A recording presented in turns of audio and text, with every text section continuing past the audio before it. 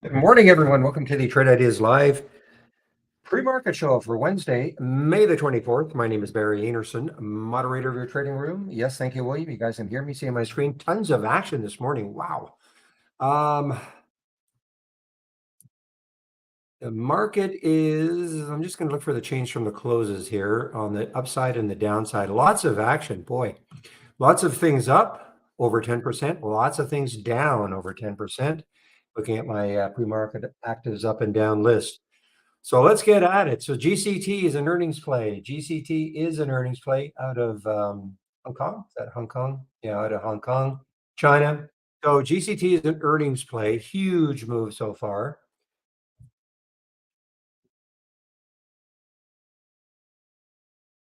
EEIQ is not an earnings play. I'm trying to see what the news is on this one. EEIQ, I'm sure I didn't see any. I don't think I saw any news for EEIQ. Give me a moment. Again, my headline news is kind of screwing up a little bit at IB. Just give me one moment.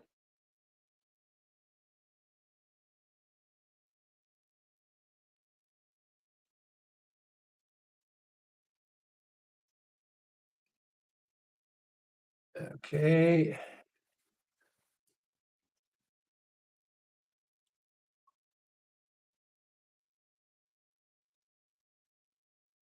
Sorry, guys. Just give me a moment. I'm just trying to size a window over here, my other monitor.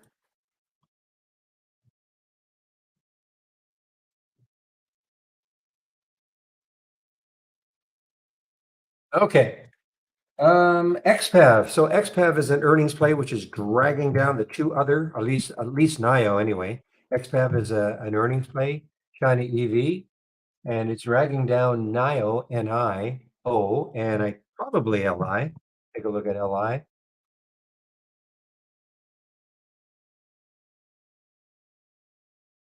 Yeah, so they're all to a certain extent. So LI, XPAV, and NIO are all weak this morning.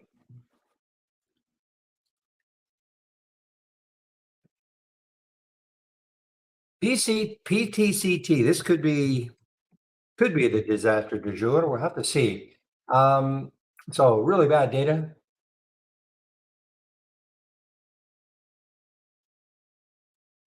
Guys, I'm sorry. I don't know why my Interactive Brokers headlines. There we go. Okay, well, I'm going to jump to IMMP. There is some new clinical data from triple combination therapy and Insight 003 trial. So there is some news for IMMP.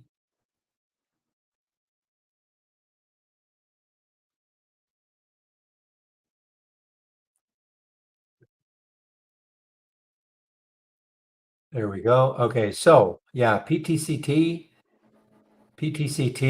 had news after the company announced its MOVE FA trial, et cetera, did not meet its primary endpoint. The company will discontinue its preclinical and early research gene therapy program. So pretty terrible news there for this company through the 200-day moving average. Also 46. It's right at the 200-day moving average, 46.97, 46.80. So it's right at the 200-day moving average for PTCT.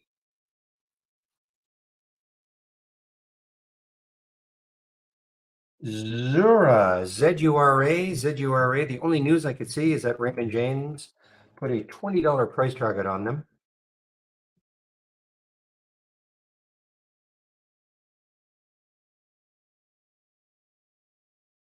So this actually popped up to 750. It's pulled back down to 660. That's the only news I can see.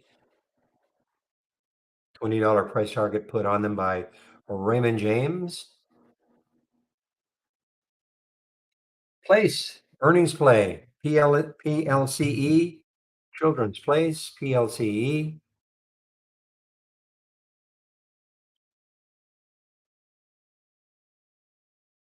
All right, guys, just having a little to test these charts out. Okay, Children's Place. So yeah, not quite an all-time low. Not quite an all-time low. So very poor in guidance.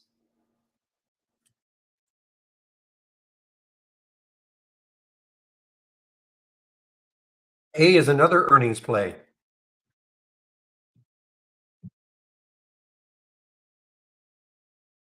but the one that has been beaten down on earnings, down 9% on earnings. That's Agilent. Big breakdown here, guys. So if you're into the more expensive ones, big breakdown on the daily chart. The retailers are having actually not a bad day. ANF. ANF is an earnings play. Nice little pop up for ANF for sure. And also Kohl's, KSS. So ANF and Kohl's. Again, my bias is to short these guys. I mean, I just don't believe these pops are going to hold, but we'll have to see. The other one, it's not an earnings play, but Macy's is somebody put a $20, $25 price target. That's Citi, but some other firm put, I think, a 25. Trust me, it happened. I'm just looking. I can't. Truist? I think I might have been Truist. I don't know why the headline has disappeared, but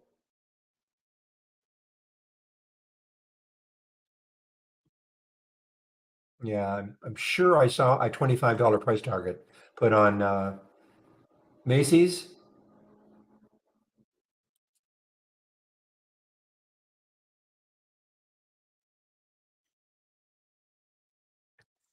Goldman Sachs. I didn't see Goldman Sachs do it. I think I saw Truist, but okay.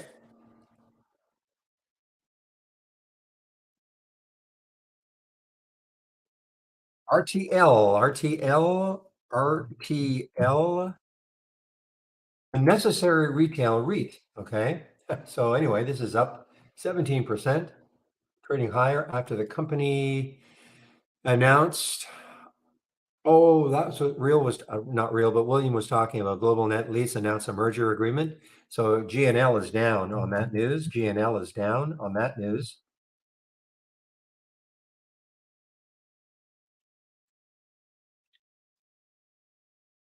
Mm. I mentioned IONQ, guys, pretty big level for to try to hold. We'll have to see what happens here. IONQ down through 10 now. So it looks like there's finally some decent profit taking place. The high of a couple of days, or excuse me, the low of a couple of days ago was just under 9. So it's got some room to run. And that is IONQ.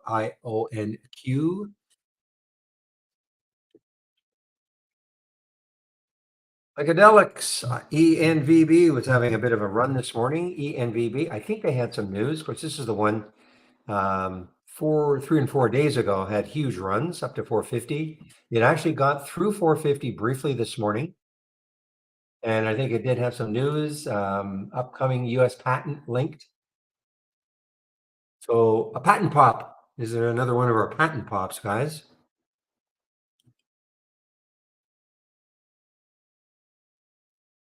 NVTS is down on a financing. NVTS is down on a financing.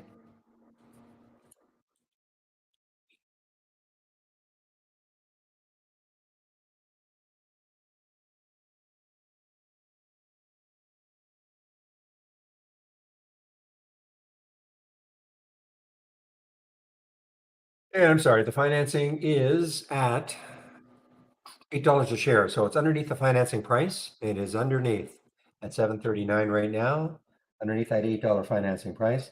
So as I was opening the room, I don't know if this held its pop, but CYTO, does it hold over $1?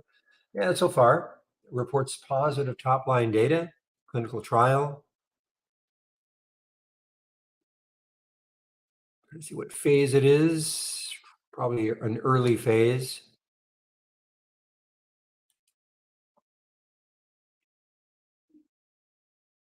And then IMMP was also popping as I was opening the room. IMMP, I think it had some news also. IMMP, yeah, and that's it, announces new clinical data. Oh, I already mentioned this one. Okay, I already did mention this one. Only phase 1 trial. Shortable for me at Interactive Brokers. Shortable for me. 103,000 shares available. Only phase 1 data.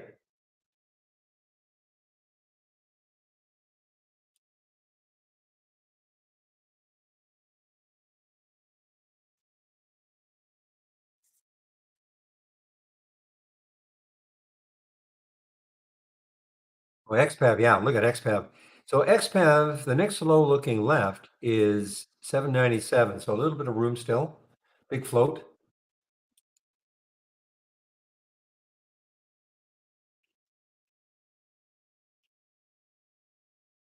How is that disaster of yesterday doing?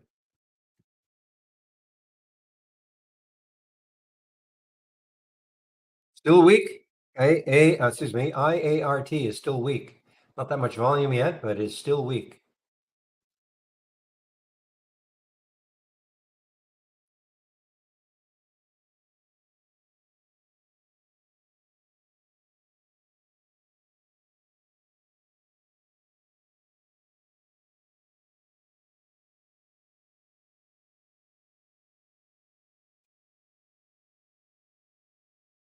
Let's see what else. I think that is about it on my list.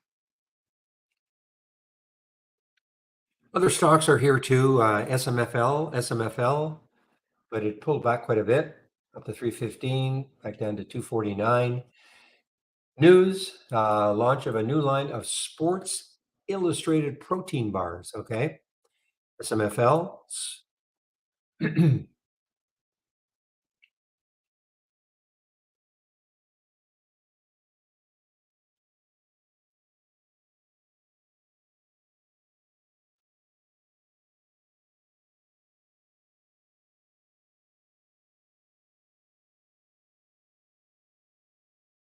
Another patent pop, guys. VTVT. VTVT. Issuing. This is the issuing of a or issuance of a U.S. patent.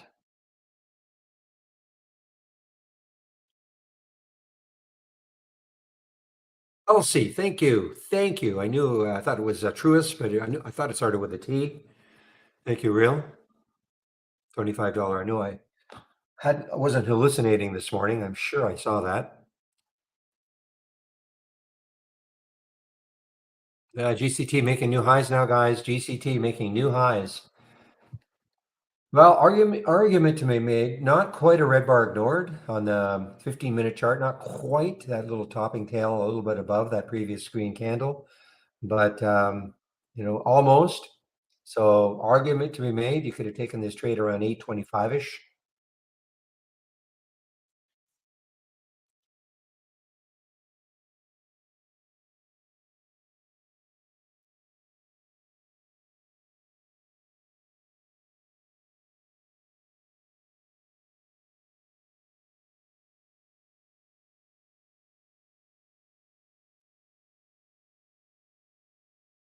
Yeah, I just don't trust any of these pops on these. Well, basically anything. I'm not saying too many that just keep running once the market opens. So now KSS, what is it coming into? 2250 looks like the next high. Looking left anyway, 2250.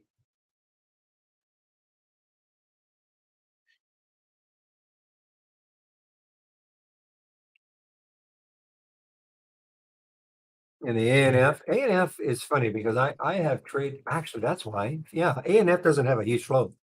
47 million in the float, so it's not a big float. And excuse me, I have traded this one, and I found it to be, kind of whippy, and that's because of the float.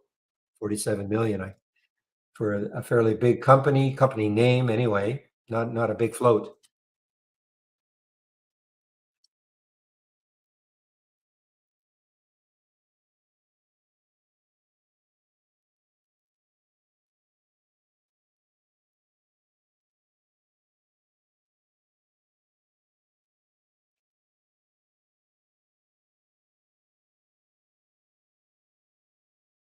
All right, let me quickly look to see what sort of upgrades and downgrades we have this morning from briefing.com.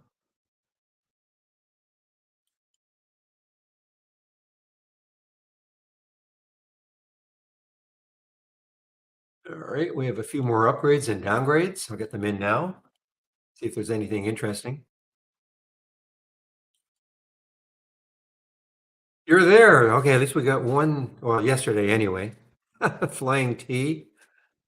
I'm talking about in our Discord room.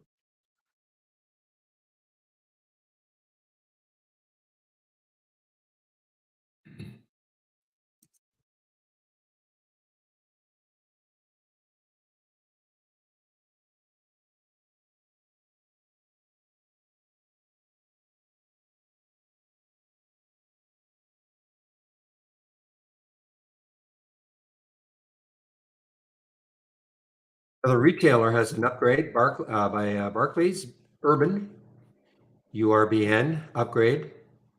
So some of these retailers are getting a bit of a lift today.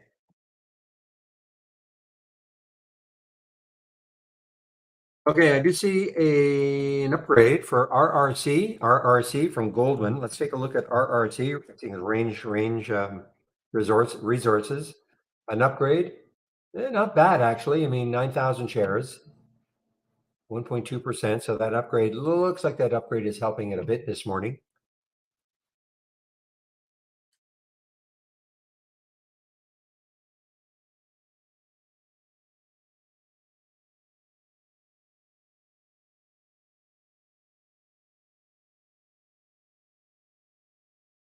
You're right, JP Morgan downgrading IART.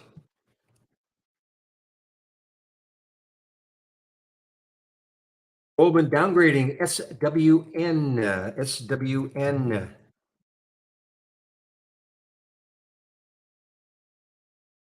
Take a look at SWN, Southwestern Energy. But downgraded, nothing much yet.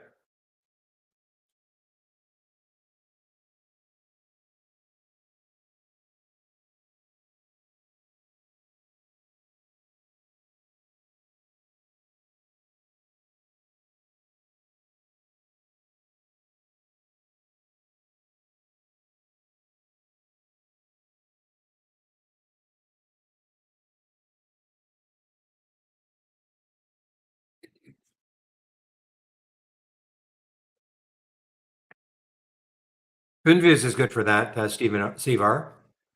Okay, Finviz is very good at that, actually. I don't know if it's still free, but it used to be.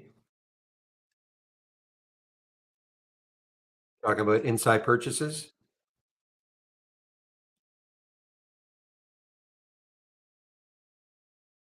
All right, let's take a look at the sectors. First of all, anything coming in here? NVFY, what's popping? What is this doing and why? Nova Lifestyle. Don't see any news for it. That's a big move. Only 20,000 shares though.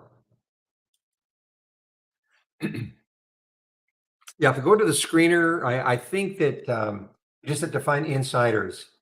Excuse me.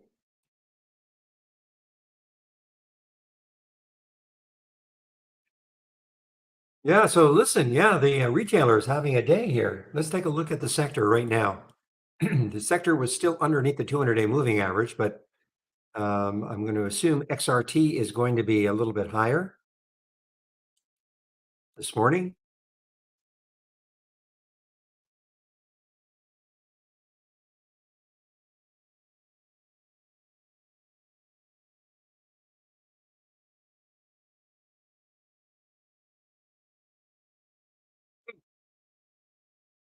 Okay, well, retail is about 50-50. So what you're seeing here, these are the major sectors, XLE, energy, the major ETF for energy.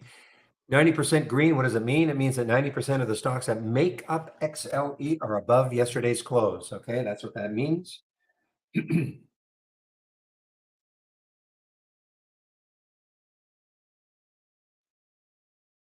Maybe retail will be a little bit more. It's only 54%, but as I said, the market's in for a negative open, so all the other sectors are basically less than 50%.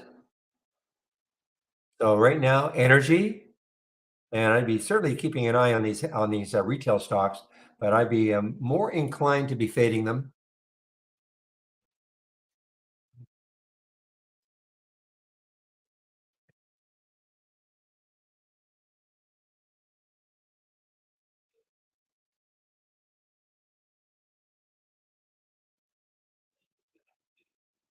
Now, this is just this is an alert window, okay? So the big difference. This is just sorting them. So this is a top list window what that sorts the stocks that are up the most. Okay, doesn't care though if GCT right now makes a new high. It's just telling me that it's up 96%. If GCT made a new high, you would see it here. This is an alert window, if that makes sense. And so, but this is just ranking the stocks, in the pre-market.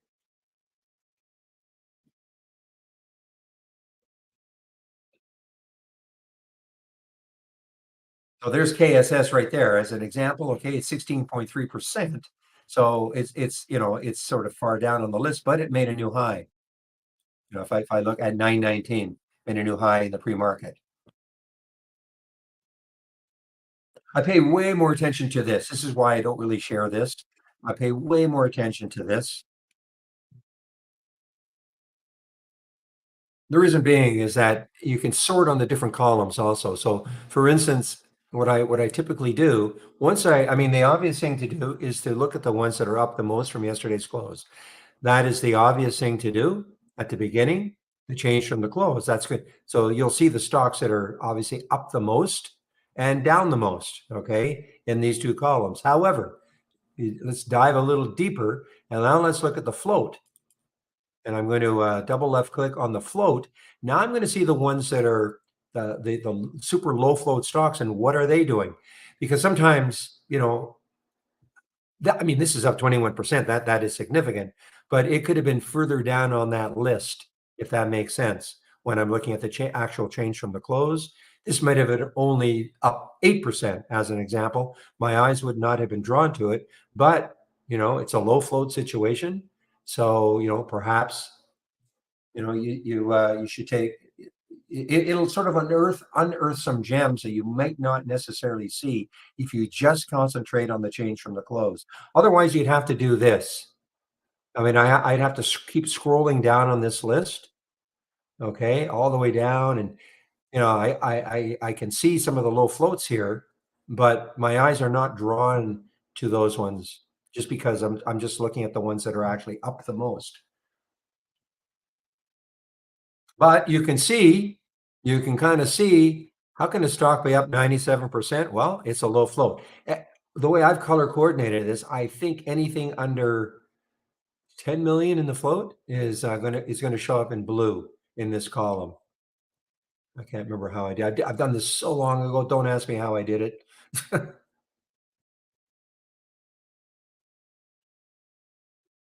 I can tell in a second.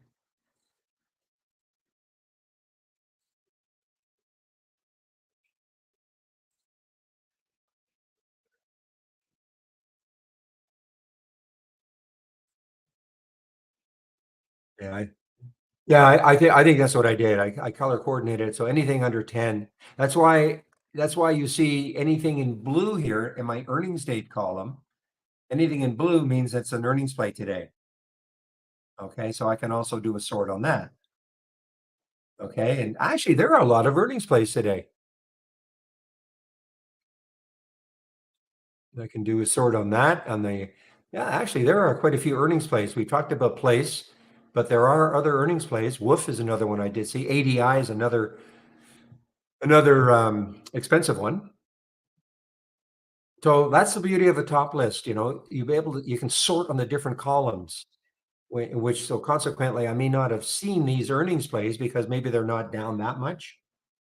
Doesn't mean they shouldn't be at least should be aware of them. So there's Urban. I actually didn't realize Urban was an earnings play also.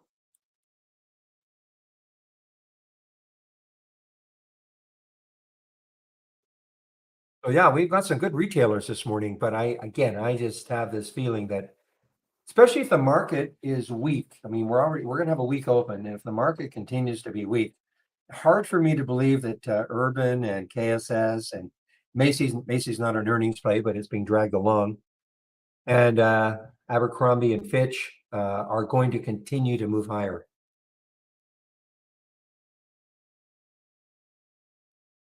But and that now the short float percent.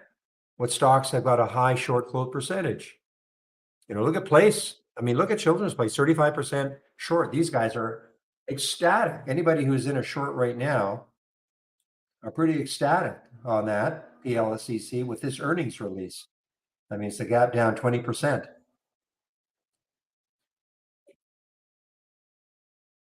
And the other one that was, and let's take a look at the short float percent on the way up, see if anybody is getting hammered here. So Novavax, interesting, 39% short, it's only up 2%. But anyway, that's how you can use a top list. any column that you have, you can sort on it.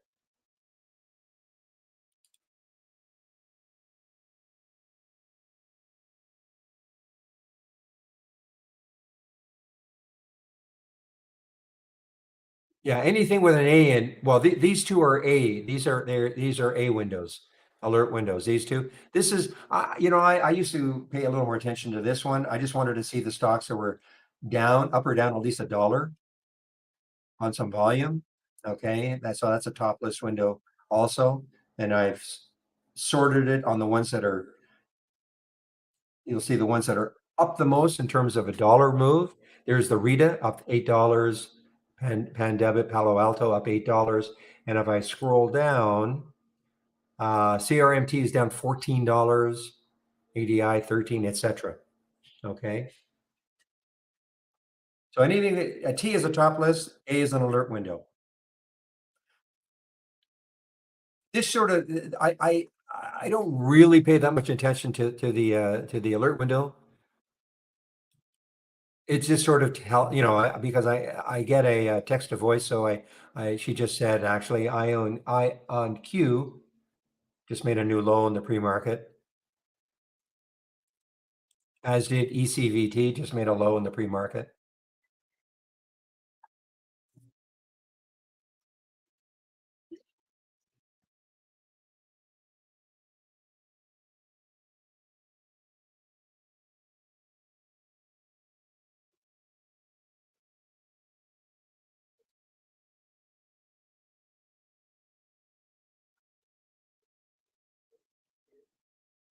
Okay, Matteo. So, okay, we've got another 3 minutes. I can answer your question. Yeah, you can filter on stocks that have an RSI lower than 20 with 5 candlesticks, well, moving down, five consecutive candles, depending on the time frame you're looking for. You can do something like that, yes. I And you have different time frames for the consecutive candles.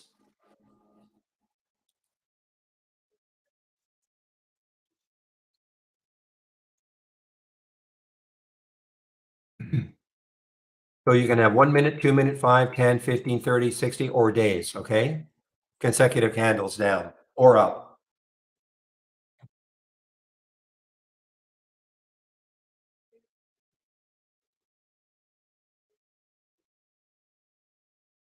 Boy, IONQ is really starting to give it up.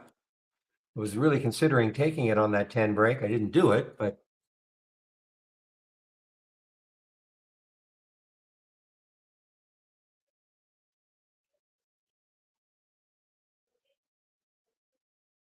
MEOA, is that maybe it's an IPO?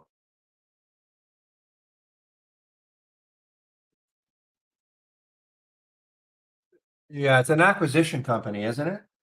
Well, we have a float of 1 million, so I don't know how. I don't, how accurate that is. I don't know. This is a SPAC, blank check company.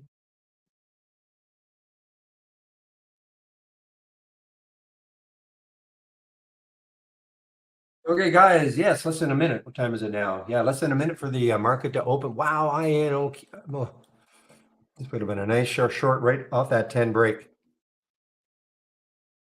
All right, guys, I'm going to shut this down now. Let's have a great trading day, everybody. I typically won't trade in the first 15 minutes. Try to let things settle down a little bit.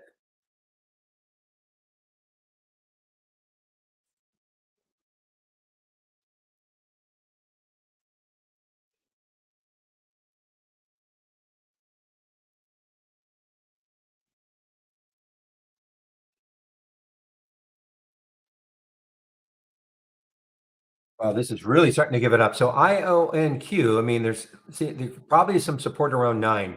All right, guys, we're open. Let's see what happens now. The obviously watching my 10-day daily breakouts and breakdowns all day long.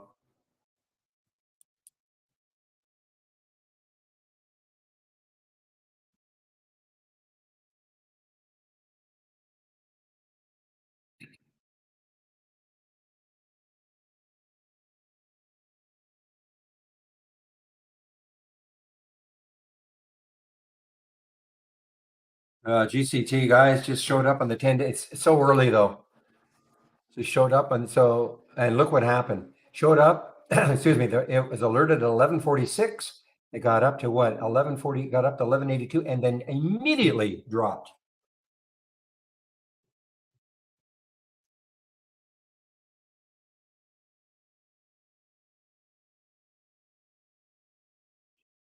Yeah, PTCT just is dropping now, guys. PCT, I'm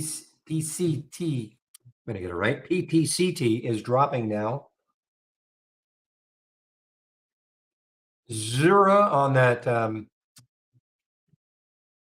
$20 price target by Roland James, ZURA.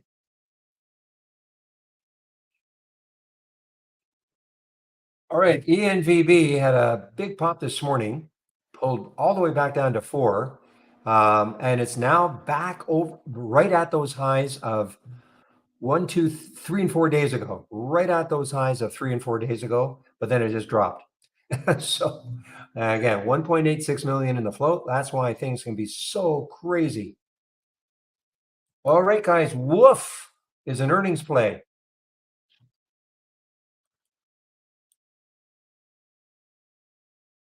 Might have some support. I almost was. I have shorted this one before. I remember. I think this week here. I think this week here is when I shorted it. It might have some support at around 850 or so. It is an earnings play. I wish that weren't here. If it were down here at 750, I would probably break a mini rule and take that short right now, but I won't do it.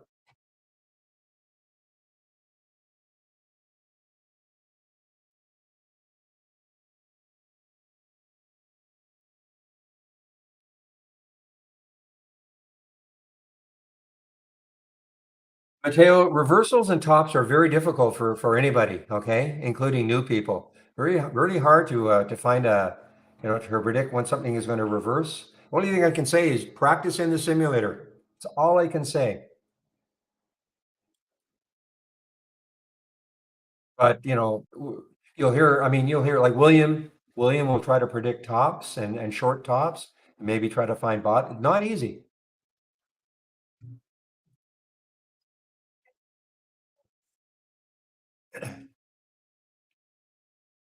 Well, Zura popping on that $20 price target.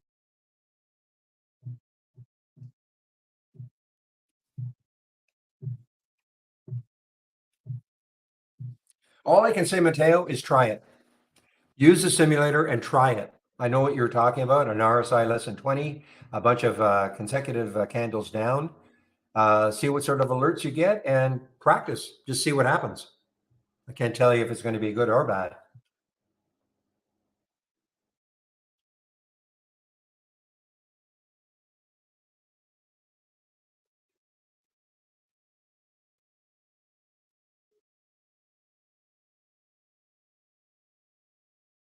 This is not an earnings play, but something's put a fire into Corning, GLW. I don't see any news on it. I see no news on it, other than they announced price increases for display glass products, but that was after hours yesterday. No real reaction, though.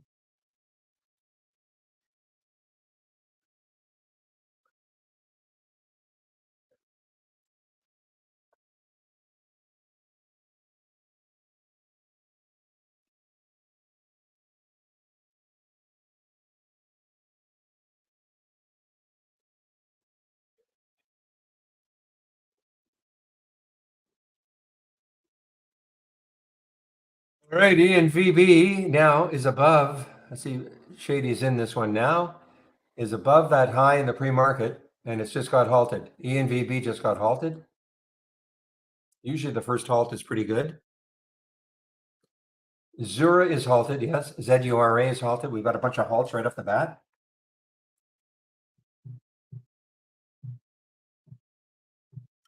Okay, Mateo, all we can say is practice in the simulator, okay? Before you commit money to the market. If you think, you want to try reversals as a new trader, I'm not saying, I agree with Taurus, but yeah, listen, practice in the simulator, see what happens.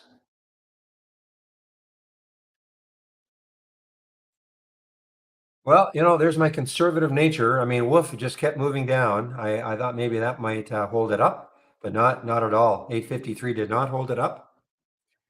If that hadn't been there, I probably would have taken this, even though it was within the first 15 minutes. Wolf is just having a really tough time here, guys. It's an earnings play. Ooh, hopefully my audio is not fading in and out. Can we do a sound check?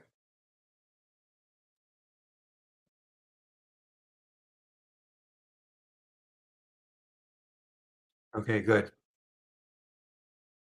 Just do a refresh, perhaps, MP. Okay.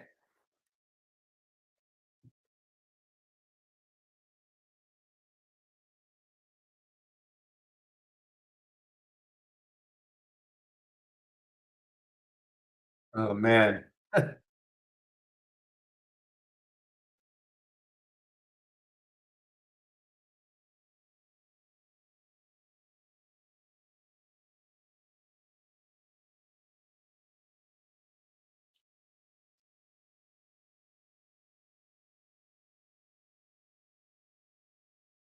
All right, Pally, what are you doing? Pali, Palisade.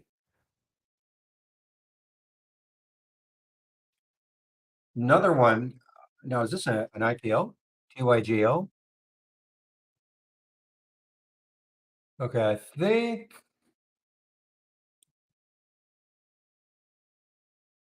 Saudi Tigo raises 1.8 million. Is this a not sure what the deal is. If it's a new symbol, started trading as TYGO. It was trading in the pre-market, was up to 40.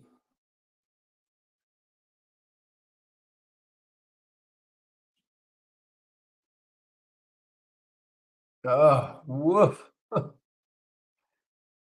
When you say, is there a specific alert for halted stocks? What do you mean by that exactly? I mean, we have the halts resumes alert window, which is telling us when a stock is halted. If that's what you're talking about, I mean, that's maybe you can't see my screen. Yeah. So yeah, there's a right there. If you can't see my screen, we have a halts resume scanner.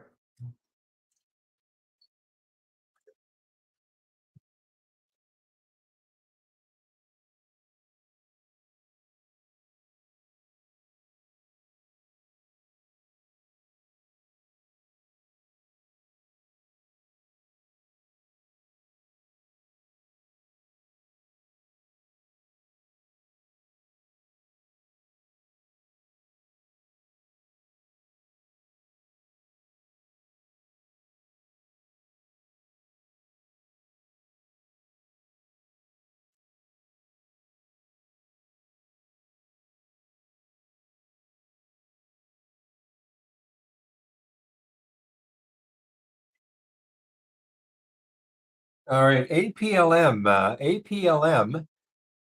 had a huge. Didn't see this one. Probably the volume wasn't great. It popped up to 743 and all the way back down to 420. APLM low float. Going to see if there's any specific reason for this one. I cannot see it.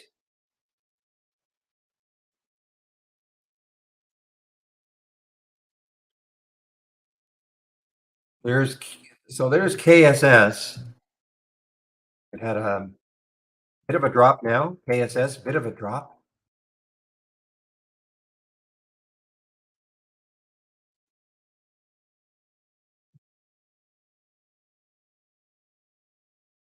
Okay, ENVB just opened, guys. ENVB just opened. So it got halted at 477. So it is just a little bit above that halt price.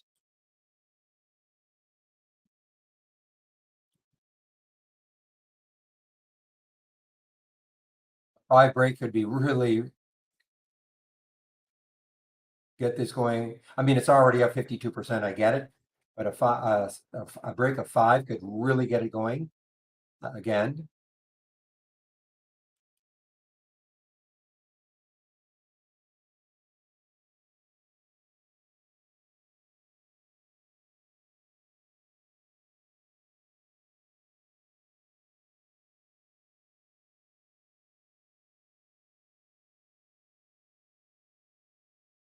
Well, it's at five, guys. Five, five.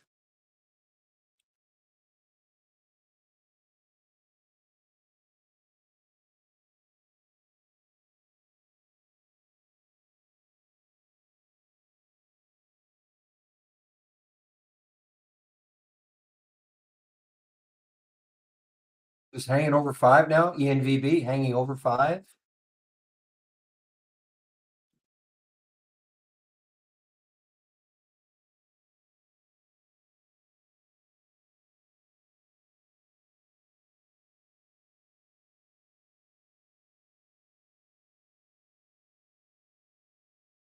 Hanging over five still.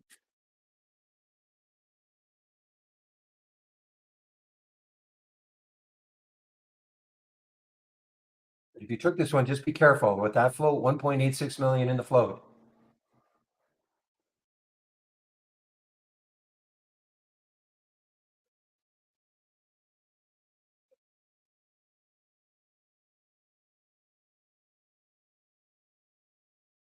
Left.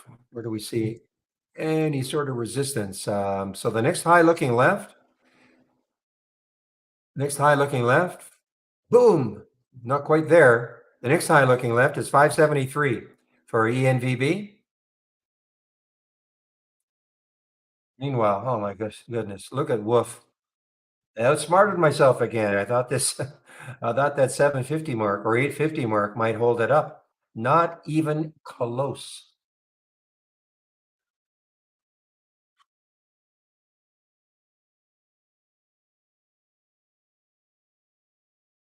What would be my short entry? Well, first of all, I don't like doing things in the first 15. So, but let's see, right now. Um, Argument to be made, maybe underneath 2150 or so. I'm just looking at the 15-minute chart right there. But it would have been obviously a lot better if you got it up higher here, but hard to predict that that was going to happen.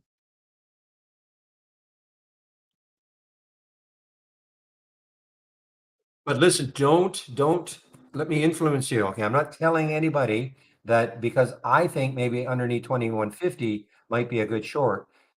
That's not to say that you should just do it. All right, you have to have your own trading plan.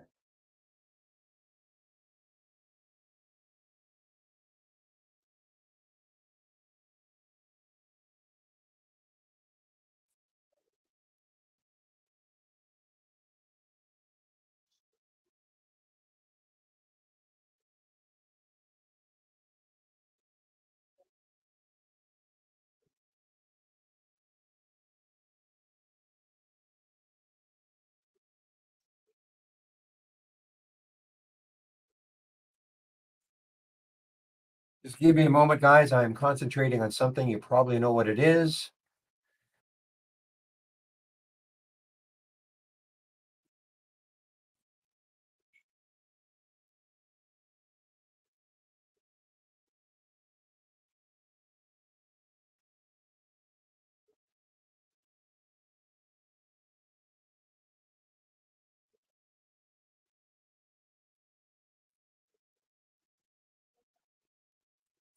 We definitely have to create another sector called the patent pop sector.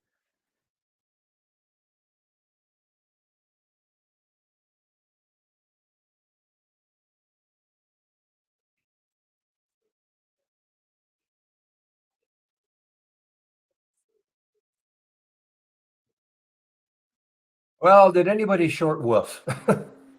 Man, oh man.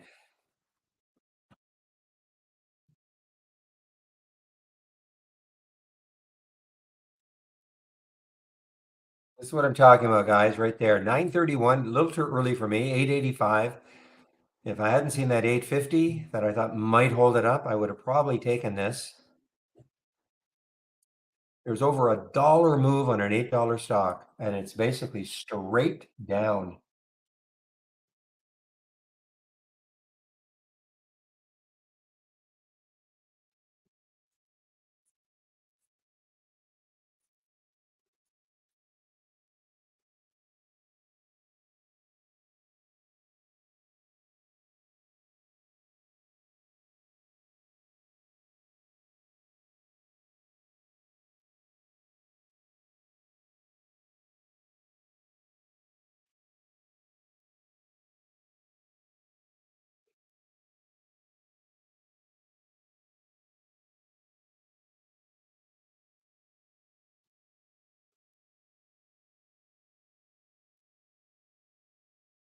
Hey guys, I'm just watching one stock here.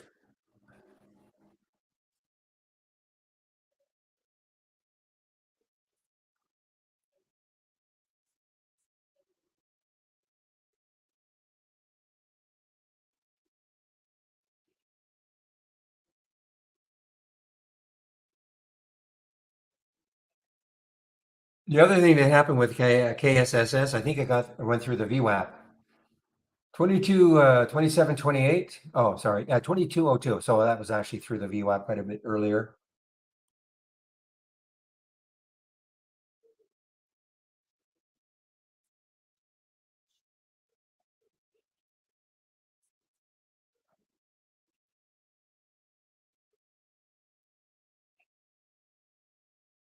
What's Macy's doing? And what's Macy's doing?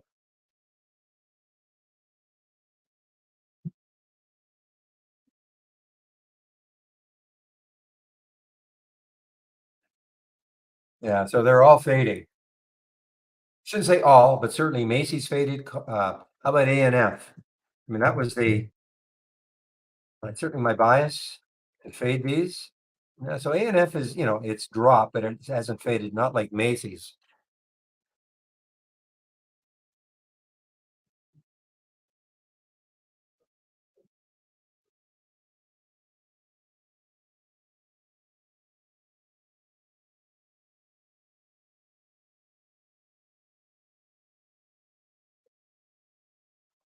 Okay.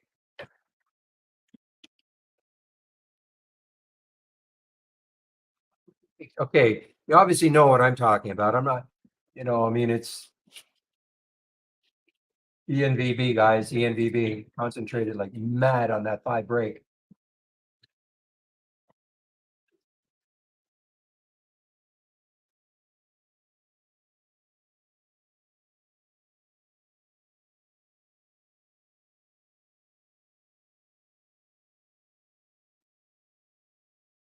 Hmm.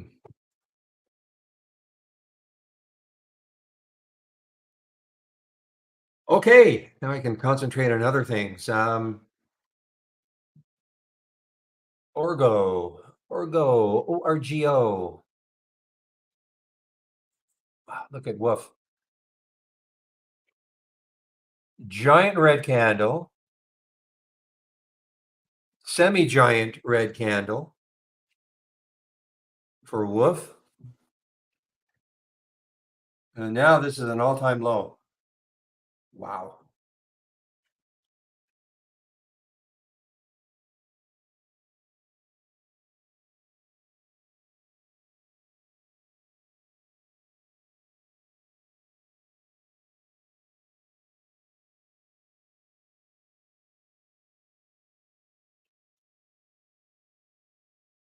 So there's ENVB showing up. I mean, some of these are early. ENVB showing up, 450, 933, and we're at 576 now. Let's take a look at some of the other ones.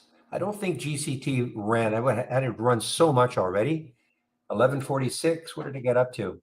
And we got up to 1182. I'm just looking at some of these early 10-day daily breakouts.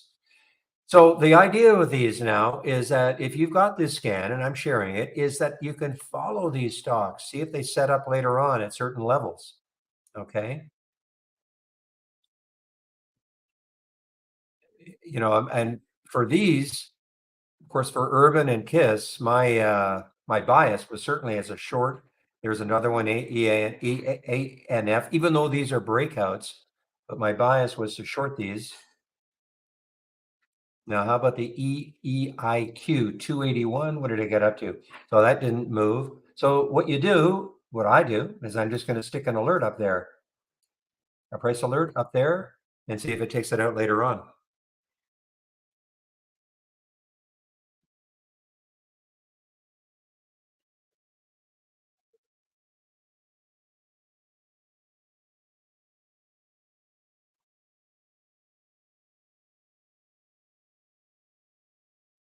Pop, patent pop. I love it. ENVB. Every time we're starting to see these things, anytime these companies say they've got some kind of a patent pending or patent application or they've been granted a patent, we got to start really paying a lot of attention. I think this started about 3 weeks ago.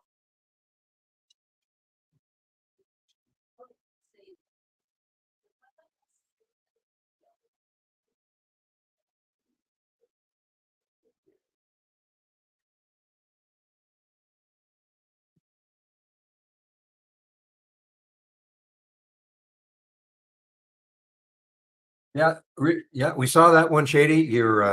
We saw that one. Almost the same alert, 450, 933 as the 10-day daily breakout.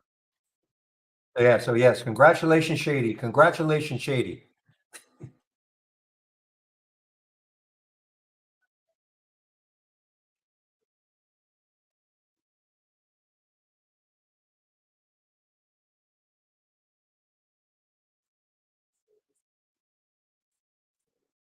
Okay, guys, Children's Place, PLCE.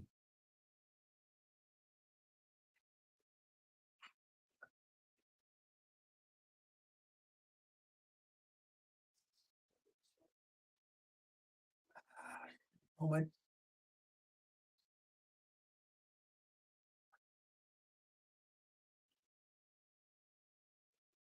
Okay, guys, Children's Place showing up on my 10-day daily breakdown. Okay, PLCE showing up on my 10-day daily breakdown at 1850.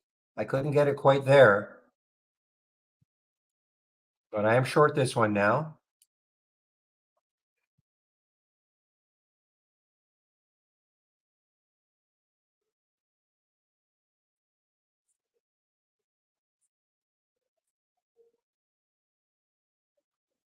Break 18, break 18. I got to see what the next low is on the weekly chart.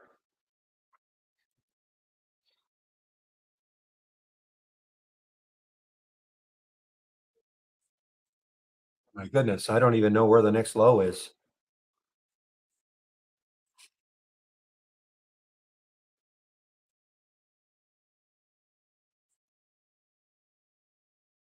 Got to be several years ago, I guess.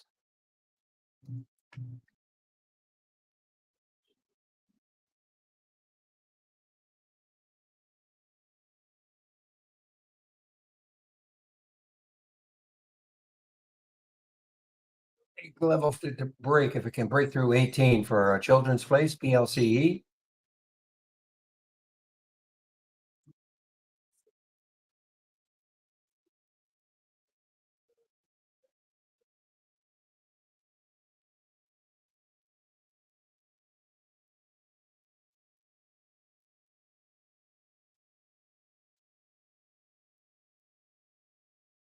There we go. There we go. Briefly, briefly. Got a bit of a spread issue now.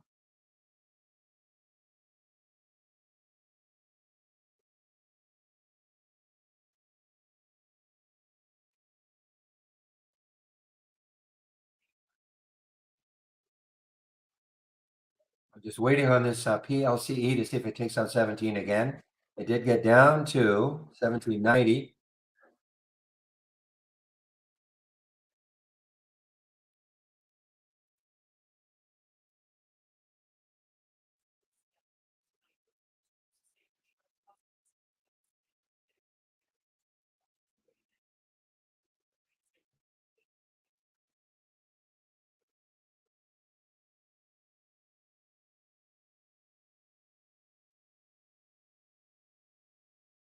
Okay, guys, I've covered some at 18. Okay, right at that 18 level. I just want to make sure I get some profit on this PLCE. So hoping maybe for a bigger collapse, but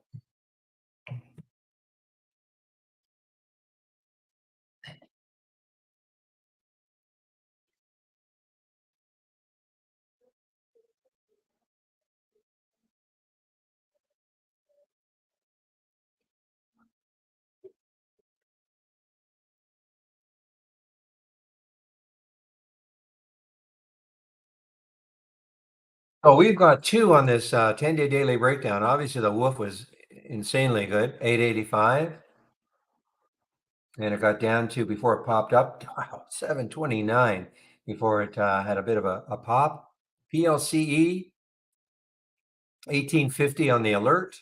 Could not get it quite there, but 1780 got down to 1780 so far. I've taken some off at 18. These are shorts, of course.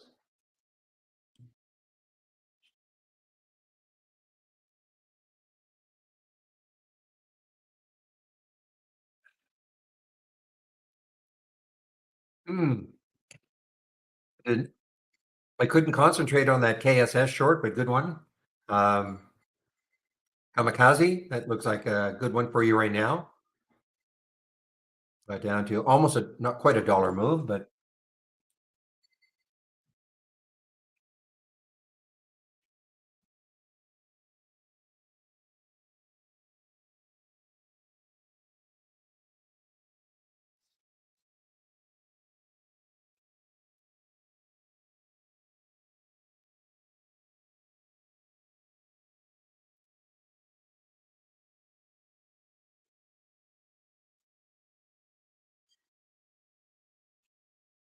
DNV alive again after that pullback underneath 6.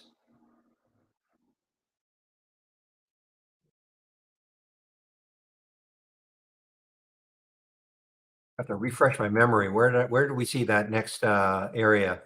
Right up here, I think 649. 649 is it looks like the next high looking left for ENVB.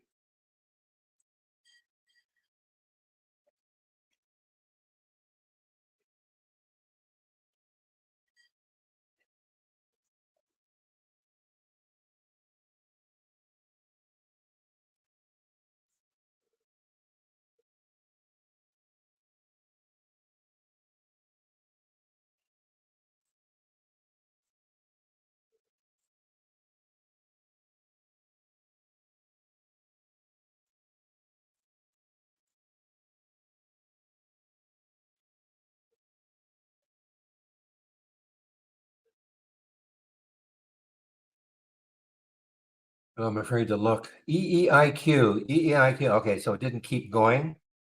Showed up on the 10-day daily breakout, back up to the 281 mark, popped through 3, but pulled right back down. Low float. This could, I think it had some news, some kind of a merger with the China with some kind of a China education company. Not a merger, I shouldn't say a merger, but some kind of a deal with another China education company.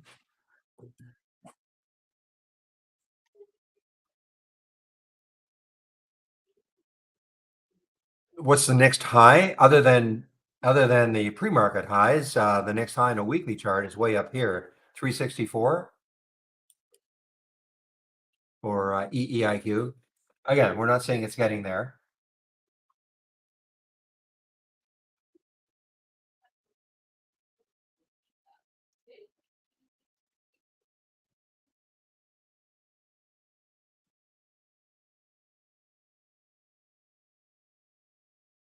All right. Well, it took that out so far. That's 661, 650. The next high looking left is 713 now for ENVB.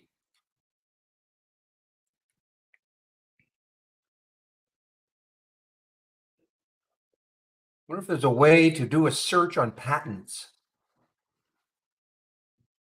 I'm sure there is a way to do a search on patents.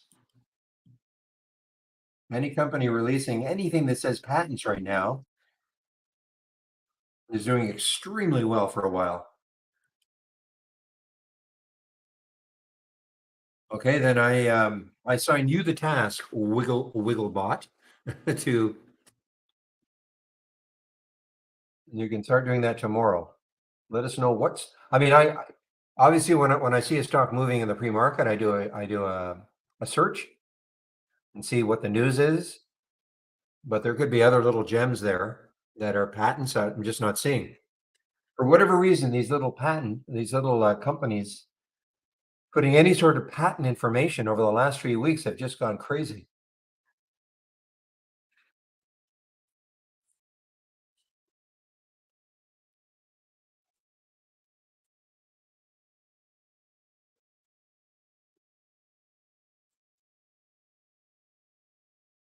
Meanwhile, PLCE continues its little move down.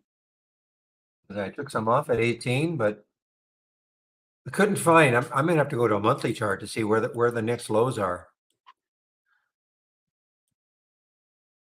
Wow, I can't even see that. We're at 1714. Okay, looks like back here, we've got to go 3 years ago, 3 years ago to find lows for PLCE.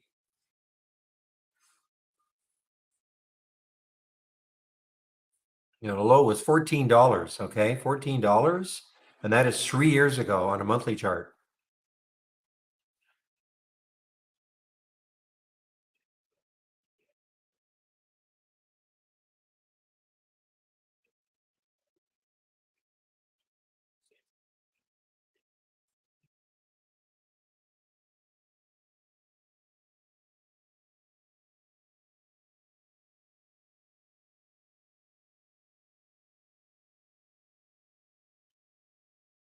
Well, if you're asking me, Harry, I don't know if there's a list of companies that you can, but I'm sure, why don't we ask the chat bot? Maybe the chat bot will tell us.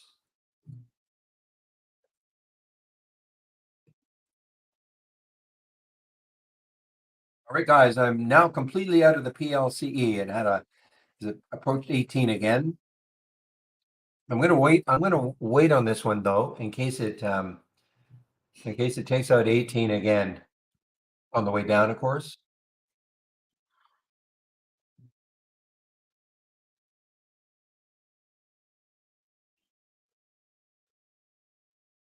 Good morning. Okay, now let's concentrate on what else is happening.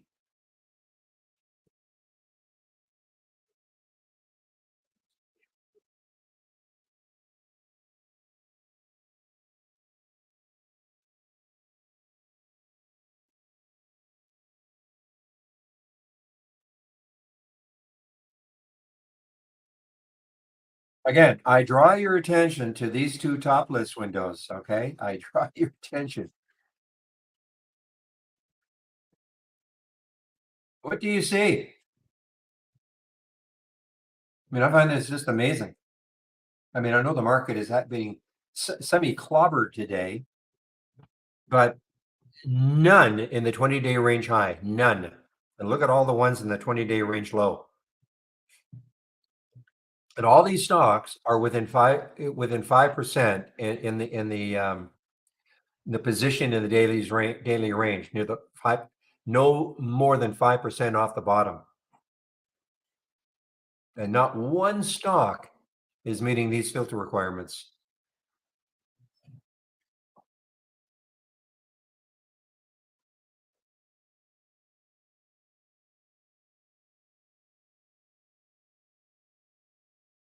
Except Yang just showed up. So Yang just showed up.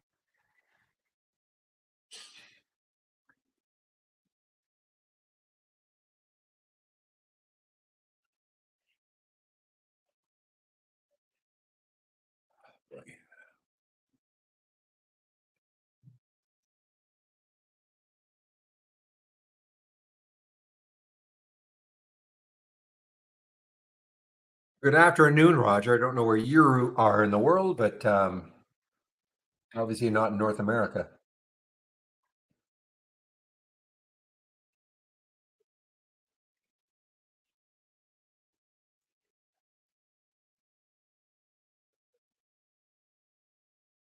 Like I say, bonjour, hello, guten. Forgot my German. Depending on what you speak in Switzerland, what language you speak. Jamie, yes, those top lists are on my homepage. Yes.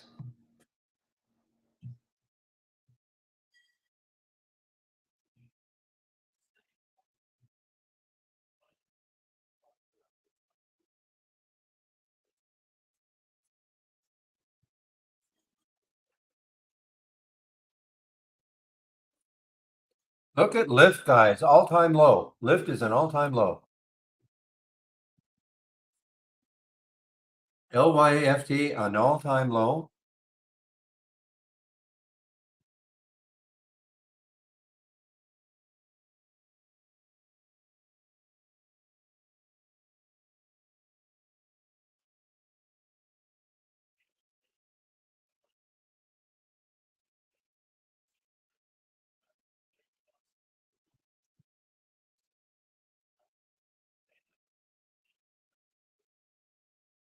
Ride is running up, running up. Really? Oh, this is crawling back from the dead here. Ride, RIDE, for whatever reason. As they say, every dog has its day, and I guess Ride, for whatever reason, is having a bit of a day today.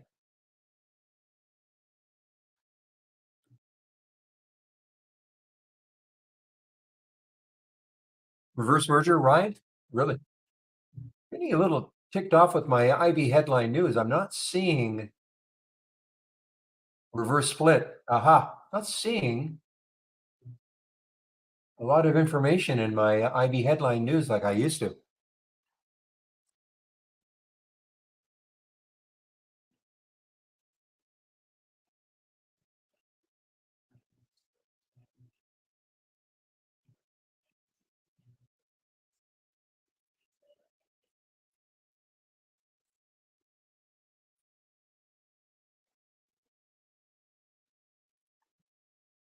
Okay, wiggle. We'll have to maybe somebody can check can click on that. Well, I click on it just to see.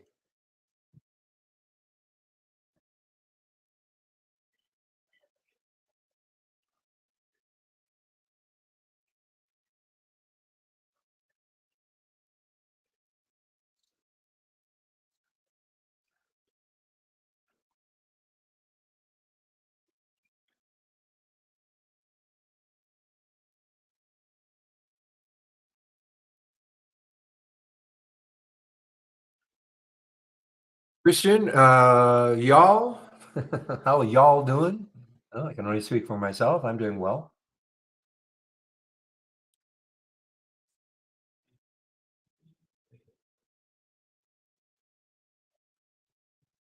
All right, Zura. Yeah, somebody said Zura. Zura is not chartable for me at Interactive Brokers, ZURA. Not chartable for me.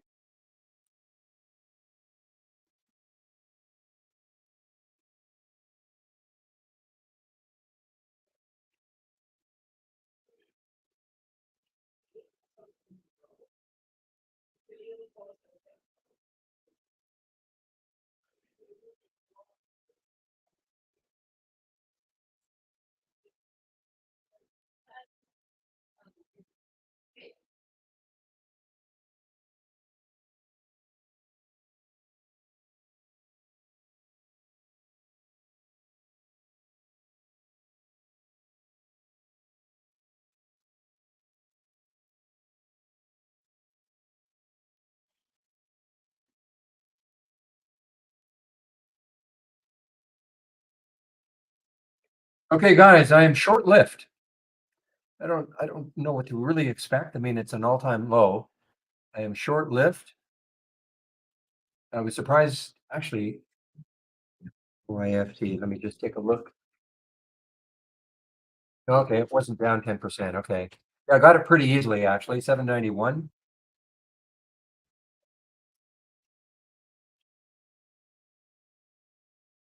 And it pops into, it gets back up to 8. I'm out.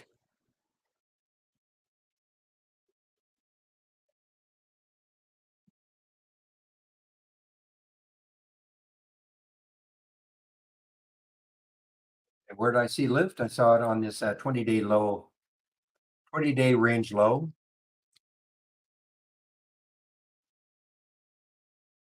I don't see it now. I must have some filter must not be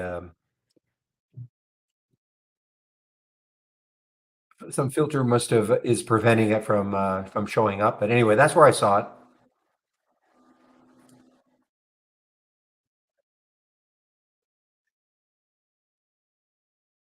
Where do you go to learn how to follow this, Tony? Okay, so are you talking about how to follow? Like, are you a Trade Idea subscriber? I mean, this is what we're using. We're using a program called Trade Ideas to generate the ideas for the day. So, are you a subscriber?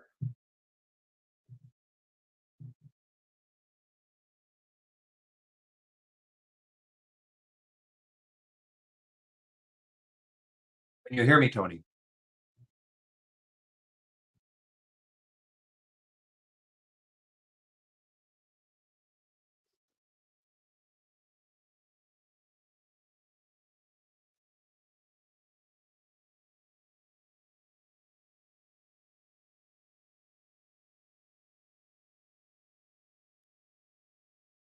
All right. Well, guys, when you ask me a question, it really helps to know if you can hear me. You have me on mute.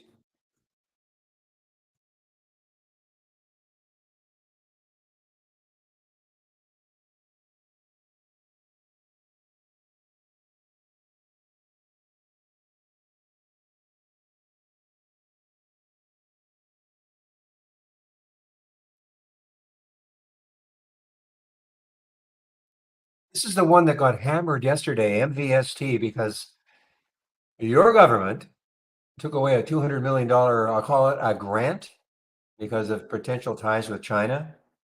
It's a solar grant. And so this company got just punished badly. I'm talking about MVST. So it's trying to put in a modest recovery.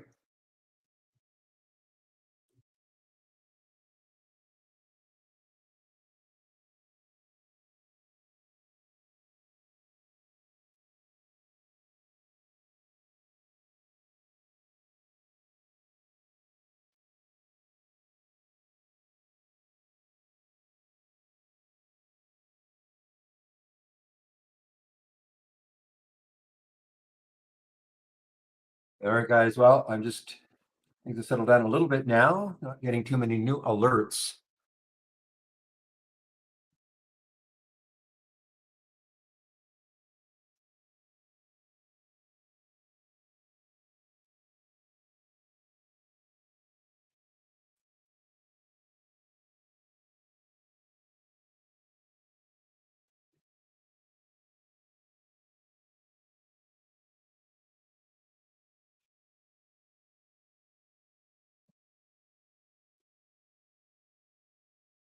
Tio, you're long Tio. Boy, Tio, I guess a lot of profit taking over the last little while.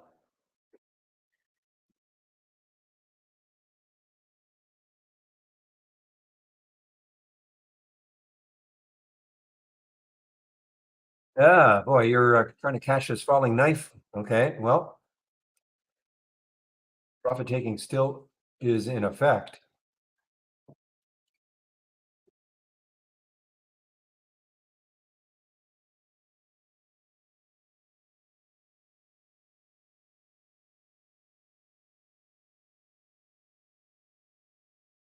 All right, guys, EEIQ is back over 3. Um, the pre-market high was up here at 337. And of course, then looking left, the next high in the weekly chart is 365.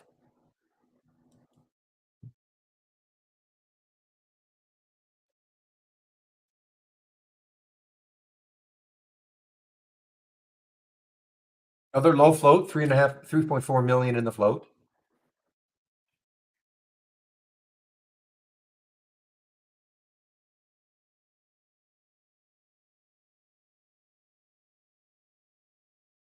You know, that KSS still has some room on the way down. Just kind of looking at this one right now. I'm looking at the low of that. I mean, $20. Even if you look at the low of the body of the candle, that 15-minute candle, that's about 2026. So it still has some room down.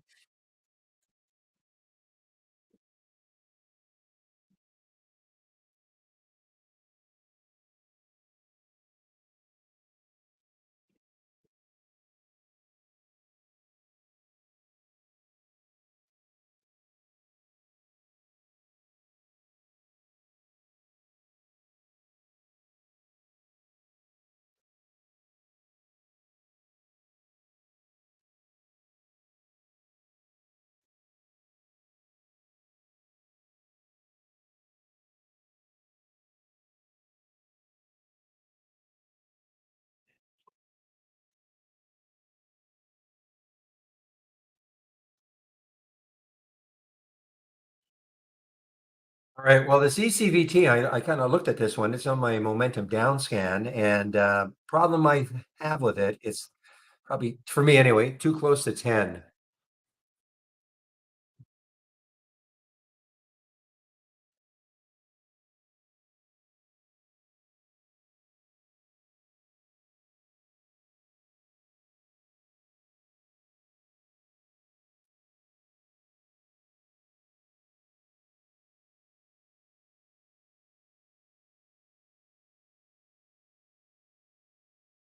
Well, lift. I'm not going to sort of boring me right now. A little, excuse me, a couple of pennies above where I shorted it. OIFT.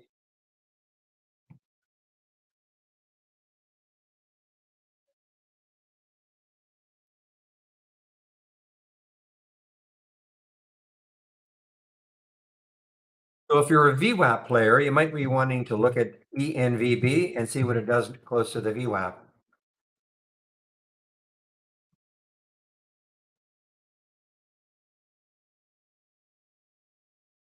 The VWAP is at 547.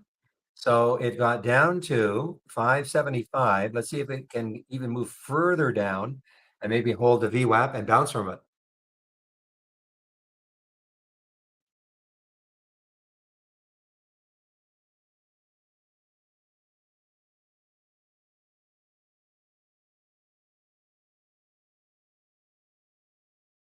I'm not in it anymore, but place is continuing down now. PLCE.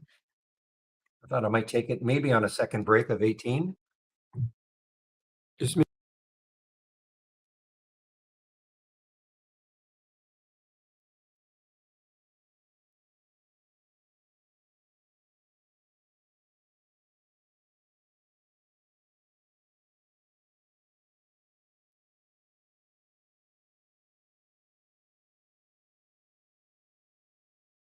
All right. Well, ENVB may not get down to the VWAP, guys. It's had a nice pop over 6 again.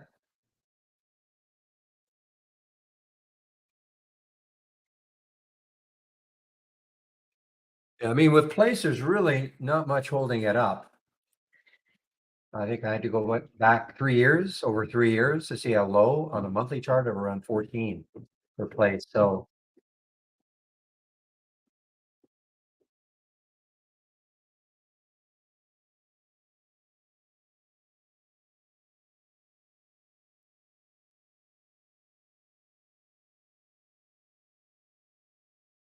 didn't get it. EEIQ did not get it.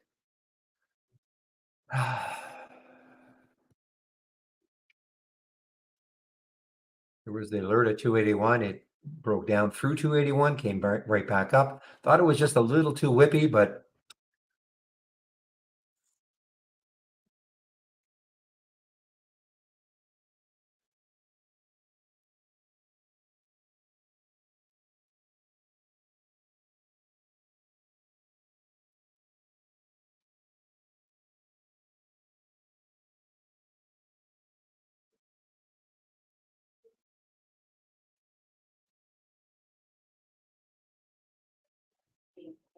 well, the bounce may be over for place. I'm not in it. I'm not in it. I did not retake this short, but PLCE 1762, 1772, then the bid ask.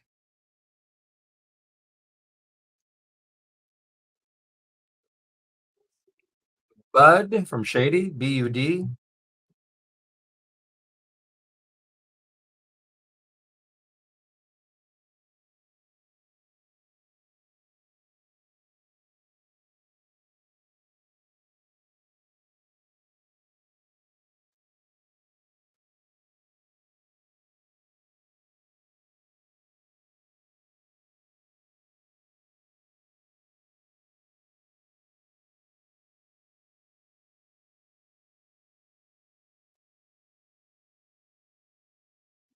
Yeah, I mean, if you look at Bud on the weekly, the next low is 55.12 or so, 55.12, 55, call it 55 on the weekly chart for Bud. So it still has $2.50.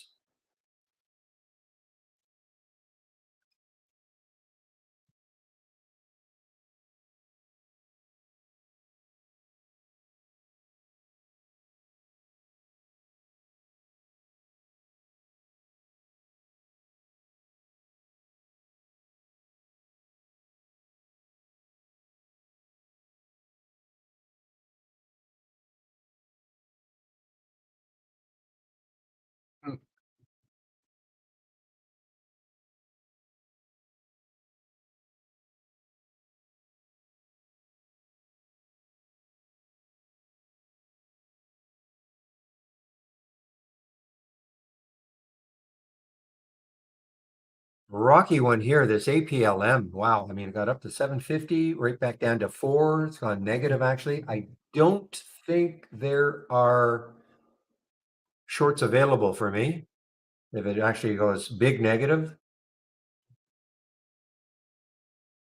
no, no shorts available for me at Interactive Brokers.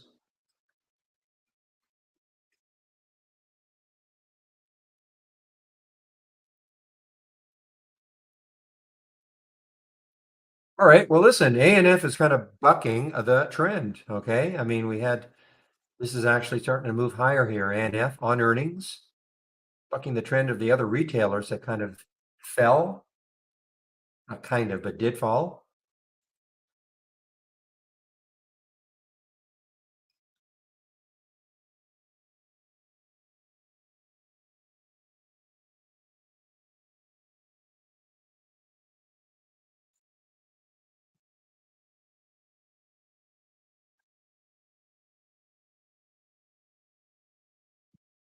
Believe it or not, I put an alert at the high of the day for ENVB. And if it takes it out, it could get rocking again.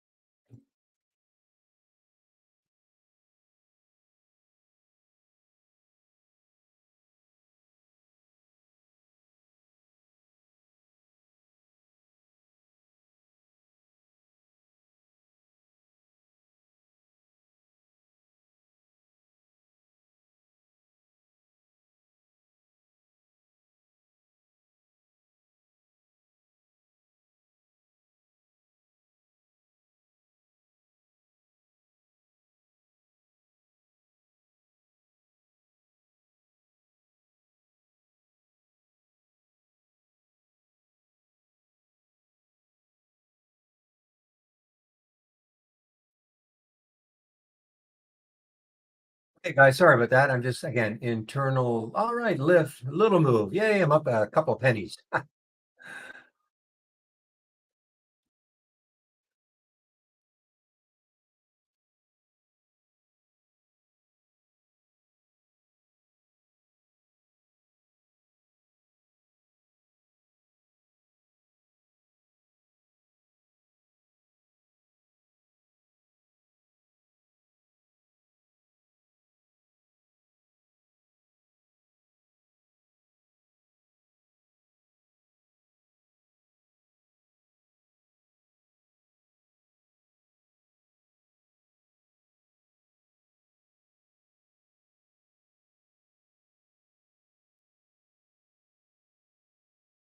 Okay, guys, that ENVB. I mean, again, I know it sounds crazy, but if it takes out that high of the day, it could run. What I'd really like to see is for it, well, unless you're in it now,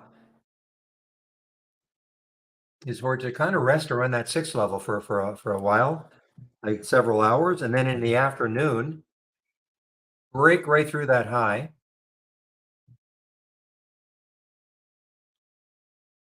on some volume, of course.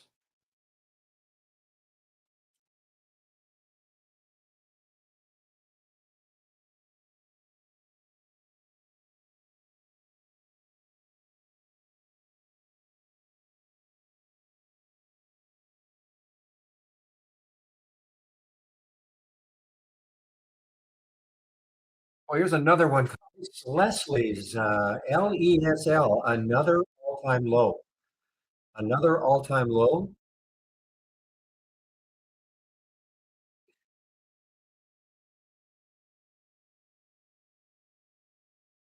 I've shorted it. I'm just gonna test the waters on these ones that I'm seeing my 20-day range low. And this is showing up, but it's also a lifetime low, kind of like the lift. Give me a moment, please.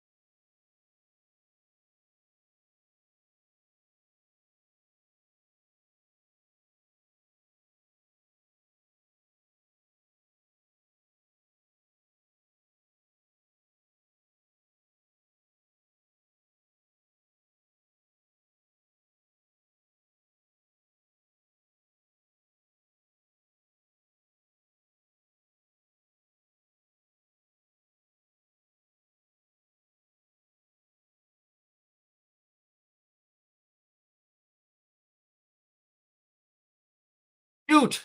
How could I have been muted? I bet I wonder how long I was muted. Now I got to do the whole darn thing again. Okay. Okay. I put the test drive link in.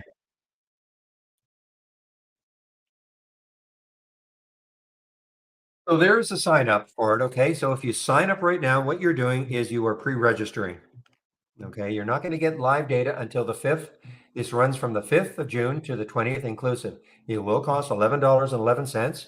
And that's 10 trading days you'll have. You'll be able to do everything as if you were a premium subscriber, except no auto trading at all. We're going to be, taking the ability to auto trade the AI away anyway. But if you had your own strategy and you wanted to auto trade it, you can't do it during the test drive. Okay. So again, if that's the only reason why you thought you wanted to try the test drive is for auto trading, then don't do it. And again, you will not get live data until the 5th. So please, if you sign up today, you're pre-registering.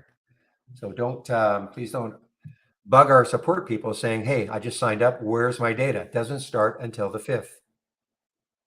When the test drive is over, it's over. Nothing for you to do. There's nothing to unsubscribe from. We do not put you into a subscription. Now, the last test drive we had was in October, and I have no idea when the next one will be. So,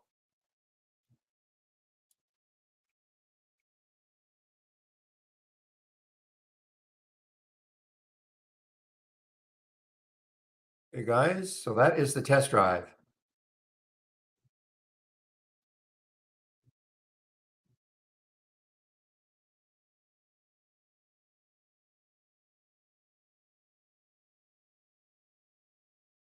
Running up, running up, running up. Boy, this is okay. I mean, this is obviously the strong retailer today. A&F, strong retailer today. A little surprising for me anyway. This is an earnings play.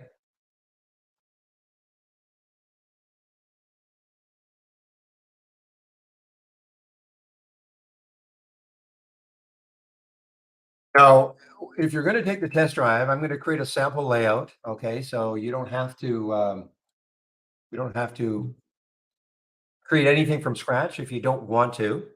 But I am going to show you, if you're going to take the test drive, what I think you probably should do. If you're going to take the test drive, take it seriously. I mean, I know it's only $11.11, but there's no point in taking it unless you're going to take it seriously. And by taking it seriously, I mean, have some preparation ahead of time. You should know at least a little bit about trade ideas before you take it. The bare minimum. So this is what I'm talking about. If I click on my homepage link that I just put in. Now, again, if you want to take on a subscription right now, of course you can. There is a promo code you can use, Barry15, 15 for 15% off the first month only or the entire year. Now, this is what I would do. If you take on a subscription, of course, but also if you're going to take the test drive, to get started. Okay, it'll run you through your download and install, your first startup and login. If I scroll down a little bit, introduction to scans, top lists, and alert windows. Okay, it'll take you about 30 minutes to go through these 10 short videos.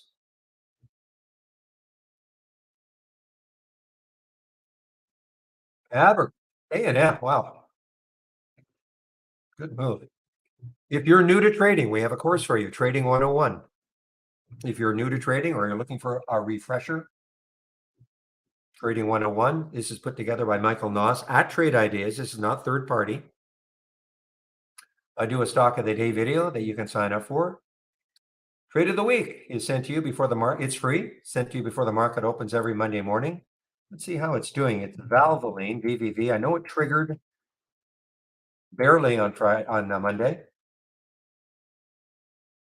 So this looks like it is going to get stopped out. I think the trigger was what, 38.80? I think the stop was around 38.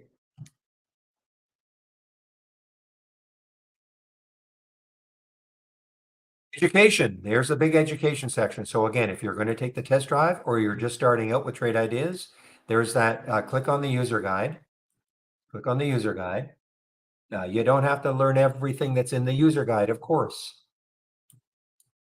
Right at the bat here, there's that getting started. So a little more detail about what an alert window is, the A window, a T window, a top list window, and about the racing. Okay. You don't have to learn everything that's in here.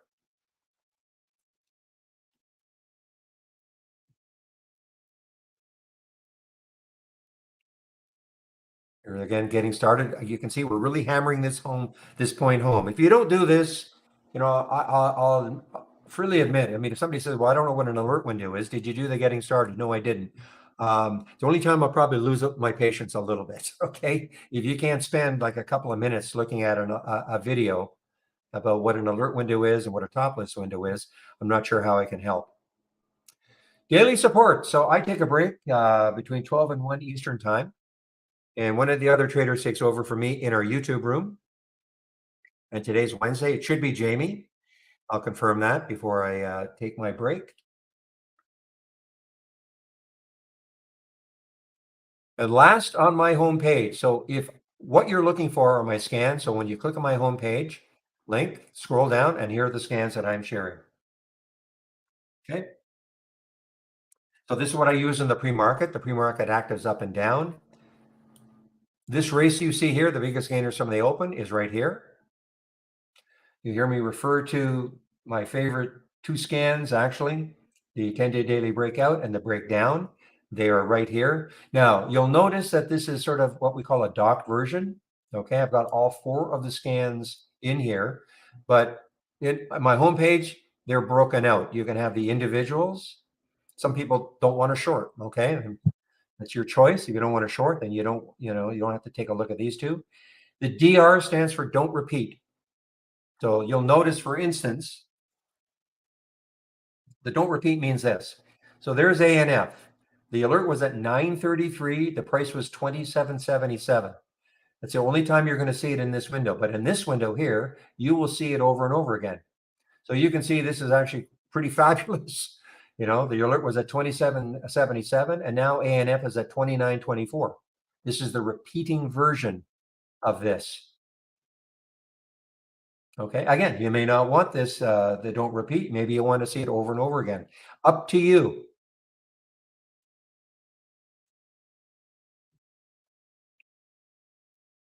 And what else do I have here? The Halts resumes. The Halts resumes is right here. And this is the one that I've been talking about a little bit, the 20-day range low, 20-day range low, and 20-day range high with its one lone symbol.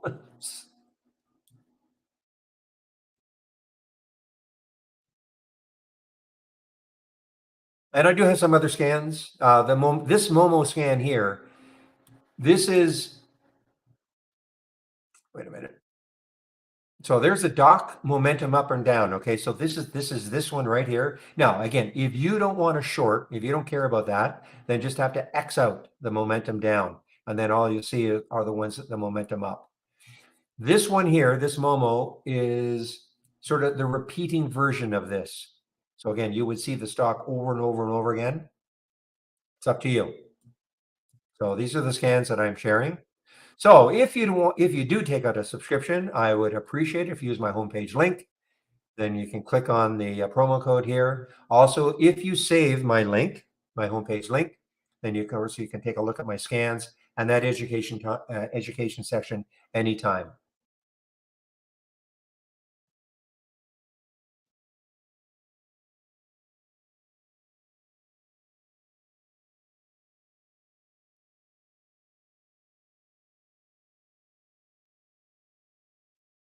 So no, the Trade Ideas does not have a download for the Mac. And now, if you're not, guys,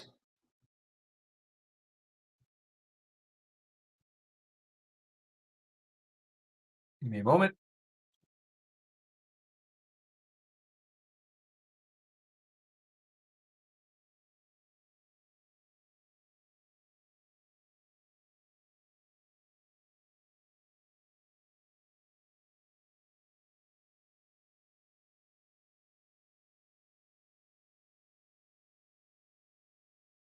Okay, now Yeah, it doesn't have, we don't have a Mac version. If you can use an emulation program like Parallels. A lot of the guys at Trade Ideas would have Macs, that's what they do. Or if you're willing to use something like Amazon Web Services, then you can use our app. Otherwise, yeah, you can use the web-based version. The web-based version is not as robust. You won't have access to this window here that we call Brokerage Plus. So if you're looking to practice trading using this simulator, you can't do it. The races are also not available. Okay, with the downloadable app. Okay, so yeah, there are limitations. There are definitely limitations if you're going to use the web-based version.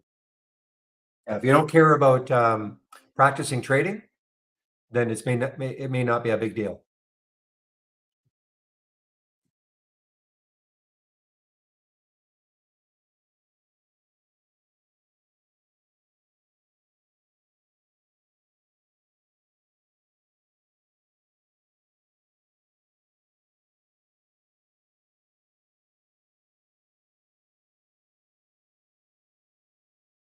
All right, guys. So what else is there?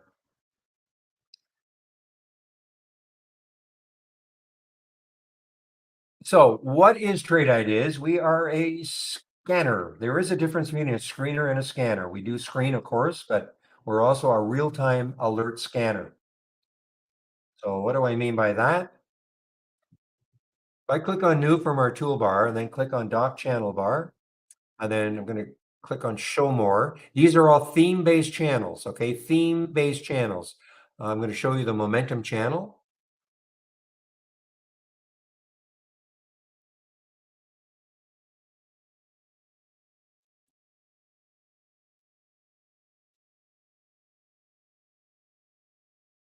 Okay, so this is the momentum channel. So there's an alert window. The A window is an alert window.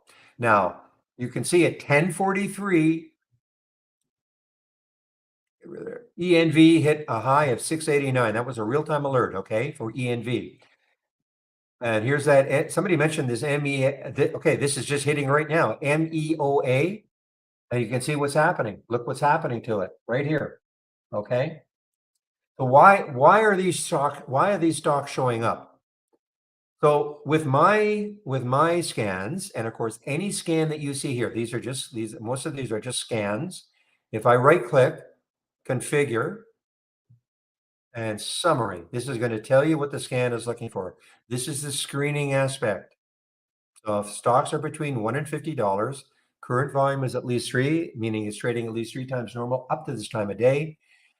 This is giving it the momentum. The volume in the last minute is 1,000% of normal at least, and 5 minutes at least 400% of normal. So if all these filter values are met and the stock makes a new high for the day, you get a real-time alert. That's why we're seeing these stocks, and there's the time it happened. These are real-time alerts. That's what we're really, really good at, generating real-time alerts. A lot of screeners out there.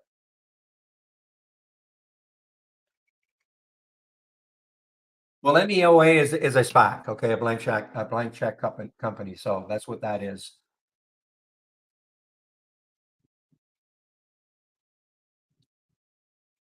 So if you like this scan, now this momentum scan is in essence the same one on my homepage that I call Momo. Okay, you see how it's repeating, repeating, repeating, repeating.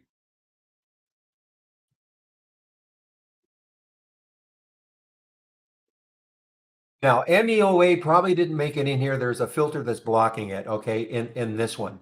There is a filter that's blocking it. I'd have to check to see what it is.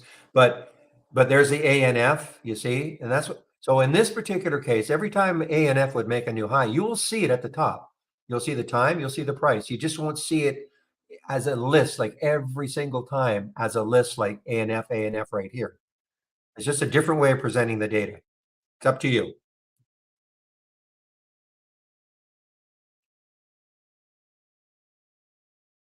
Now, so if you like this though, if you go through the different channels and you see something that you like, you can always extract it. You can change it a little bit if you want. Changing it meaning you might look at this and go, okay, like the idea of this, but I don't like that price range. Maybe I want 10 and 100.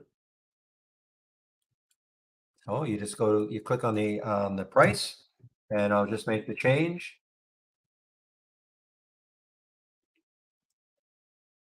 Click on the summary again. Now it's changed to 10 and 100. As you get used to using trade ideas, it's possible that maybe you'll see a filter that you'd like to add here, or maybe one you want to take out and customize it a little bit more. But if you like it as it is, great. But of course, you can always customize it a bit.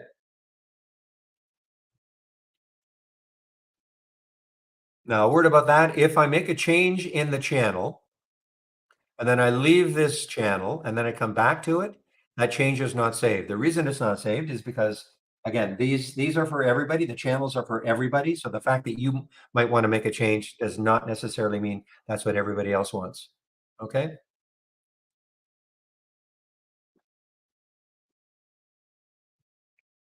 Now, if you want to build your own scans, of course you can.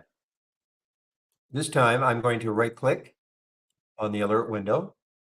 And instead of clicking on summary, I'm going to click on search.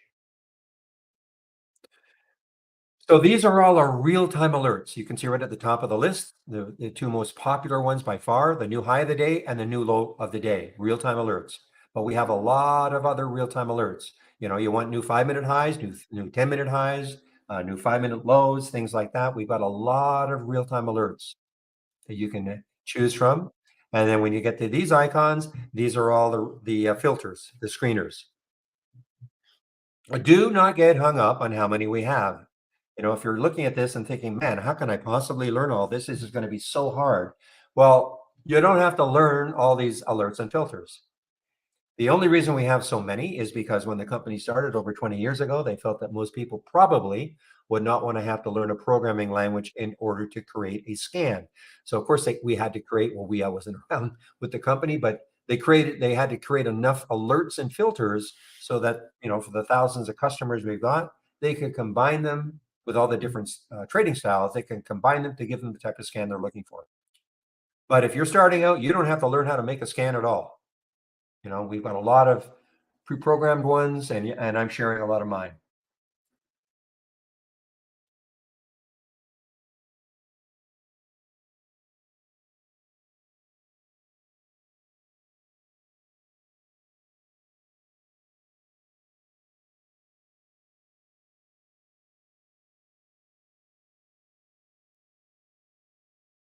Okay, so this just opened, MioA just opened, and then it just dropped. Okay.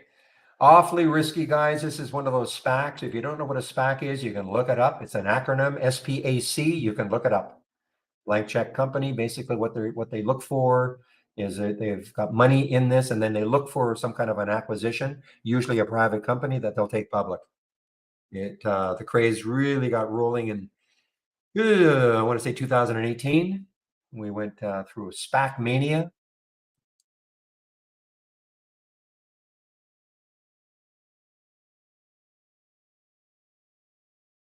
And now it just got halted on the way down. So that's how brutal this can be.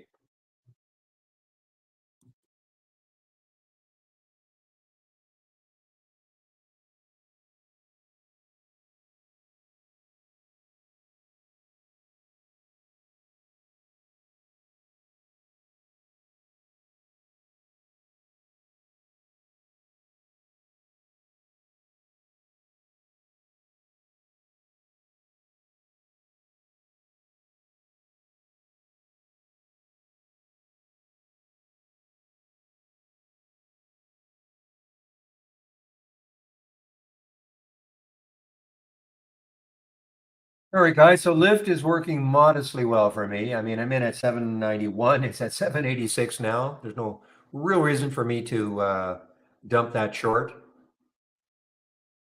Now, this window you see here that we call Brokerage Plus. I will nag people to death. If you're new to trading, don't start trading with a live account. In other words, with real money. Practice trading in our simulator. Our simulator uses our real-time data. Okay, you don't even need a broker. You haven't decided. If you don't know who your broker is going to be, you haven't made a decision yet, that's okay. But you do want to practice trading. All you need is our standard service, and then this window that we call Brokerage Plus. And it's part of it's nothing. It's not an add-on. you just click on from our toolbar, click on New, and then Brokerage Plus. This window will show up. You may have different columns. We've got all sorts of different columns that you can have. And all you do is underneath let me just start from scratch. All you do is underneath the Brokerage Plus, you'll see Live and Sim. Live means if you have an Interactive Brokers account or an E-Trade account, you can actually use Trade Ideas to trade from within. Okay, from within Trade Ideas, it shows you how you can connect to your IB or E-Trade account. But again, listen carefully. If you don't have an IB or E-Trade account, doesn't mean you can't use Trade Ideas. It just means you don't have access to this feature. Okay, if you have IB or E-Trade, you don't have to use this. It's just it's an option. It's a feature. But I like to emphasize it's used as a simulator. So you just click on Sim. This is for paper trading. That not connected will change to account. Click on account and then click on simulated trading default. Now you're in our simulator.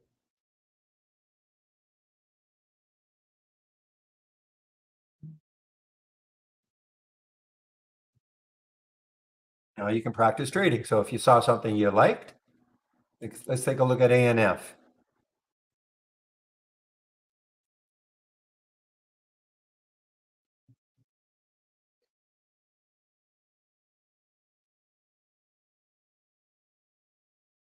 It's simple to do. I'm just trying to show you the mechanics. When you click on an alert, the symbol will show up in the box. There's a quantity. You can either pick from this drop down or, of course, pick how many shares you want. There's your bid ask.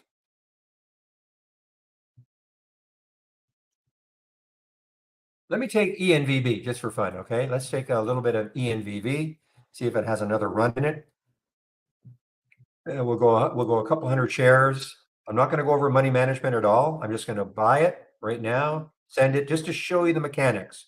So now in this trade, 622, okay? You can add a stop. We're going to get out of the trade if it's not working.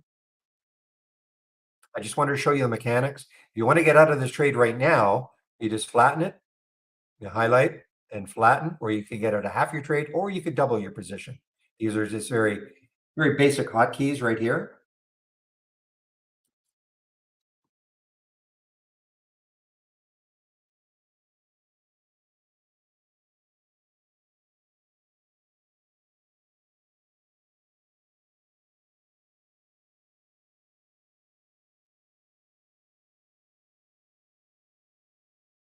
Now, if you don't get out of a trade at the end of the day, this is how you can practice swing trading.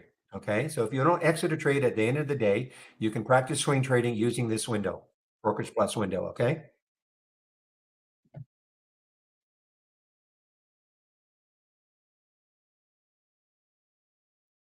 So if you think you've got some kind of a strategy idea that you'd like to test, even if you're an accomplished trader, but you're thinking of trying something that you think might work, practice in the simulator.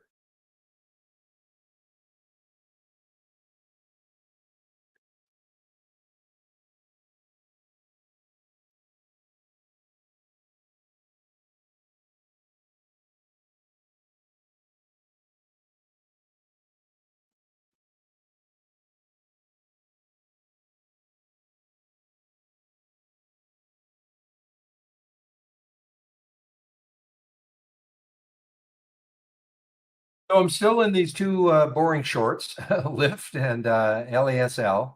I really haven't done much.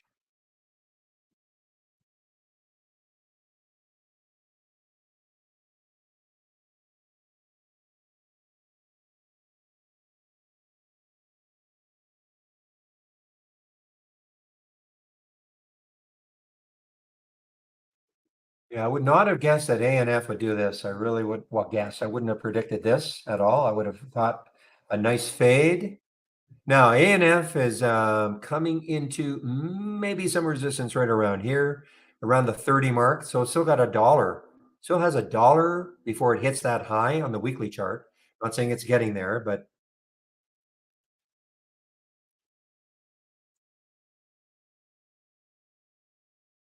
well, okay, Zura, which has been a wild and whippy one, ZURA, it looked like it held the VWAP, 713. Yeah, held it, well, went through the VWAP. been very whippy. The only reason this is up that I can see, but I'm going to stick an alert, a price alert at the high of the day, is because Raymond James put a $20 price target on them. It's the only reason I see that that one is up.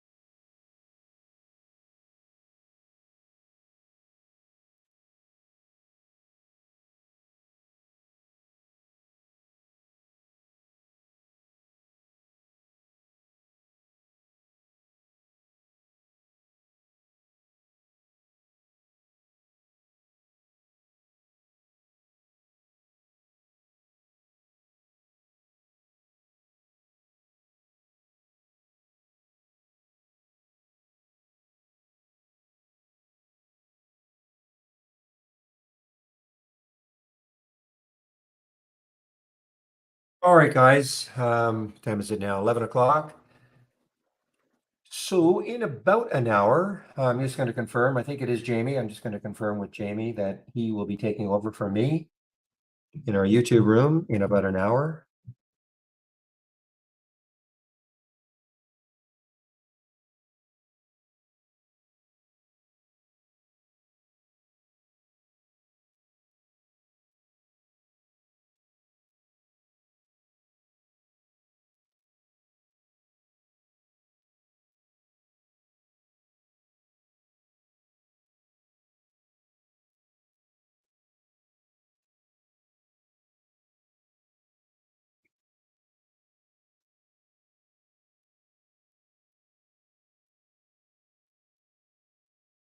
Well, this is a 5.9 FIVN. So this has got some room underneath on a 5669. I had a bad day yesterday. It wasn't earnings yesterday, but a bad day yesterday with a lot of stocks, not singling this one out. A little bit of continuation down today. Has a little bit of room underneath the 56.76. And that is the FIVN.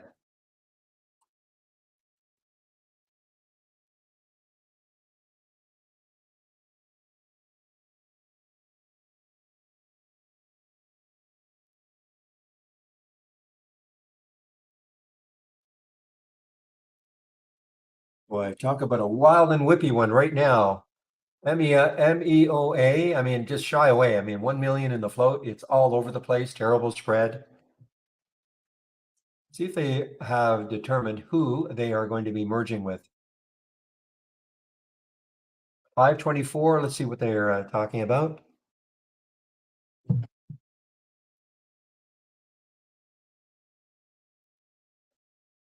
Okay, announces the postponement of the special meeting until Friday, May 26th. So this coming Friday.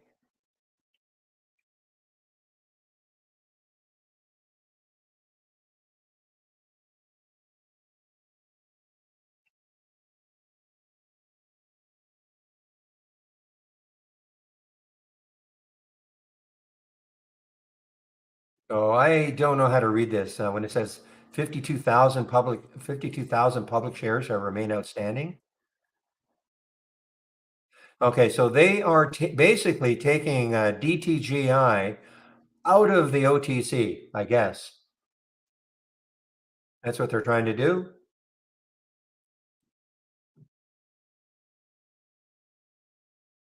Meanwhile, boring ANF, not so boring. Wow. There's almost a $2 move from that first alert at 9:33.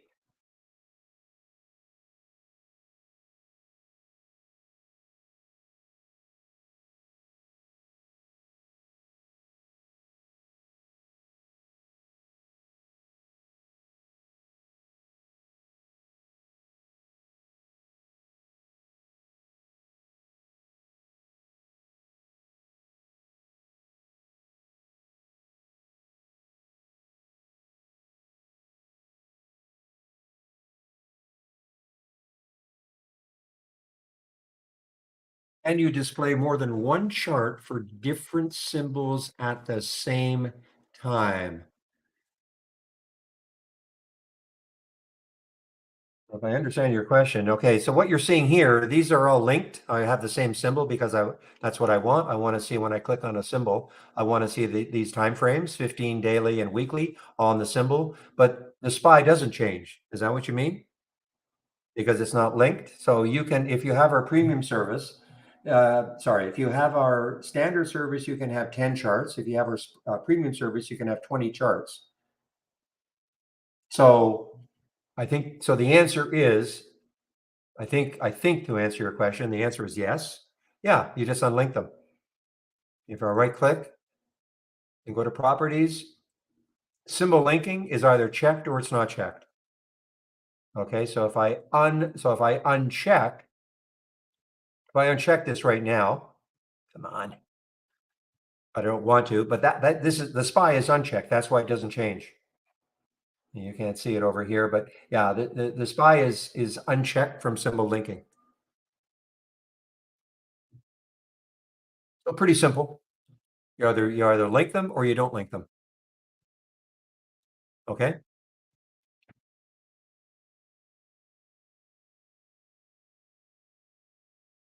So if I bring up a new chart window,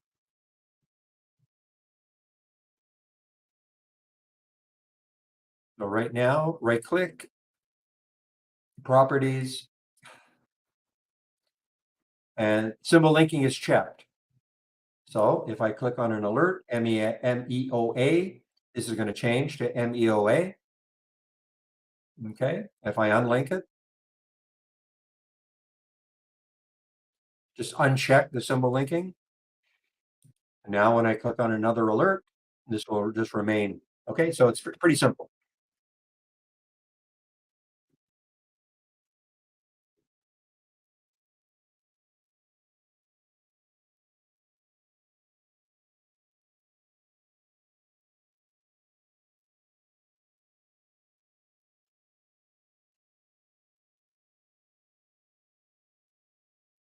ENVB guys, it could take out that high again.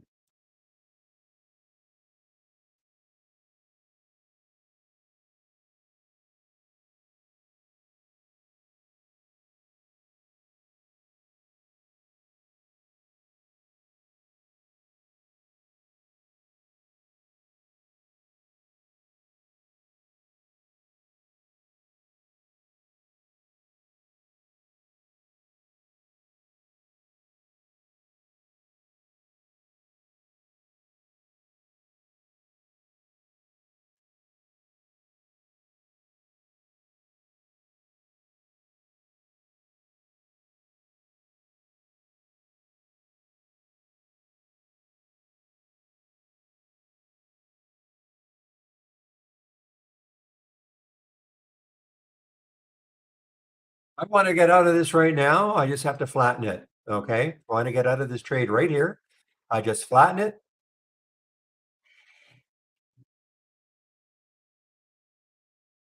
And more than likely, I would have taken, I would have taken some out as it got near that high. Would not want to let this happen. You get in at 622, it pops up to 660, 670. You've got to take some profit on something like this.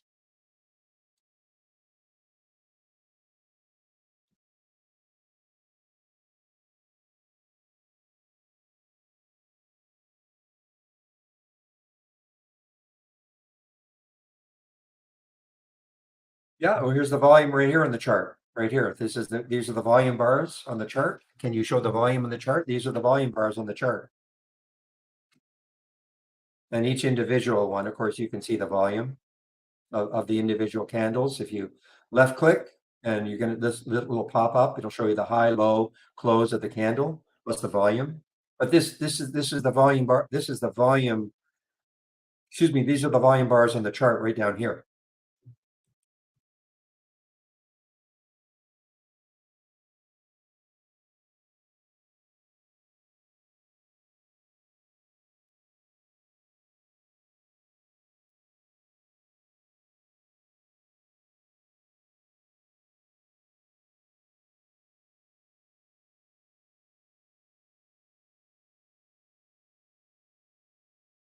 Well, let's reset that alert later on in the day, guys. This is what I'm actually hoping. I mean, this could be this is a little bit dire, though. I mean, you got all these topping tails. I mean, the buyers have been trying to move this higher, but the sellers have been knocking it down.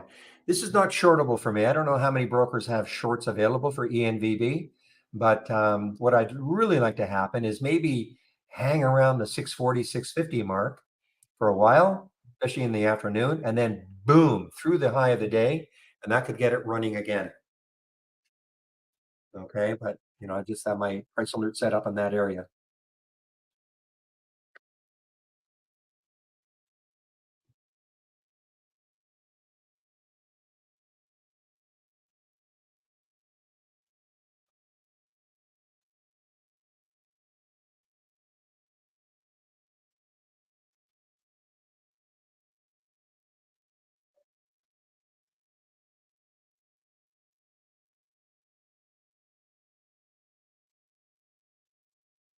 And remember, we have all sorts of support all the time. I mean, not only, I mean, this room is open like this between 9 a.m. and about 3:30, Monday to Friday.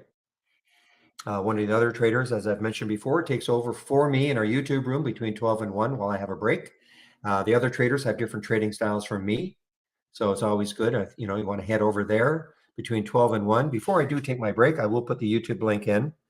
It's always good to get another perspective. I am definitely the most, I shouldn't say that. Jamie, who is going to be in our YouTube room between 12 and 1, he is a super active trader. In fact, and he doesn't mind my saying this, he's way more of a scalper than I am. So he has a very different style. The other traders like Steve and Steve and Andy and Michael, they're way more swing traders than I am. I'm hardly a swing trader at all, but I do not brand myself as a scalper either.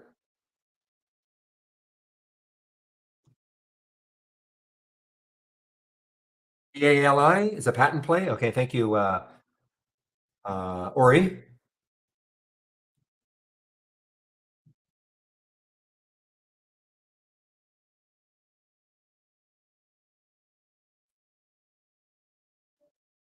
Here we go. Now I don't know when this happened.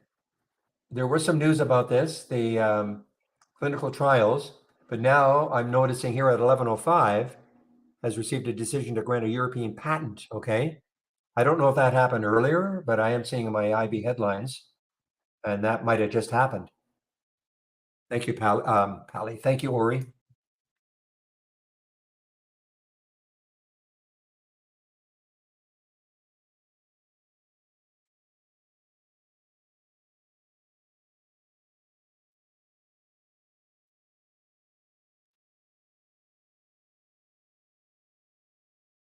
How did that IART work out for you, Shady?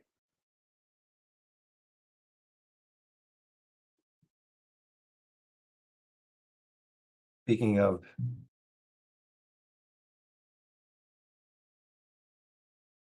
ah,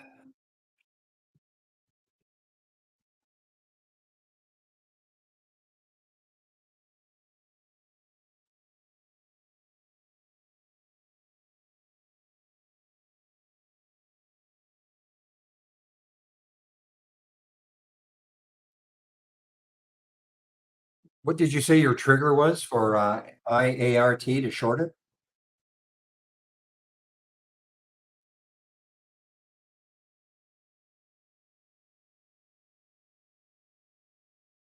Lightly green, so it must have been just a little bit above here. Okay,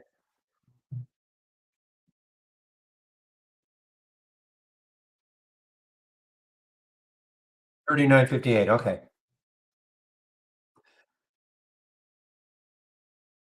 Yeah, I mean, it's got room to 39, I guess. I mean, there's the, well, if you look at the low of the previous of that 15-minute candle. Had another downgrade this morning from, I think, was it JP Morgan, either JP Morgan or Morgan Stanley.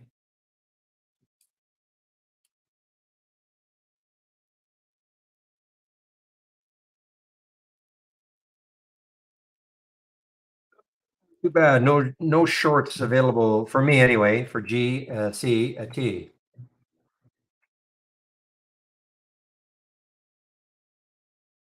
That would have been a beauteous one. I mean, that had the big pop. It's an earnings play. Even if you miss this downturn, you'll action right there if you have shorts available.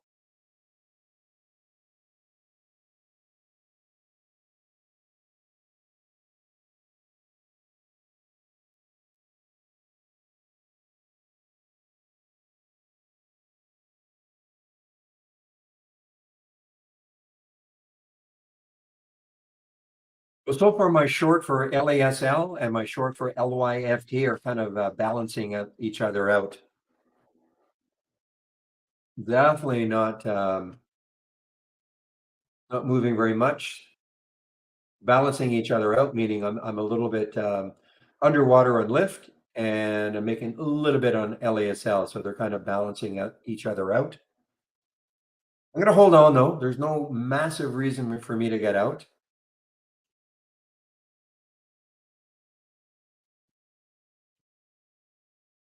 Remember when Rocket Mortgage, I mean, I know it's called Rocket Companies. Remember when they came on the scene?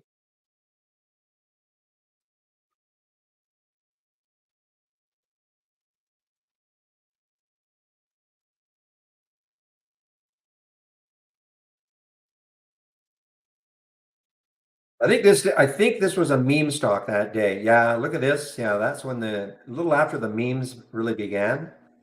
This is March of 2021. In January 2021, of course, that's when the nonsense with GME and AMC and all those things happened. And a couple of months later, Rocket did the same thing. Wow.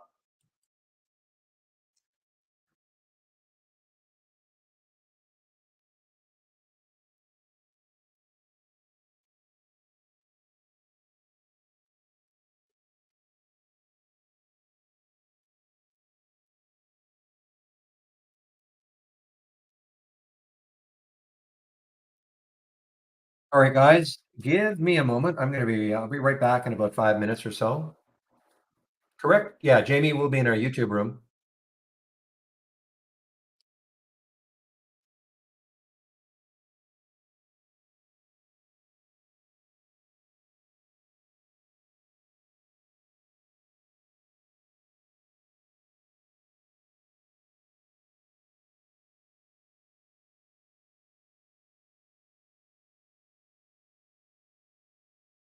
I'm going to get on my soapbox just a little bit again, guys. I'm, not singling anybody out. I don't think anybody in this room, but some of you, the emails that you send to us, you're just trying to overcomplicate trading, getting into the minutia about things.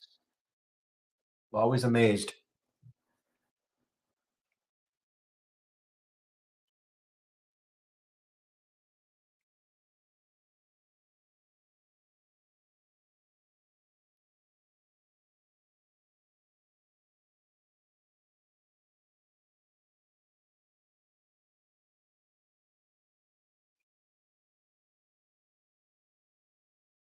Information.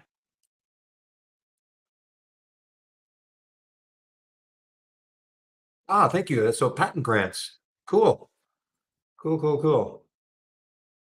I have to, how am I going to, so that's patent grants. Okay, I'm just going to copy that one down.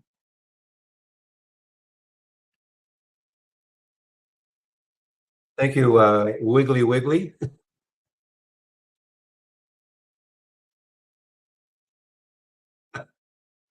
or Wiggle Wiggle. Sorry, not Wiggly Wiggly, but Wiggle Wiggle.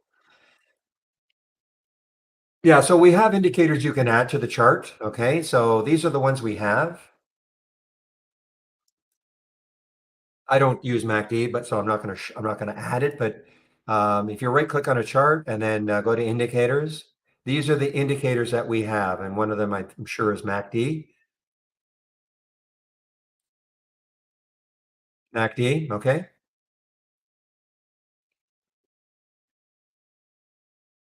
So you can either put it in a new chart area, like I've got the volume here, or you can put it in here, up to you. Okay, so we do have MACD.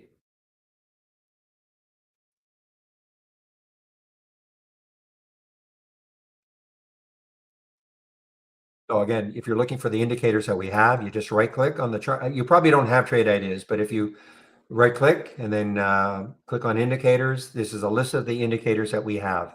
Okay.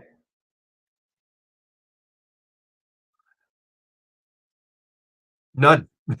My only indicator I have, I mean, I have two things I pay attention to, the VWAP and the 200-day moving average. That's it. I'm not an indicator guy.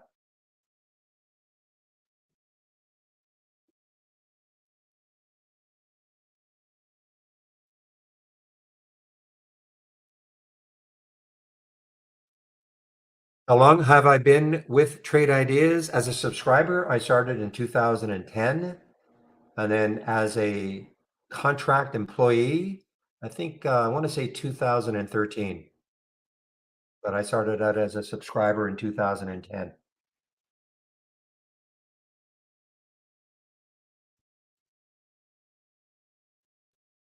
And doing this room the way it is, in terms of being on a mic and sharing my screen, October of 2015. So wow, coming up to 8 years.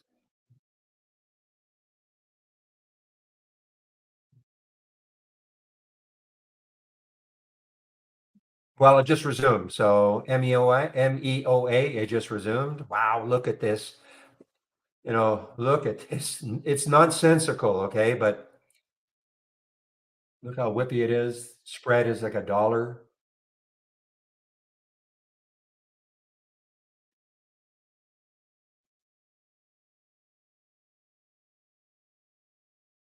I've never used, I have never used trailing stop as an option for a sell order. No.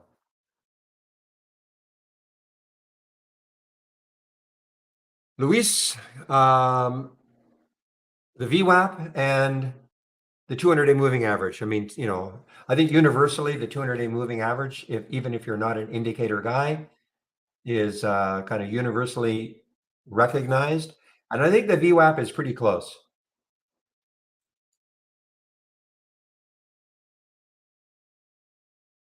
But when if people listening to me and wondering, well, why doesn't he use the MACD and why doesn't he use RSI and why doesn't he use stochastics and why doesn't he use this and that? The fact that I don't doesn't mean you shouldn't. Okay, it's just that starting out like everybody else, I experimented with all sorts of them. I just never found an edge. So, but that is not to say that if you can find a way to use it and it doesn't confuse you too much, keep doing it.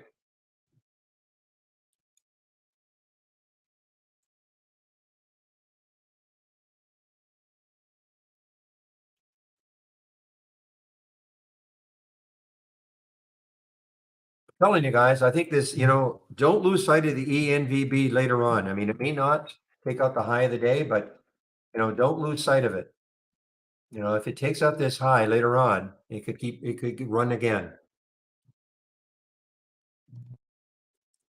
I just don't I don't use trailing stops. It's that simple, Todd. I just don't use trailing stops. I think a trailing stop is probably good if you've got a bunch of trades open at the same time. But I'd rather manage my trades as I see what's happening on the chart rather than what I consider sort of an artificial, well, I'll put a trading stop 10 cents away or a certain percent away. That's not to say don't use a trailing stop, but I'm rarely am I in more than two trades at a time. And so I like to manage my trades. It's really that simple. By, checking what I see on a chart. But if I were in 5 or 10 trades at the same time, and by the way, if you're new to trading, do not, I wouldn't be in more than 1 trade at the same time if I were new to trading.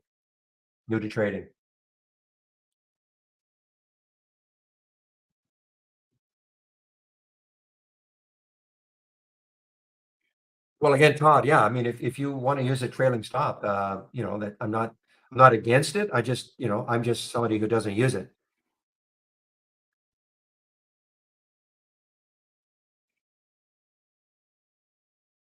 I thought there was a way you can have a trailing stop.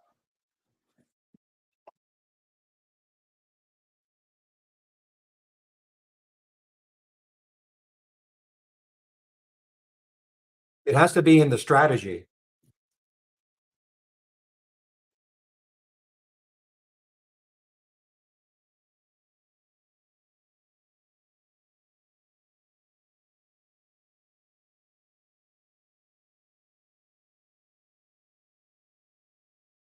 Risk. So in the risk management, trailing stop is disabled. Wait a minute though. Is that because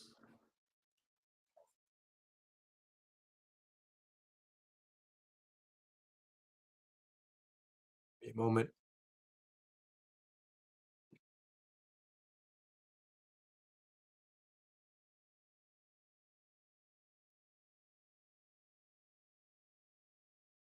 Oops.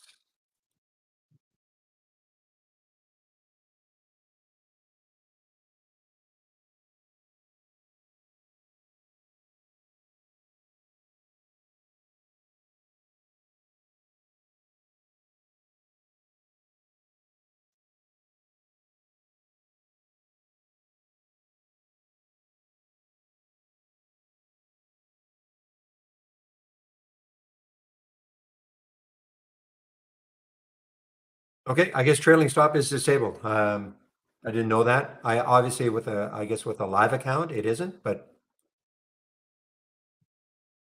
or maybe not. No, no, it's not.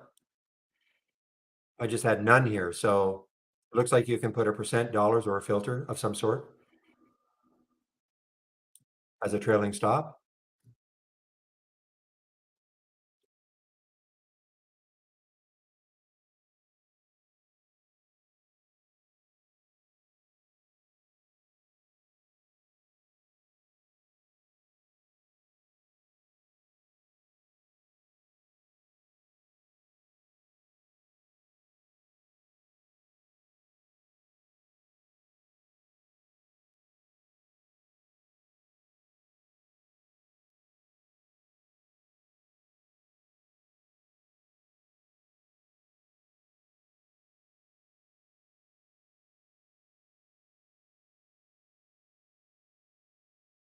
Yeah, and again, I'm not against using a trailing stop. The fact that I don't doesn't mean anything.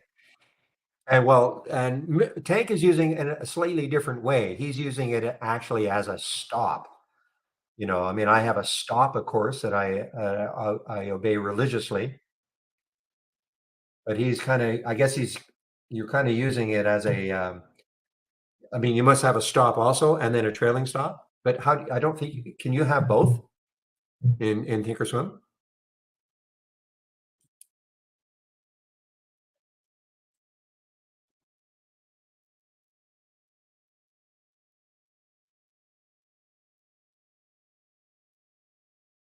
Yeah. So right now, and I'm hoping down the road it'll be a lot easier. Right now with the buy and the sell, these are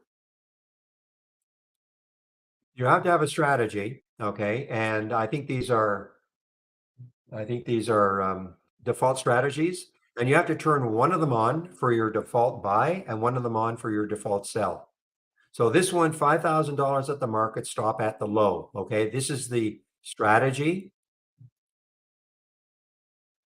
So here's where you can actually, you know, put exactly what you want to happen. Little complicated, but you can see it's fixed dollars on the position. So if I click right now,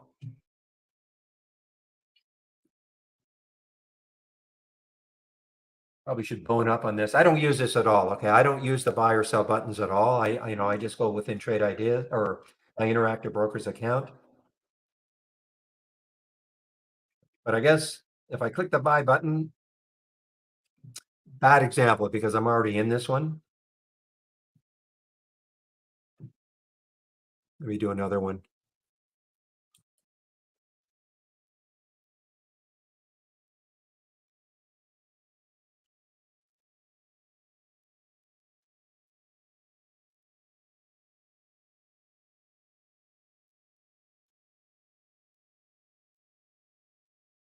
Yeah, I'm gonna have to practice on this again, guys. I guess get ready for the test drive for those of you who want to do this sort of stuff.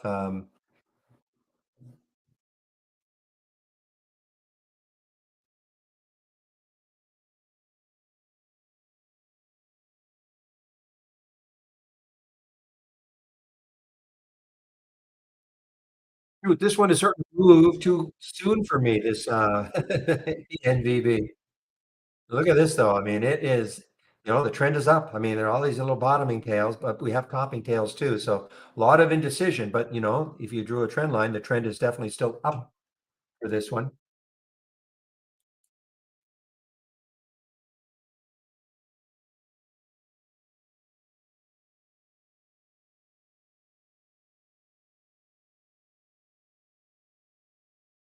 Let me just do something here. Oh, you know what it is? I think it's because, yeah, I'm on this HTML version. Let me do something here.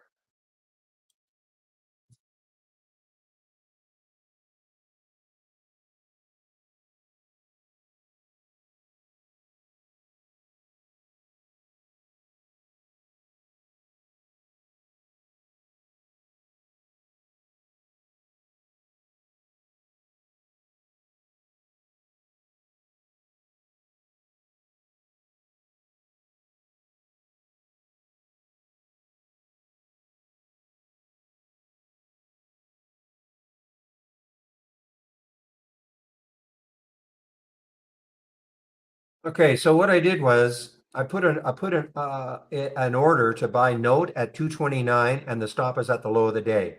Okay, I mean that's just the way that particular. I mean, believe me, I don't use this, but that's the way that strategy is has been designed.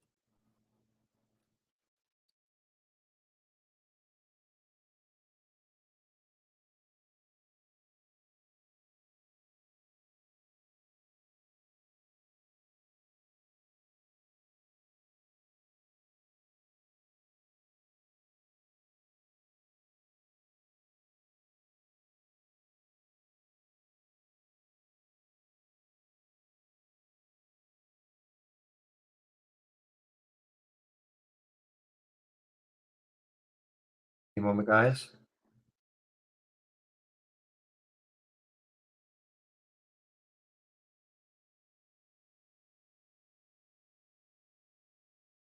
So you can see this. So this is like a conditional buy order, all right? So that's if you, for instance, if you're a type of trader that says, you know what, I wouldn't mind taking this if it got down to the VWAP. Let me just reduce that down a little bit. Hopefully that works in this developed version. Okay, so I put it at the VWAP. The VWAP's at 223 right now.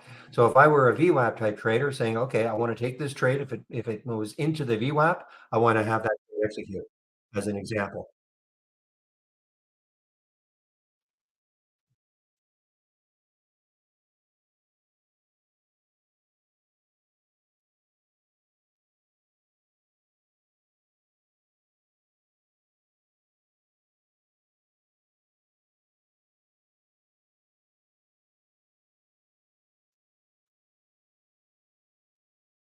So that really didn't make any difference whether it was on the browser interface or not, I guess. Um, this is an AI alert, guys. Could be really, what's it high right there? Okay, there's the ENVB. Uh, Boy, it is whippy as heck still. I almost said the mildly offensive word.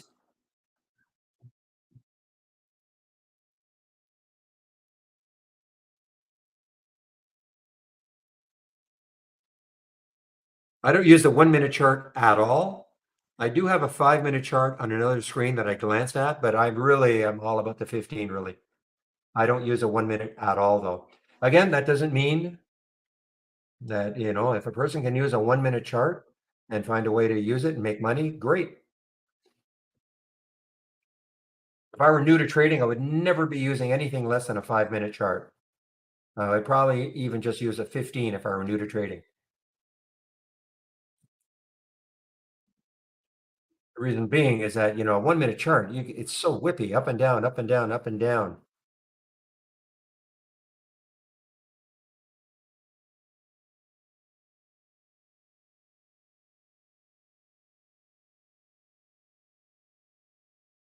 ENVB is not an AI alert today. No, but we saw this in the pre-market. Right here, the 10-day daily breakout. Shady also mentioned it early on. It's been showing up on so many scans.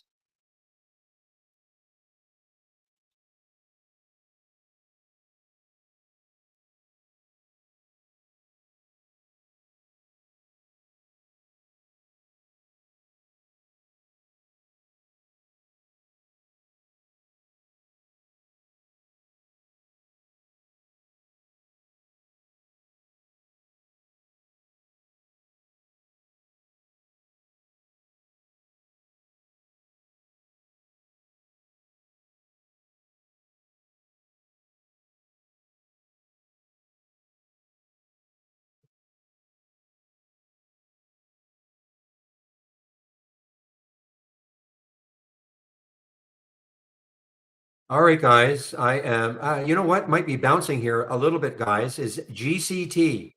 I'd be watching it maybe if it takes out 1830 to 1840, that could get it going again.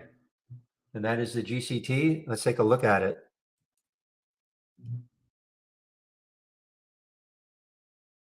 What's happening right there. So if it can take out 1844, the VWAP's way up here at 964. So that's not an issue. So what I'm going to do, I just set a price alert up in that area and see if we can clear this and then maybe have a run to the 9 level. And then who knows, maybe even start to approach the highs of the day. So that is GCT.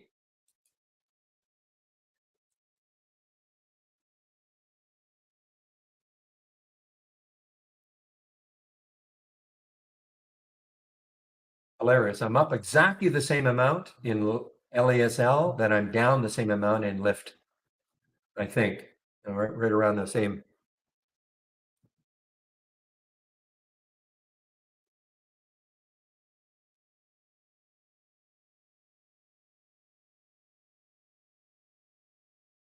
I mean, this is still up 44%, this GCT. It's still up. It's an earnings play.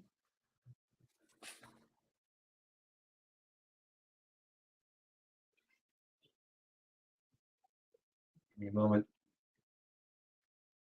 My kitty is demanding some food. Just give me a moment.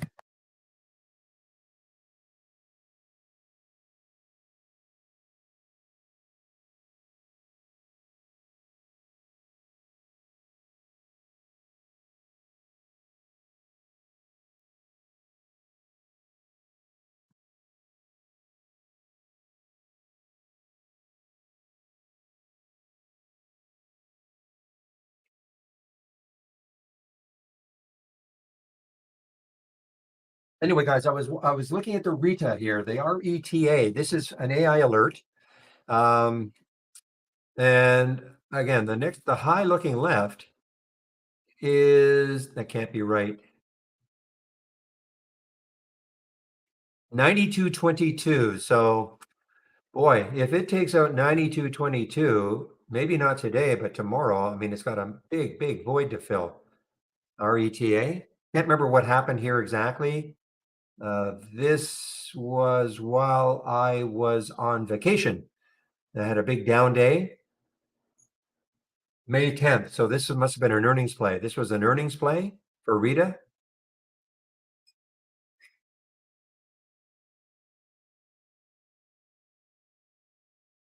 Guys, you're in the trade ideas question section, so it's okay. But I keep popping on here to see if there's actually a trade ideas question. Okay, maybe take that to general market talk, just so that I don't have to keep going over there to see if there's actually a question about trade ideas. That's okay.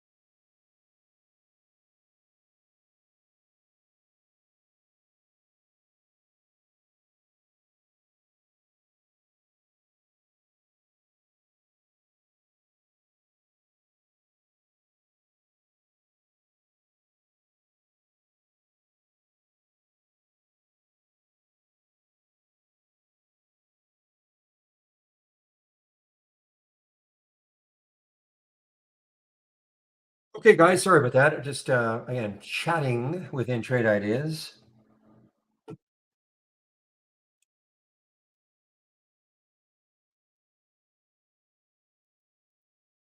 Look at the volume for ENVB, guys. I mean, the volume is still pretty powerful. 53 million have traded with only 1.86 in the float. So I mean, that's giving it the juice, of course.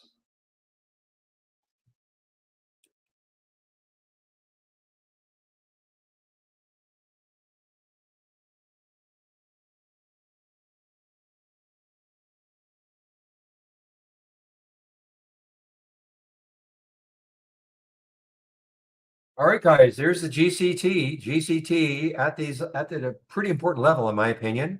Trying to maybe take this out. 845, 845, 847. Spread's not terrible. Little bit of a volume push.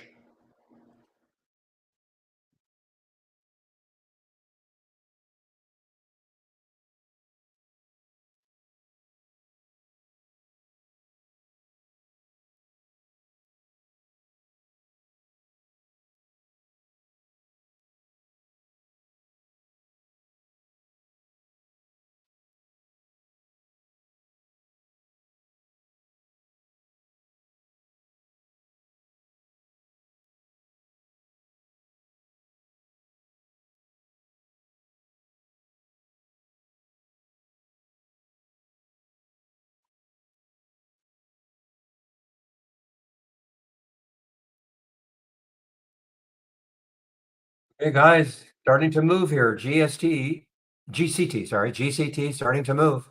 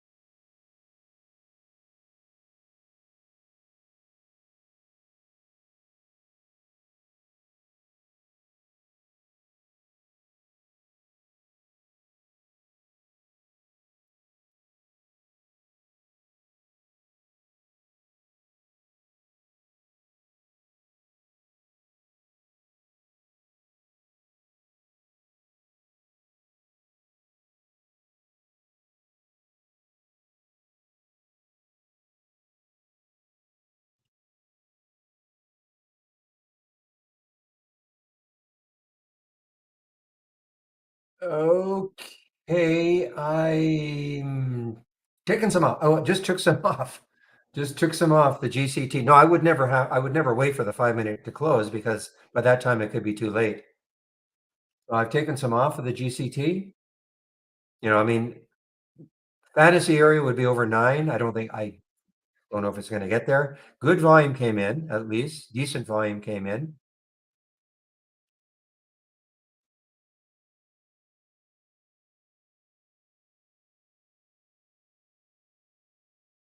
The VWAP is way above it, so that's not an issue. Okay, let's see if it can get even closer to 9 GCT.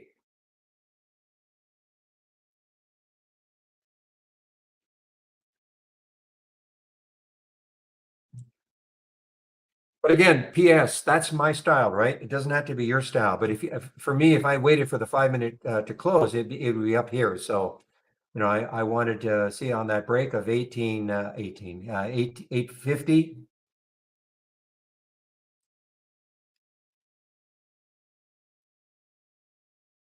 But it may be over. It may be over. That's a pretty big pullback.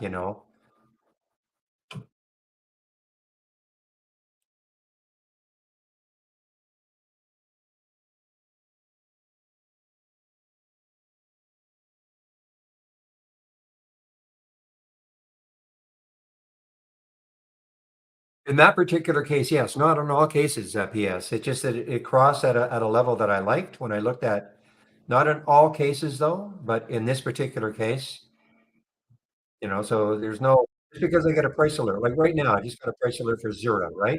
ZURA, gonna take a look at, see what's happening. Um, hmm. The next high looking left is 14 something.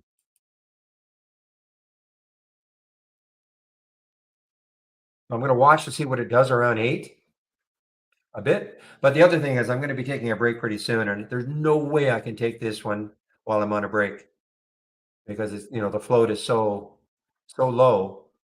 I have to be yeah. See, I didn't take it.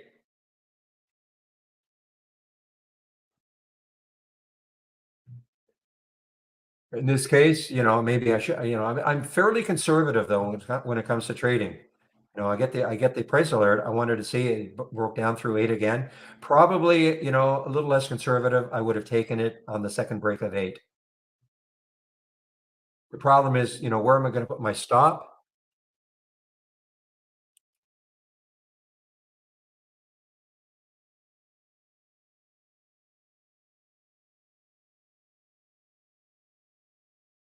But obviously Zura, I mean, and the only reason it's going is because of some semi-ridiculous price target put on by Raymond James of $20.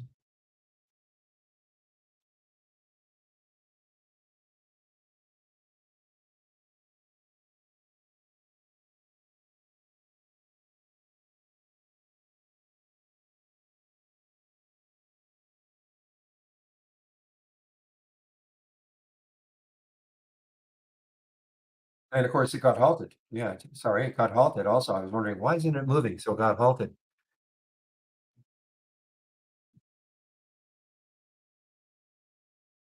And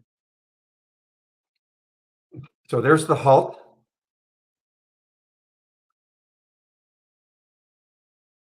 Oh, there it is. There's the halt for Zura, ZURA at 837. Potential open in this area. The halts are usually 5 minutes long. So it got halted at 11:46 plus 52 seconds. So if this is a 5-minute halt, it will open just slightly less than 11:52 if it is a 5-minute halt. Okay, this is a volatility halt, and they're typically 5-minute halts. And this is this blue window that you see is from Interactive Brokers. Nothing to do with trade ideas. Your broker should have something like it. And this is just giving you maybe a potential or an idea of potentially where it may open. Of course, it doesn't have to open at 850.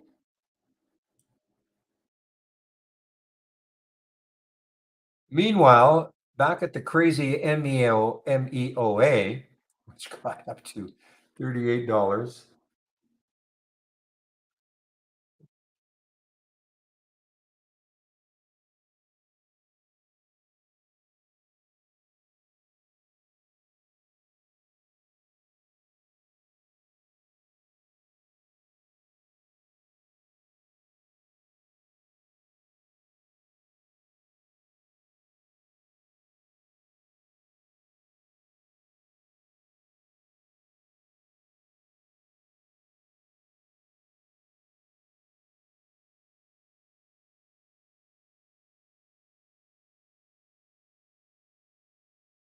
Ah, there's that little patent pump here for excuse me, patent pop, as we call a patent pump also. Or those sounds like shoes, patent pumps. Um, so Pally is a patent play.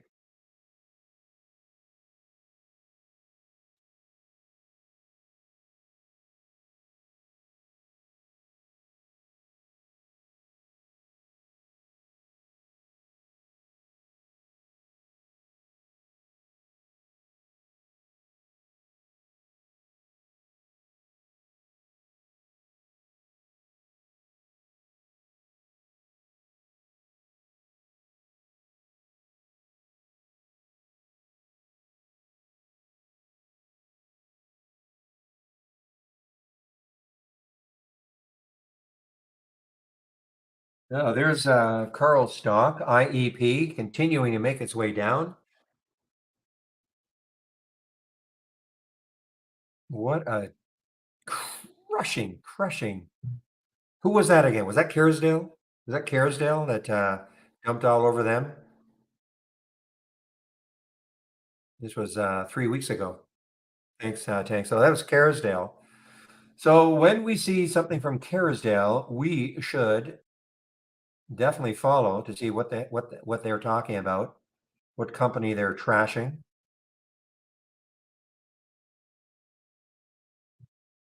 And that's impressive because, he was not able to do anything, not able to shore this stock up at all. Lifetime low, he meaning Carl Icahn.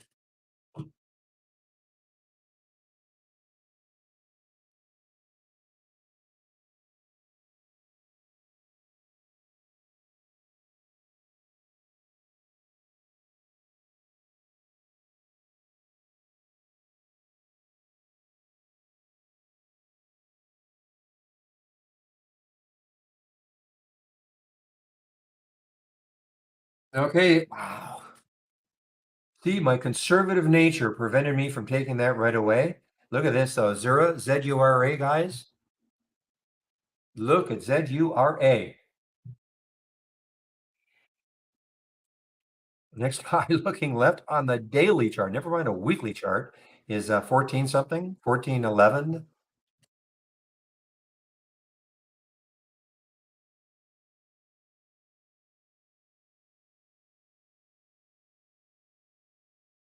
So this, these are the sort of ones with those low floats that a lot of times we'll see this later on in the day. You know, these stocks that kind of were really, really flying in the morning and then they kind of chop around, do nothing for hours.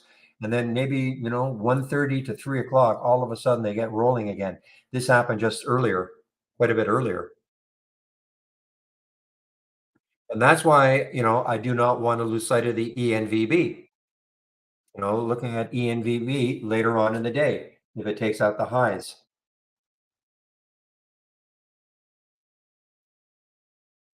Or any other one of those high flyers from earlier today. How about this one, EEIQ? Let's see what it's doing. I mean, it got up to what, 330? I mean, this one, I mean, it would take a bit to, they'd have to tack on $1 to take out the highs right there. So that may not happen.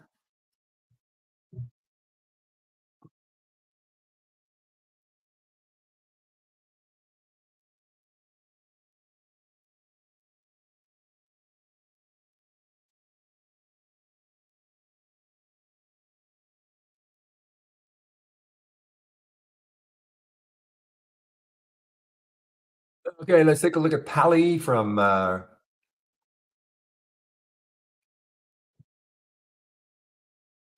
Shady. So, Shady and I obviously have very different styles. I wish him well in this one. I can't take this because I look and I see potentially two blocking it. But hey,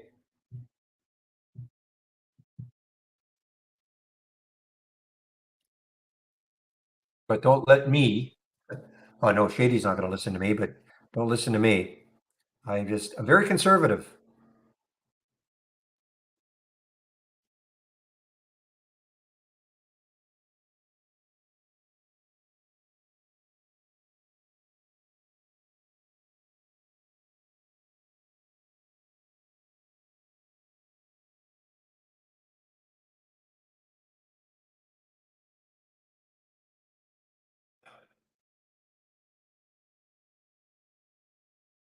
Oh yeah, we saw yeah. I mean, it's hard to do anything about it because it's so erratic, low float, MEOA.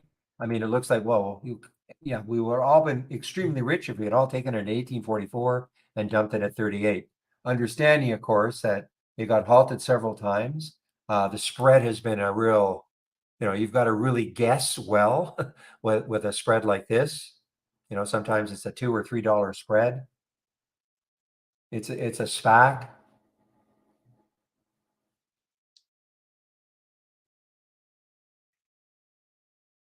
You cannot take very many shares because it can.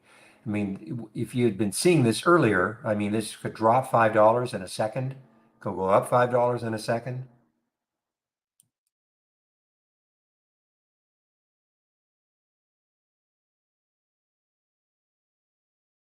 Only reason we know about it is because, it hit the halts resumes. Though somebody mentioned it in the pre-market also. Somebody did mention it. What's it all about? But the only reason I know about it at all right now is because it's been halted so many times in our halts resume scanner.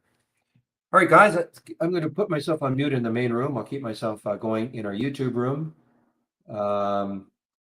Jamie will be in our YouTube room very soon. Be taking my break.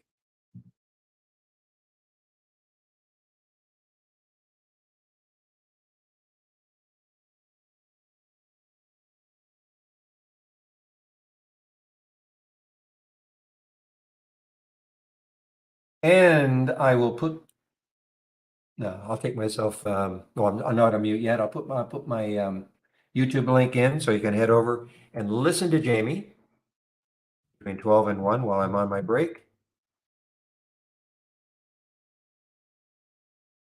Oh, I'm not in ENVB. I'm waiting for that high of the day break. Oh, are you kidding? I'm not, and never would I leave if I were in it.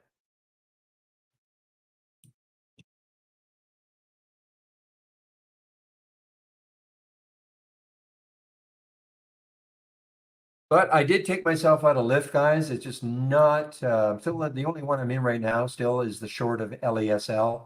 It's, I'm up a few pennies, that's it. Took a few penny loss on the Lyft.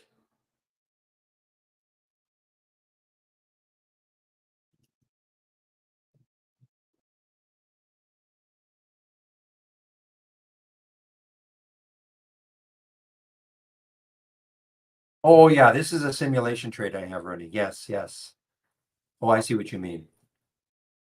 Now, look, at one point I was up $124, okay? Now in the simulator, down 34. You should never let that happen, okay? So I'm saying practice in the simulator. You can practice your exits. I would hope it makes sense that you wouldn't want to be up 124 and then you're all of a sudden down 39. And there he is, Mr. Jamie Hodge himself. Just a second Did you here, hear the Jamie. beep, Barry? I did hear a little beep, telltale beep. Okay, just a minute. I'm going to put myself. So Jamie is in our YouTube room, guys. I'm going to mute myself now in the main room. And in Discord, there are two people that are there probably. There we go. So Jamie, how's it going for you today? Well, Tell me your tale of woe. oh no, it's trading interesting. I expected maybe a little bit more action, but yeah, there were a few things that I hit, but my volume is way down over the past 3 days. I'll tell you that. Oh, really? Yeah, just I don't know, just you know, looking at that SPY on the longer term, kind of thought that yesterday we'd butt up against that 10 period, but you know, not to be not to be had. Mm-hmm. But Yeah. we're having big boom boom thunderstorms here. So Oh, power's okay. flickered out a couple of times. Of course, I'm on battery backup. I think I got about 20 minutes worth, but hopefully the Okay. power will not go out during this session. All right, I'll tell you what I'll do, Jamie. If you've got 20 minutes of battery, then what I'll do is I'm going to I'll take my break. I've got about a 15-minute workout routine, and then I'll Well, no, no, pop no, no, back no, in. no, no. The electricity is on right now. Yeah. I'm just saying, Okay. if it does go down, I'll have 20 minutes. So don't even worry about it. Okay. If it goes down, it goes down. But I think it subsided for now, so we should be good. Okay. All right. But yeah, Okay, my the friend. mosquitoes are going to be 3 feet long this year, Barry. I'm scared. Ooh, God, mosquitoes. I hate them. It's a We're, very wet spring here in Texas. so lucky in Vancouver. We don't have excessive humidity. We don't have really mosquitoes. We have a very tempered temperature usually in the summer. Maybe for you guys, maybe getting to 80. So nothing super excessive except 2 years ago when it got to 104, which was insane. But yeah, normally a very, very great climate. And I say no mosquitoes. I came from the land of mosquitoes in several Canadian cities I lived in, and boy, when I moved out here, I said, "Man, no mosquitoes. That is such a blessing." It's Horrendous funny. things. It's funny, Barry, because a couple of the restaurants I like to frequent here ran into some Canadians back in the earlier spring. They were Mhm. down here doing energy work, and it was creeping up into the 80s, and they're like, "Is it always so hot here?" Yeah. I'm like, "You haven't seen anything yet. Wait till it Well, gets to there are other parts of 105." Canada that get, I mean, look, Montreal, all those big eastern cities can get into the 90s and high humidity. So Sure. it's just that Vancouver is kind of temperate. That's Right. all. So it's not, but even Edmonton in the middle, can get into the 90s, and even though it's very cold in the summer, but I was in the winter, can get very hot in the winter and the summer. So lots of wild swings, but not so much in Vancouver, not the wild swings. But I'll leave you. I'm sure people are not that interested in the Yeah, sorry. meteorological talk that we're having. All right, Barry, So, have a good break. oh, We'll see you when you get back. okay. Thanks. Bye Bye-bye. bye. Okay, hi everybody. Um, to the point of weather, I seem to have woken up with a scratchy allergy cough. So if you hear me using my mute button a lot, it's just because I don't want to blow you guys out with my coughing spells. In any case, hopefully everybody can see and hear me okay. If you can't, just let me know through the panel. But I think everything is good. Um, so let's just take a peek here. And just remember, this is the hour for the live support session. So if you do have any questions about the software, it's been a while since I've been on this layout. I need to clear out some of these lines. Um, but yeah, what I was referencing earlier, here we are yesterday testing that 10 period. Tell you what, let me get my pen active here in case I need to do any markups here. But I was thinking to myself, yeah, we'll probably, find support here, but no, we got the gap down today. Um, Coming down below the 10 and the 20 as well, with the 50 period looming here. Um, so unless we get some kind of major reversal today, if we stay weak, then we could be visiting these areas here in the near future, and it wouldn't surprise me at all to come down here and see us tickle that 50 period. So after 1, 2, 3, 4, 5 days it would make, as of tomorrow, we shall see. Now, earnings season are just kind of petering out. There were a few earning stocks today. Um, I told Barry earlier that my volumes are kind of down just because, well, if the things that I look for aren't there, then they're simply not there. Now, this is an earnings play today, ZH. You might be able to tell where I took a little bit of this. Now, this is the opening candle right there. We got that little doji. And notice the 200 period is showing up right here on the 5 minute. 1, 2, 3, 4, 20 minutes in, which is about the earliest I'll take a range break right here. So this is one of the trades that I participated in today. Uh, Shorted a few thousand shares there, Bucko 3, and boy, this thing just released. I was really shocked at how easily it went down once that $1 level was breached, but that's typical. I've seen many of these things. Once that $1 level is breached, you just get all kinds of selling popping in there. I think we're at 7 million shares today, relative volume of 6. Still doing some significant volume on the 5 minute. Now, did I cover at the bottom? Nope. Covered about 96-ish. So I did leave some money on the table, but didn't really care. Got that nice quick move on a sizable position. So that was how I kind of started the day here. Barry was just talking about GCT, another earnings play. All right. A little bit later on this one, we just kind of had a free fall since the open, but it did tighten up right here, right about, I think I got short at 857 or so. And as soon as we put in this bottom down here, got below the $8 level, I took it off the table. So ZH, GCT, once it kind of set up here after the big move down, of course, huge gap up in that thing. And we all know how the gap game works. Sometimes we fill part of the gap, which this looks like. I'm just eyeballing it here. We'll just call it a 50. Well, probably over 550. 11. We'll just call that 1150. $6. So just eyeballing it, about a half of a gap fill there, but getting the signal here on the opening range break after this little 5, 10, 15, 20-minute period of consolidation there. Also, a stock that I've been stalking for quite some time here, ever since they announced earnings. Lumen. All right.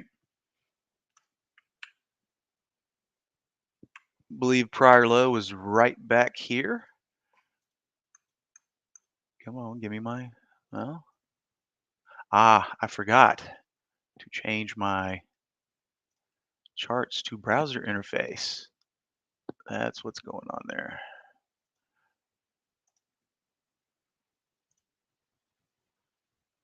I was wondering why my little box was not popping up there. So I was trying to look at this candle here. We can see the low.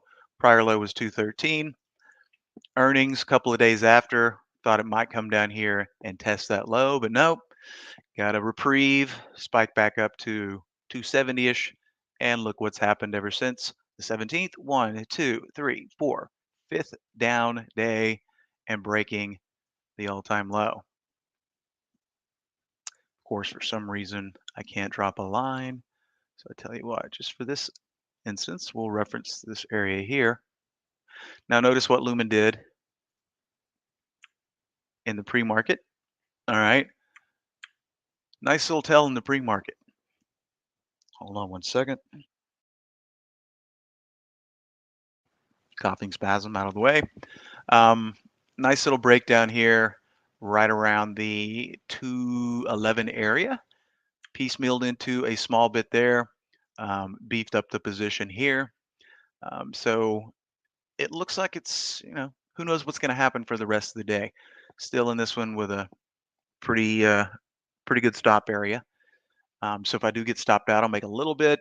If this thing decides to release, it could turn into a lot more.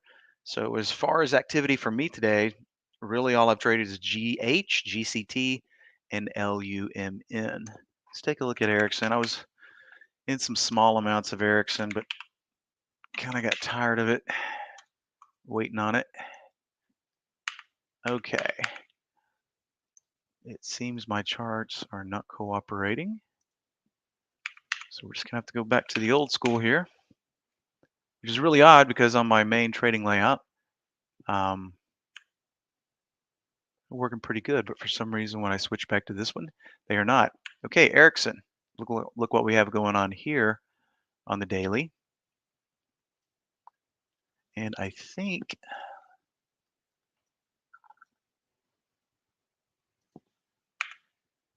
let's just take a peek here on the weekly because I think it's swirling the drain as well. Okay, that's as far. Okay, here we go. So that's what I was looking for. Not yet, but getting close.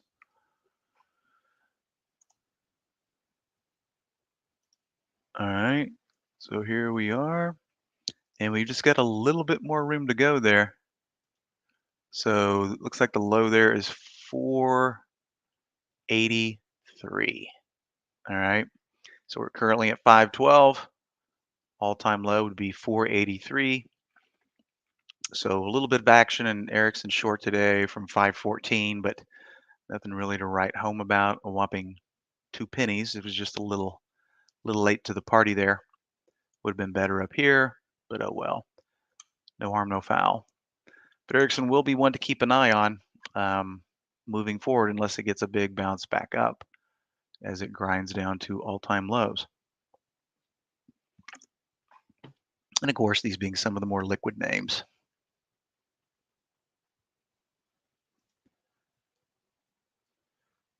Okay, looks like the questions panel is still empty, but if you have a question, feel free to get it out there. Now, I got a little preoccupied with the stocks I was trading off the open or after the first 15 minutes or so. Boy, I sure missed the boat on, and I heard Barry talking about it. I think some people in the trading room were in the ENVB early. First candle right here. Perfect pre-market range break. Where we open there? 407 all the way up to 669 in that initial 5, 10, 15, 20 opening 30 minutes. This thing just screamed like a rocket. I do believe that was also when they got halted. So those of you in the trading room that took advantage, good deal. I was a little envious that I missed out on that one. Let's just go ahead and click through the rest of these top 10s from Dawn of the Dead. NNBR, not a bad move from the 155-ish level. Nice dime there, pull back to entry, which is common in a lot of these things. And then boom, topping out at $1.73.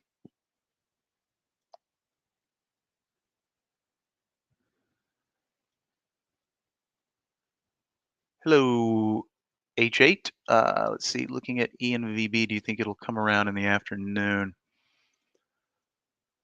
Well, your guess is as good as mine. Um, I mean, it's possible, right? It's very possible. Of course, can we say it with certainty? Not necessarily. Um, this pink line here is the 50 period on the 5. So perhaps if it finds some support right here, yeah, is it possible for us to get a bounce back to highs? Sure. But after this duration of chopping around in this upper range right here, top out here, big wick here, big wick here. These topping wicks are kind of indicative. Buyers could not hold on to control at these levels. And of course, it's not like ENVB has been just sitting still as of late. Ever since we got the gap up and the big day on the 18th, 1, 2, 3, 4 days of digestion.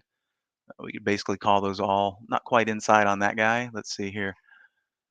High of 449, high of 450. So close, but not quite 3 inside days before we got today's gap up.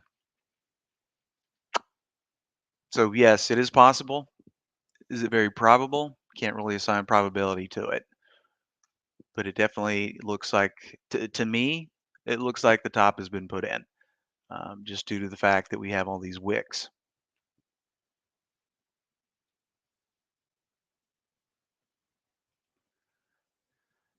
Okay, Carl. Do I have any good mean reversion scans for swing and intraday? I probably have some in my cloud here. I'm not really a big mean reversion trader myself. You've probably heard, I can't remember if it was yesterday or today. I'm always listening to Barry. Somebody was asking about picking tops and picking bottoms. That's pretty much what mean reversion is typically for most people. And if I had to pick one, if someone put a gun to my head and said, you must trade mean reversions, things that have really ripped up, you're going to short, things that have really ripped down, you're going to go long, and hopefully you've picked the bottom and can make a little money. But that is, trading in general is difficult. Day trading is even more difficult. Scalping is even more difficult. And trading mean reversion on a small time frame or intraday time frame is definitely some of the most difficult trading you can do. But if I had to pick one to use, it would be the VWAP divergence. Or let's see here. Ooh, way back in the day, 2013 here. Let's look and see what these guys are looking at here. Okay, so this is what I would use. My favorite 2 VWAP alerts would be positive VWAP divergence of 3% or higher. And if you're looking for, things to try to play the bounce on the bottom, be VWAP divergence to the downside of 3% or higher. because they can go more than that. But usually if they're doing 3% outside of VWAP, well, they're definitely in play. So you can see here I've got a very simple filter set here, just some minimum maximum pricing, average daily volume.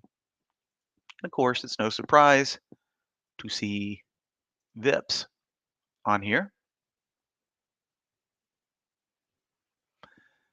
And we can see, since the open here, right here at the top out, right, VIPs was experiencing a 3% um, excursion from the VWAP. So let's see here. All right. Looking over here at the daily, I mean, it's kind of a mess. You got the 10 period in play right here, which could put the brakes on it. Um, but if we had to pick a spot here, let's say the volume stays strong in VIPs, well, we could push up to these candle body bottoms, right? 1556-ish. If it really gets a oomph, I mean, these wicks are all in play over here, but like I said, it's kind of a mess over here on the daily. Now, that doesn't mean that it's not possible for it to pull back. But let's say you were thinking it was going to pull back. I mean, we've got a very definable risk level here. Matter of fact, we got a high 1544. Okay. And we're currently at 1542. So pretty low risk here. If you wanted to take some short and just put a stop, a penny over the high of the day, or 2 cents, or whatever you feel comfortable with. Now, what else has been coming through here?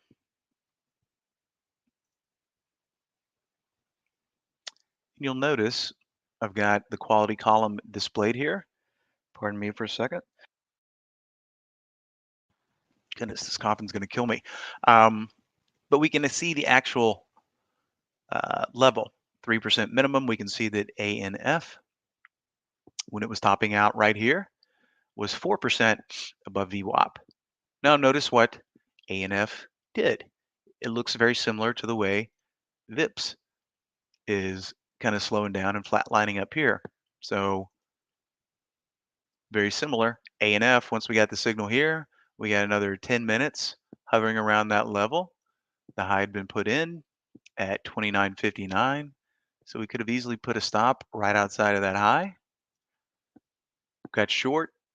In 5 or 10 minutes, you get a nice little push down to the 28.83 level, and still below any entry that we would have made short up here. Now, let's see, what did we slam up against? Okay, notice what we slammed up against on the daily. Okay, so if you're intraday, you're definitely going to want to consult the daily to see if we're butting up to an area of supply. And then for the entry, something very similar to what I'm showing you guys here for the entry and the low risk entry to boot. All right, Upstart. Okay, this one's just a little bit more severe.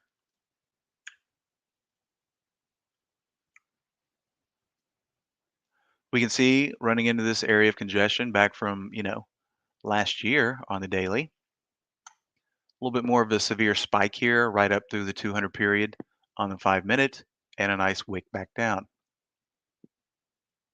And notice what UPS did after this candle closed. So if we just mark the top of that candle, 26.50, of course, it did go to another 30 cents or so. But even if we waited for that to shrink back down and took a 26.50, we get a nice move down to 25.50-ish. So almost a point after UPST reached an excursion of 3% on the VWAP.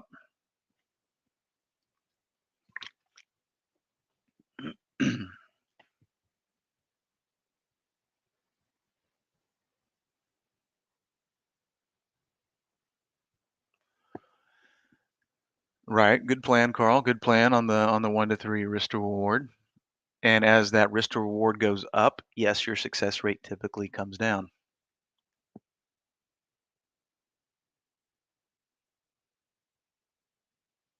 Well, for example, If we, on the VIPs, or let's look at one that's already kind of done what we wanted it to. Okay. So for example, if we took some shares up here short on A and F, once we got that VWAP excursion of 3%, we had plenty of time to make a decision. We could have got short somewhere around 29, 46, 48. All right. Your risk was so small. All right. Call it a dime. Right. And down here, you made way more than a dime. Okay. So 26.50-ish, 28.86. I mean, there was, let's just call it 60, 60 something cents on the table. And based on what it was doing up here, just outside of here, you're risking a dime or so. So, if you get into the habit of A, is it butting up against supply on the daily and then takes a VWAP divergence of 3% and starts to look like it's topping out on the intraday, you can find some really good risk to reward trades there of a lot higher than 1, 2, or 3. Okay.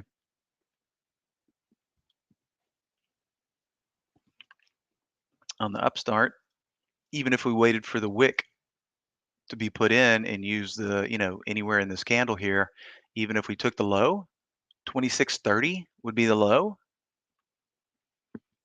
And if you're waiting for a wick like this to kind of give you confirmation, it's just like we were talking about in the ENVB.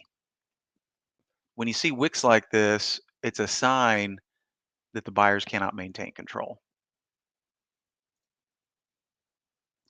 So when you see something like this, UPST 26.49, let's say you even took the low here, 26.30, and you use the top of the candle body as your risk. So let's say we took the bottom of the candle, we got short at 26.30. We use the top of the candle body as our stop loss. That's 20 cents. You're risking 20 cents on this trade. Okay. So if we got short at the low of the candle body, 26.30, the low of this candle was 25.50, 25.50-ish. Let's just call it 25.60. So 26.30, 25.60, 30. That's about 70 cents of potential on a risk of 20. So 60 cents would have been at 3-to-1 on this one, even discounting the wick and using the candle bodies. So Carl, let me know if that makes sense for you. Now in Knox, this one's been in play from a couple of days ago because earnings were in play. Had a big move up, followed by a big move up day before yesterday, sizable move down. But notice where we kind of ran out of steam today. And see, this one pushed a little bit further, right? You get it here, 2002, 2027 is where it topped out at. But you got more alerts a little bit later.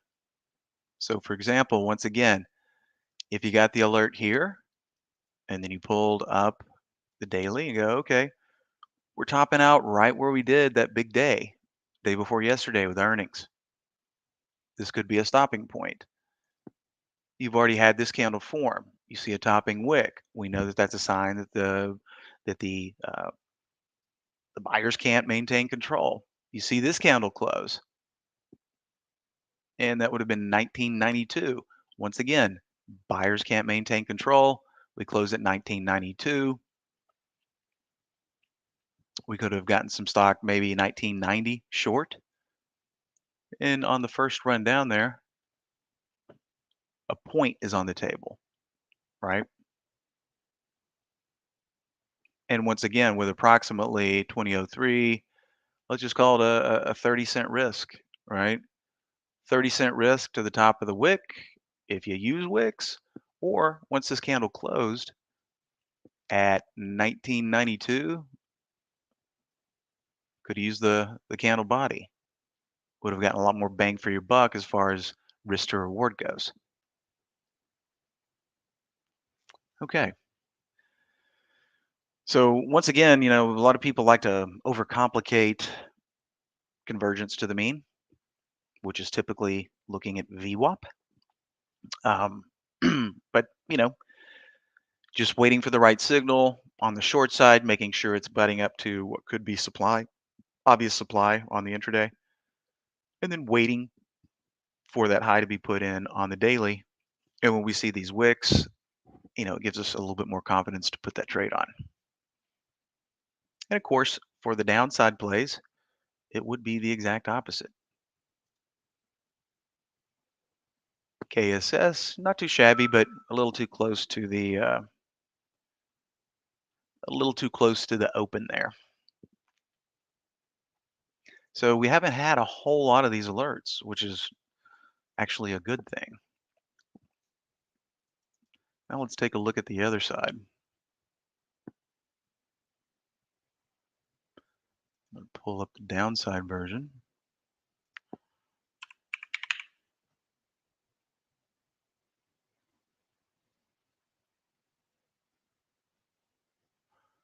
Let's see, I think excursion.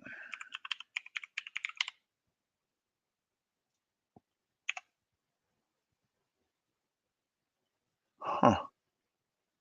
Okay, well, I thought I had a downside version in there, but it's real easy just to duplicate and flip.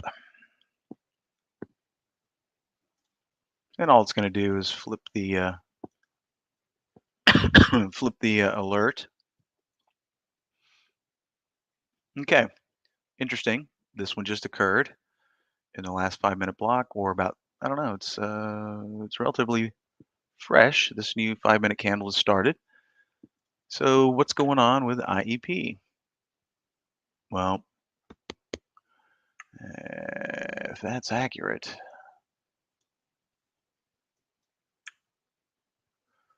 now exception here because it looks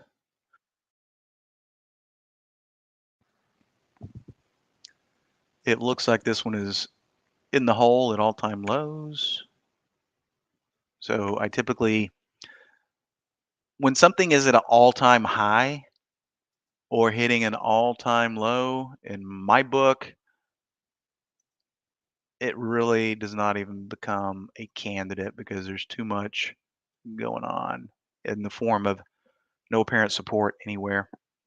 And on the upside for the short, if it's hitting all-time highs, I mean, it's just a lot more dangerous of a trade. Now, having said that, it looks like it's trying to put in a little bounce action, but not something that I would be interested in. ENVB getting some action. Let's take a peek.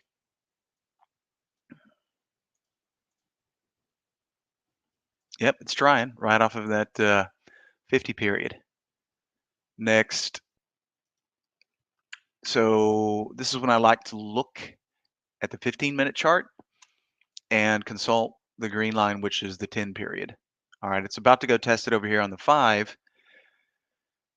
But if ENVB can bolster enough strength to close above this 10 period moving average on the 15, that would give me, that would look a lot more probable that it's going to go back up there and test highs. Okay, SMFL, is that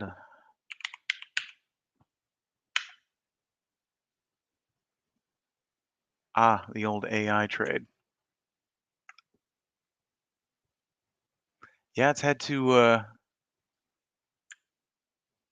so this is a short that the AI put on. I lost my window here. Where'd it go? Strategy trades. Yep, so this one was working for a while. Now it's trying to go the other way.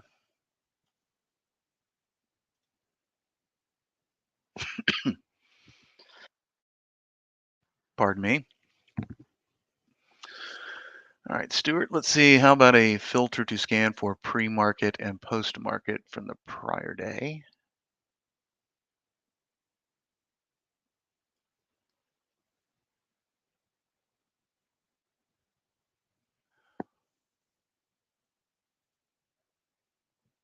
Well, Stuart, that's something.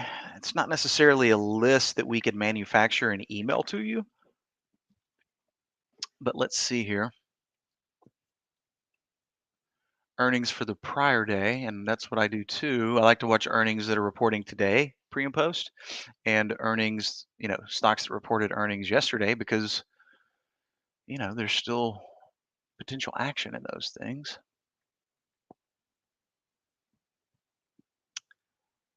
Pre-market and post-market from prior day. Okay, just making sure I understand the question here. Okay.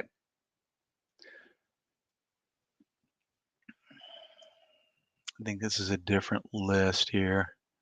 Yeah. Okay. So these are all the stocks that are reporting today. It was a pretty short list. You can see ZH down here, right? I typically ignore anything below a buck, right? Um, and then just for comparison purposes,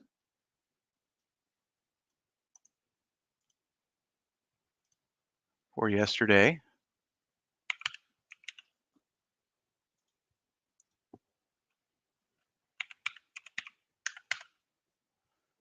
we have these guys. Okay, so here's your list right here. It was a pretty small list, and let's see exactly how many were in there. 43. Okay, not including the sub $1 ones.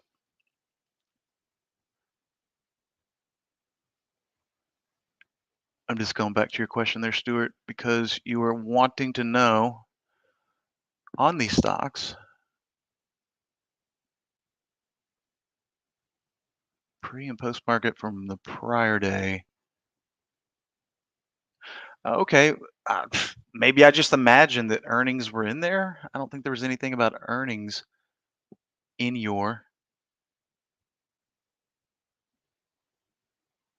a filter to scan for pre-market and post-market from the prior day, up at least 10%. Right. I don't know. Apologies, Stuart. I don't know why I had it in my head that you were wanting earnings in there. Okay, scratch that.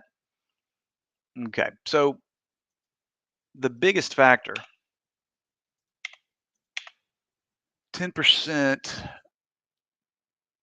from prior close, yes? Okay, so then we're just talking about a gap, okay? Not to be confused with up from open. So if you're just wanting things that are gapping up 10%,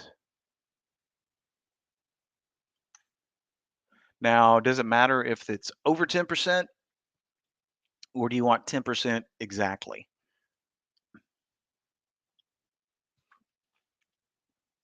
And also,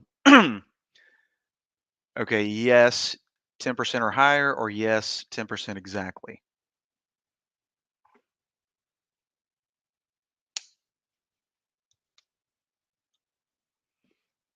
Okay, so easy peasy on that, 10% or higher. All we do is pop a 10 in here. Let me make sure we're looking at all symbols. Now, what about your other filter criteria? Minimum, maximum price, do they have to be liquid stocks? Has there had to have been a certain amount of shares traded on the day already? Or are you more of a fan of average daily volume on the 5, 10, or 30 day? Because unless we put some filtering in here, you're going to get a lot of things that you probably wouldn't engage in just due to large spreads and no volume. But while I'm waiting on your answer here, let's just see what shows up here. Volume today, no need for that. Okay, and we'll add that gap as a column. Okay, so with no filtering on min-max price and volume, you're going to have a lot of things on here. But like I said, look at all these weird symbols. They're things that you probably would never want to touch. So we're gonna have to do some filtering here, unless this is what you like. If this is what you like, hey, even better. Um, but just looking at all these symbols, you know, look over here. We've done 100 shares of volume today. Let's sort by the volume. Okay. So this might be a better way to do it, right? Without adding min-max pricing and volume requirements, is just to consult how many shares have traded on the day. Obviously, UTRS traded 78 million shares and a big gap up. That looks just like the GCT from earlier, but no earnings today.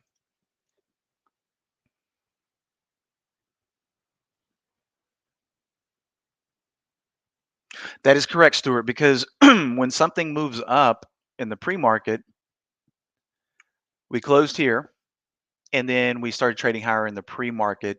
So the gap refers to the price of prior close to next open, okay, which encompasses, you got it, the pre-market area and post as well. So let's include post here.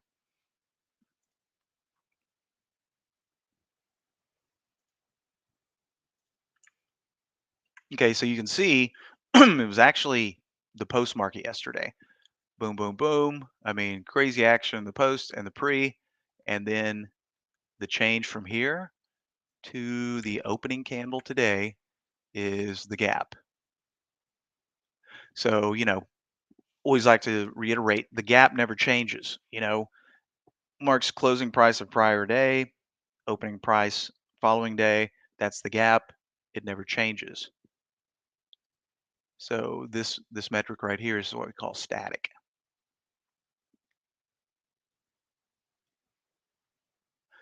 Okay, so Stuart, I'm happy to, do you want to configure this over there on your own, or you want me to polish this one up a little bit for you and drop the cloud link in here? Happy to do that for you if you want to eliminate some of these other things, or if we're just going to sort by relative volume, we can just leave it as is.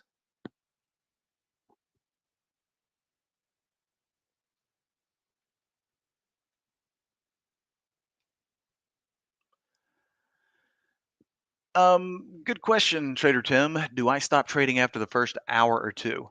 Sometimes, yes. It just depends on what's going on. Um, Speaking of what's going on,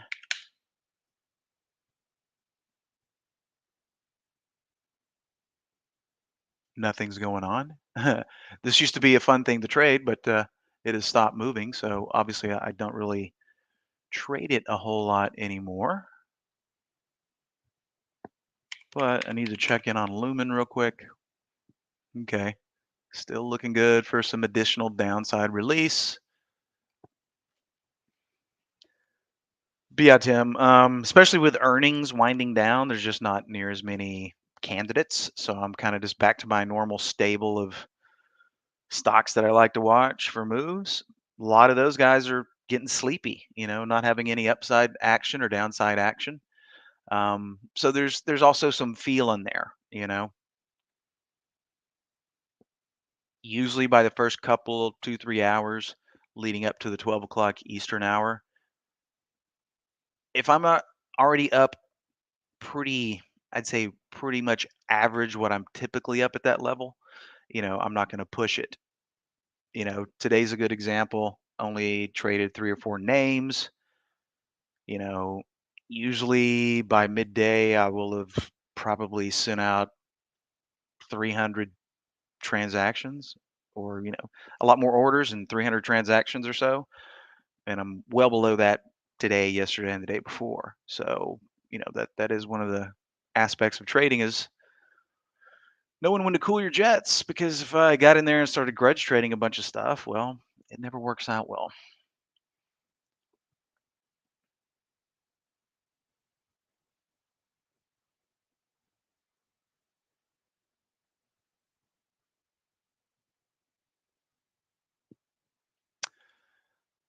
All right, Stuart, what if it did go up at some point during off hours, pre or post, but by the time of open, it was only up 6.5%?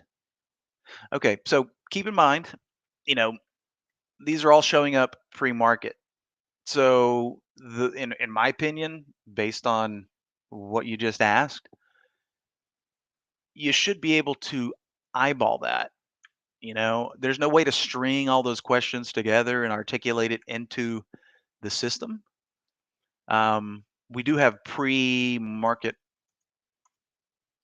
highs and lows, right? Um,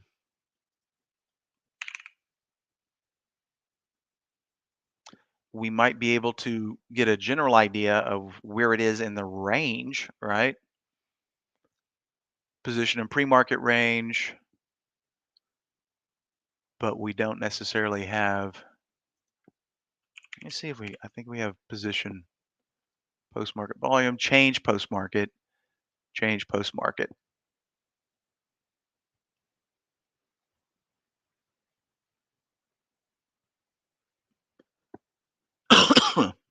So, if you're interested in these metrics, I can't say that there's an exact formula for what you're asking for, but we can always add these columns.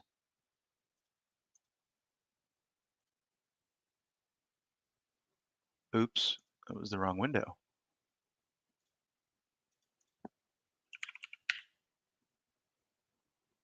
Change post-market percent.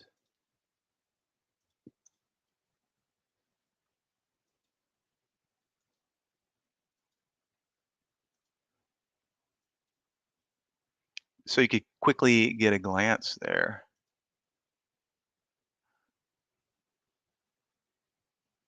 Okay, so change post-market, look at this UTRS again, 147%, I guess, from 17 cents.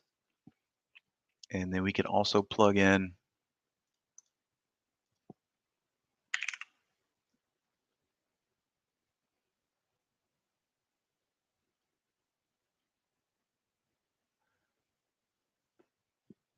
but there's no position in pre-market range.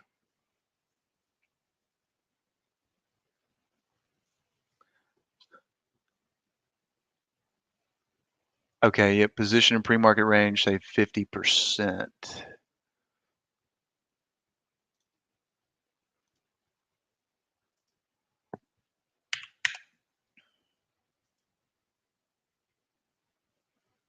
And then we can also show that column. Wow, look how much smaller the list got. You also got rid of some of the big, the big movers. All right, and look who shows up. ENVB, one of one of the biggest runners off the open.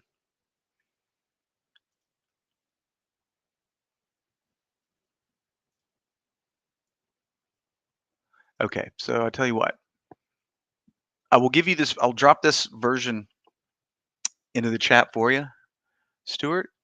But just remember, if you want to really open the list back up, you would just come in here and remove the position in pre-market range. So you might be able to tinker with it and get it, polished up even a little more. We'll just call this pre-post activity.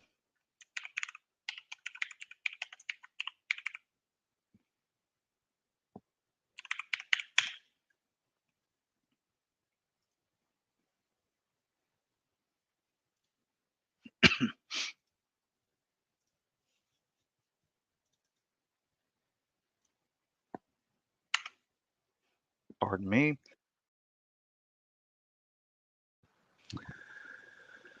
So annoying with the cough. Okay. Let me backtrack here because I know I'm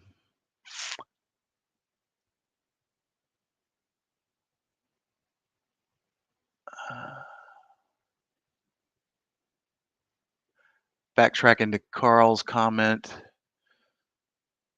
Missed my comment on why standard deviation, or excuse me, on why VWAP deviation is more of what you prefer instead of using standard deviation or even pivot points. That's a good question, Carl. And the answer is they're all going to be the same, basically the same thing. So, when we were looking at the positive VWAP excursion of 3% from over here, well, if we, you know, a standard deviation of 3 is going to look very similar most times to uh, a positive VWAP divergence of 3%. Pivot points are also going to line up with that as well. So it's different ways to ask for the same thing. I just prefer VWAP because it seems to be what everyone is using these days. And if those of you, if there are those of you out there that have access to our anchored VWAP product that was created in conjunction with Brian Shannon over at Alpha Trends, you'll hear him talk about how he has spoken to individuals at large firms that with the advent of the zero commission game, the majority of their volume is being executed around VWAP, right? um, so you can find similar plays using 3 standard deviations, or let's see what the other, or percent up and down, 2 or 3% up and down. But what you're going to find is it's all the same symbols. Not all the same, but pretty much. It's really just a personal preference in the end there, Carl.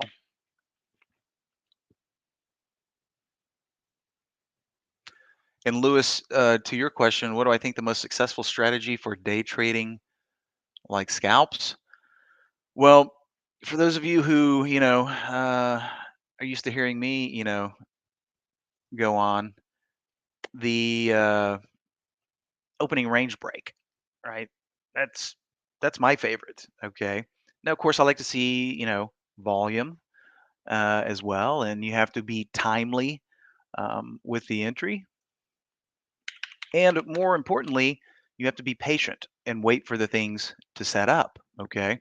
So if we're looking at Lumen here, look at the post market from yesterday, look at the pre market today, with the exception of this crazy bar up here. I mean, that's a very good level to pay attention to. And we opened at 210, just right at it. Okay. So even on the open, I usually stay away from the open. The only time I'll make a trade is if we have a pre-market range like this, because I can get short and I can use, you know, this level as my stop, right? And then look, it sets up again. All right. And then, beautiful place to add to the position. And we might get another downside push towards the close. It just depends on if the volume is there or not. And maybe a little panic comes in um, from people who are long that don't want to be long anymore.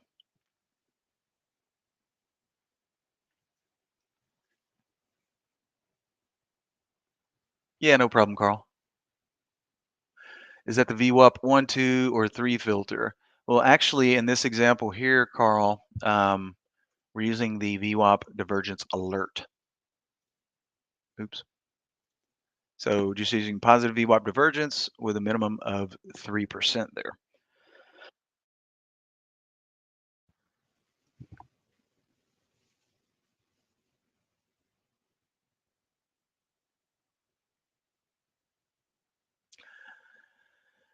Okay, Tim, what's an example of orb setup that you will pass on based on what it looks like when you look left? Well, I don't have one just to talk about immediately. Um, but let's say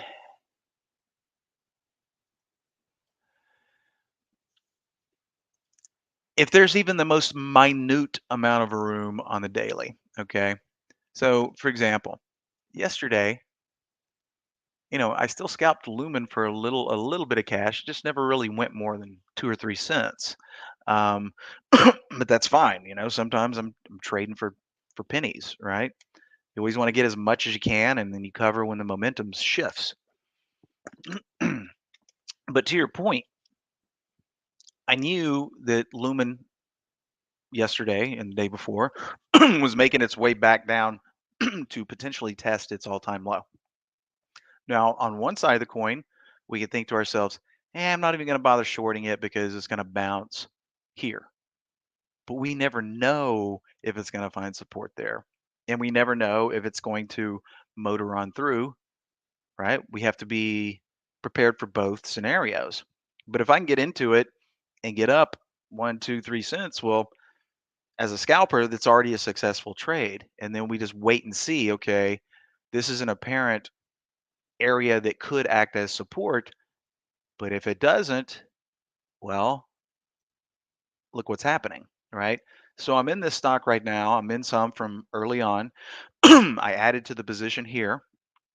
Now we're just kind of, chopping around down here. But if it looks real weak here, and I like what I'm seeing on the time and sells and the order book and the volume, and we're pushing through that level, well, I might just add some more and be real nimble, right? If the volume levels aren't real great, maybe I'll just sit with what I have. But whether it stops at a level that looks like it could be supply resistance based on a short or long, we just never know, right? It just all depends on what you're comfortable with, what you're comfortable risking. Hell, if something's approaching an all-time high to the upside or an all-time low to the downside, if I can just get in and be flat, if I have to exit, well, it's worth taking the risk, because if it does release to all-time lows, just like you hear Barry talking about all the time, he loves the 10-day breaks, and then he gets active if it's an all-time low earlier, right? So it's kind of the same thing there. It all depends on how comfortable you feel uh, managing those plays.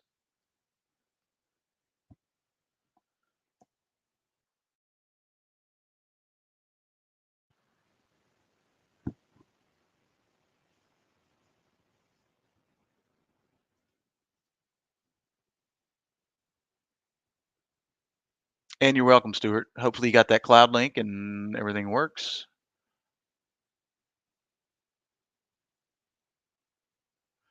Just do a little time check here. Okay, we got about 7 more minutes. Wow, that hour went pretty fast. And well, I don't have my sound on. I was about to say it sounds pretty quiet. Well, yeah.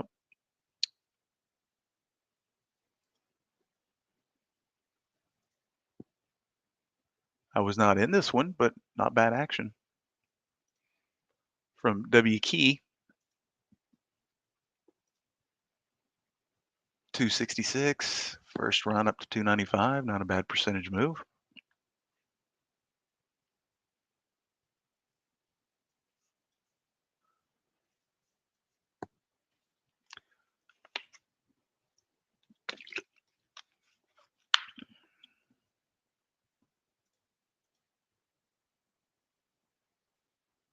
Now I can tell you this, when I see charts like this, I'm like, no interest.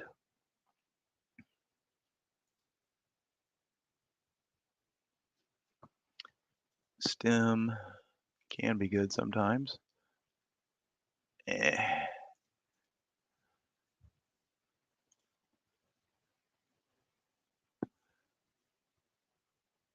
Yep, so as far as the Dawn of the Dead today, it was ENVB. And it was interesting. Who did I make that list for? Stuart. It was interesting that ENVB was on the top of that pre-market list.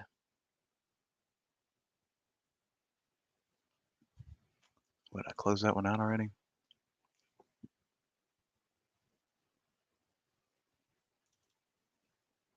Mm-hmm.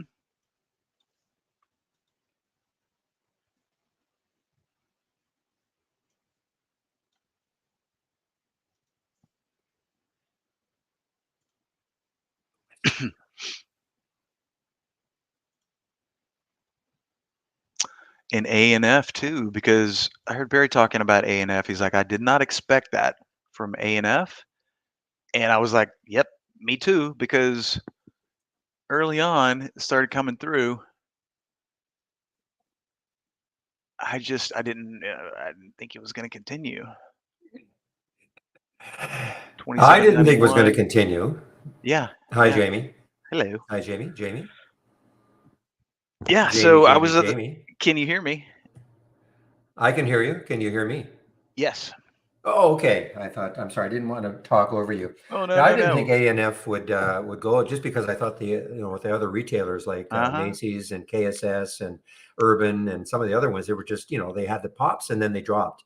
I just kind of anticipated that would happen with ANF, but completely and utterly wrong. Yeah. That's what makes trading so much fun. 28.70. I mean, it was good for a point from this opening range break there, and of course we had to have the wick kind of ruin the beauty of it, but still a point from here to here, roughly speaking.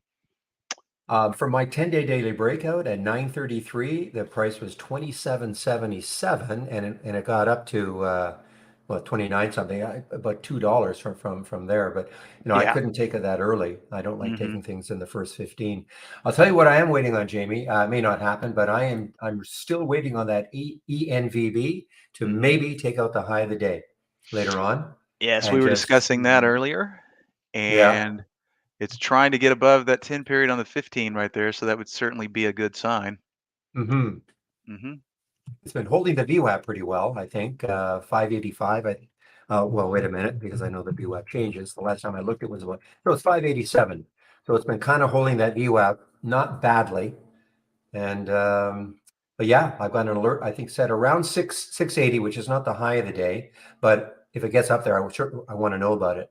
And then takes out 7. You look left, it's still got room. And this is right up Absolutely. your alley. Psychedelic drug, my friend. Oh, are these one of the mind Oh meds yeah. kind of guys? Yeah. Magic mushrooms, I think, and all that stuff. Magic. They're magic, Barry. Magic. And I have they're magic, and I want to patent this one. Okay, I am calling these are the patent pops. We're getting so many in the last, I don't know, 2 to 3 weeks. I never really paid that much attention to in the pre-market when a company said we've applied for a patent, we have a patent, unless it's a huge company. Sure. And but in the last 3 weeks, we seem to be getting a lot of these companies releasing information like that and having huge moves. So I'm calling it, these are the patent pops. Right, right. And ENVB is another one today, just as an Exactly. example. So so there. Yeah, well, it's another yet another thing. How long will it last? We don't know. Exactly. But as You long as it know, does, yeah. a while back we had the reverse split pops, the reverse splitters Mhm, that were mhm. for a couple of weeks going insane. But now I'm sort of zero. And in fact, one of the guys in our room said we were able to do a search on stocks that are having patents, perhaps accepted or up for acceptance, so we can kind of keep a track on those. Now, was that what And you were referencing ChatGPT about earlier? We should ask yes, ChatGPT? yes, yeah. Ah, yeah, yeah, No, yeah. I don't think he did that, but he just found a website. But sure, why not? Yeah, I mean, that's if chat, I definitely a mean, if catalyst for sure. yeah, it is. Well, it's right now. It is anyway. So anyway, my Well, and friend, it is well. okay, but I'll say this, and then I'll let you get back to it. But remember, I don't know if you remember this. I certainly remember a time where I'm like, I don't touch biotech stocks; they're too crazy. But now it Mhm. seems like the only stocks that are ripping all the time are biotech stocks. Right. You know, things change. I never really shied away from biotechs during the day. I would never hold one overnight, but Well, I would never. correct. Yeah. Hmm. Yeah. But during the day, I always thought, wow, I mean, that's where all the action is. Sure. Sure. Okay, my friend, I'm gonna go cough a bunch. Okay. And I'll be keeping an eye on Lumen unless it's changed drastically in the past 10 minutes. Okay. LUMN. Because Okay, I'll we're watch that one. circling the drain, Barry. Okay. This was the all-time low back here. And now we're Ooh. punched through it. And look, I'm So short you're from, talking about shorting it. yeah, I'm already short. Oh, But, okay. Okay, oh, and look, cool. it's busting right now. It's Hmm. busting again. So, anyway, okay, I better hop to it. All right, my friend, thank you. And I'll see you later. You bet. Okay, Bye bye. bye.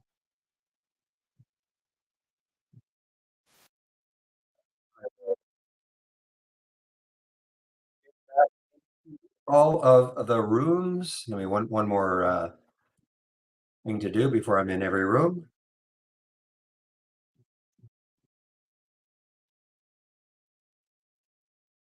Okay, Trader Tim, do we have access to a news? Well, we have a news feed right here. Okay, so we have news here.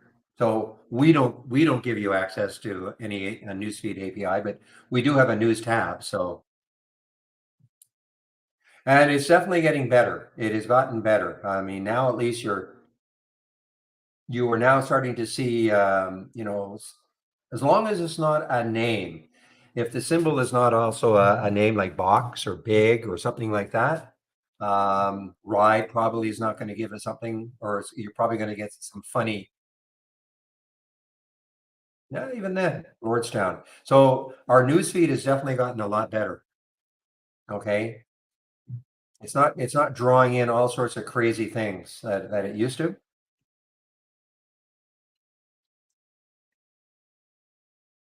But remember, this is not what you call like instant breaking news. Okay. I like it because then I can go kind of back a few days and check to see what happened. If I'm looking for more or less instant stuff, I'll look at my IB Interactive Brokers headline news. If I'm looking for something like that. I mean, it's not a paid service, but it's pretty darn good.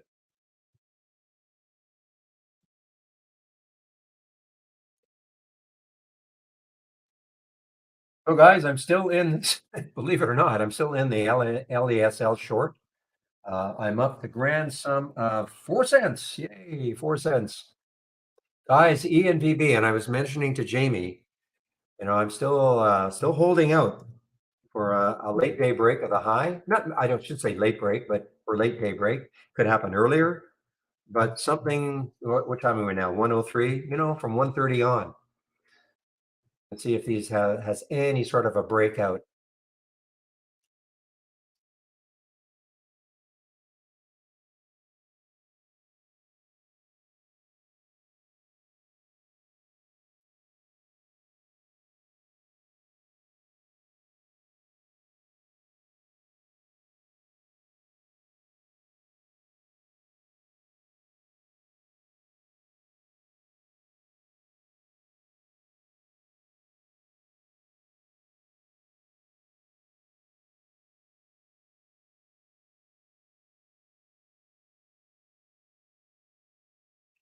All right. RTL, I know has been pretty active. RTL.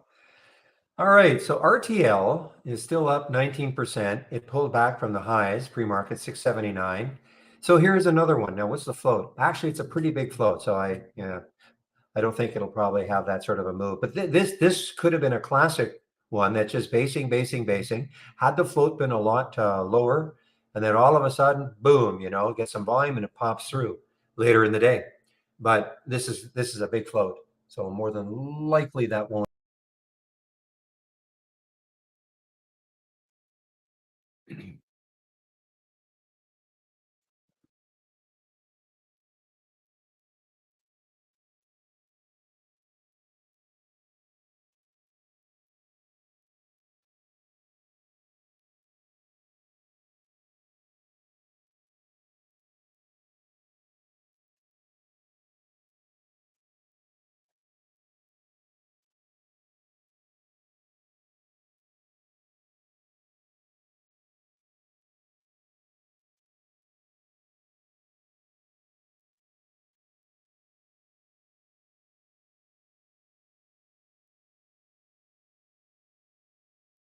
DHAT is on the way down. I don't think this is shortable for me. I think 27,000 shares. Okay.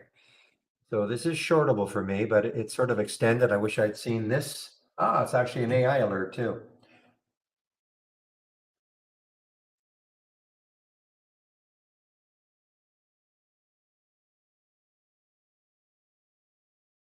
So this has been a very good one from the AI guys. It's RETA, RETA. It is now starting to try to fill in this void. The high 92.22, so 92.99. I mentioned this one earlier, taking out that 92.22. AI had it as an alert at 87.73, so this has been a nice one. It's had two nice ones in a row in terms of fairly large caps. The one yesterday, of course, was the IART. And now there's this one. And you got to love this potential void fill. So this was an earnings shock, obviously. This day right there on May the 10th must have been a big earnings shock for RETA, RETA.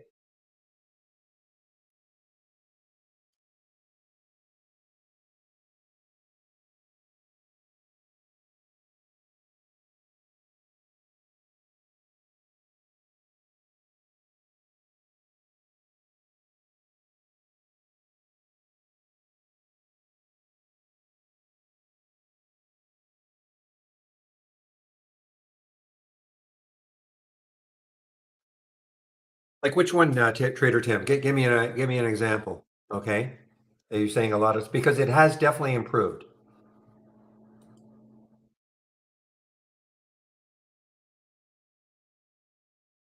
I'm just looking at Rita as an example. Okay, just looking at this one as an example, and everything here pertains to Rita.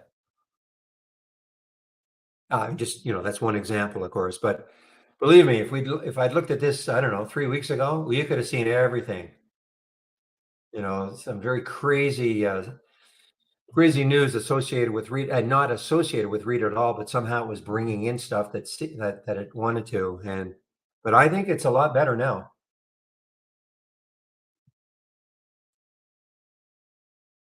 But if I type in VOX as an example,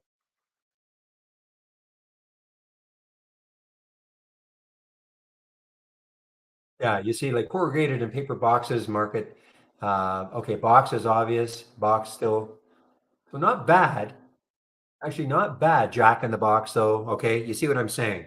If it happens to be a name, like a real word, sometimes you're going to get. But this is not terrible like it used to be. I think it's only going to get better.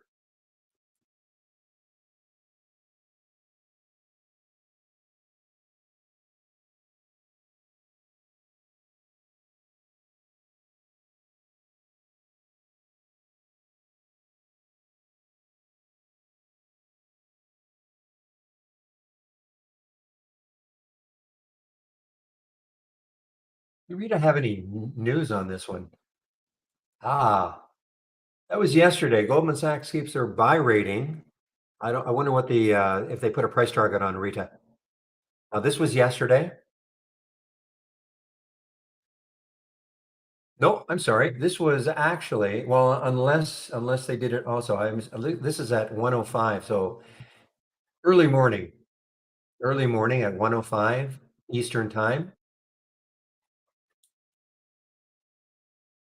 May 24th, so 1:05. So actually, this was today, so maybe that's what caused it to pop. I did not see Rita this morning as an upgrade or whatever from Goldman Sachs, but it also had a big move after hours.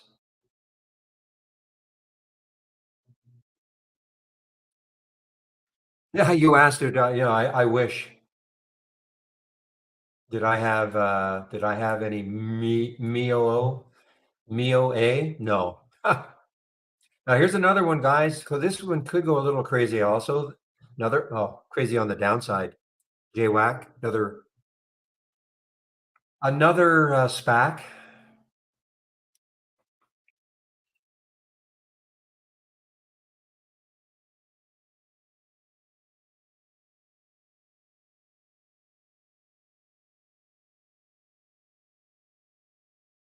Hey guys, you know what I'm going to do? I'm going to do my video now. Okay, I want to do it now. Well, there's a bit of a lull for me. So what's the time? 1:10, 11. So I should be back no later than 1:21.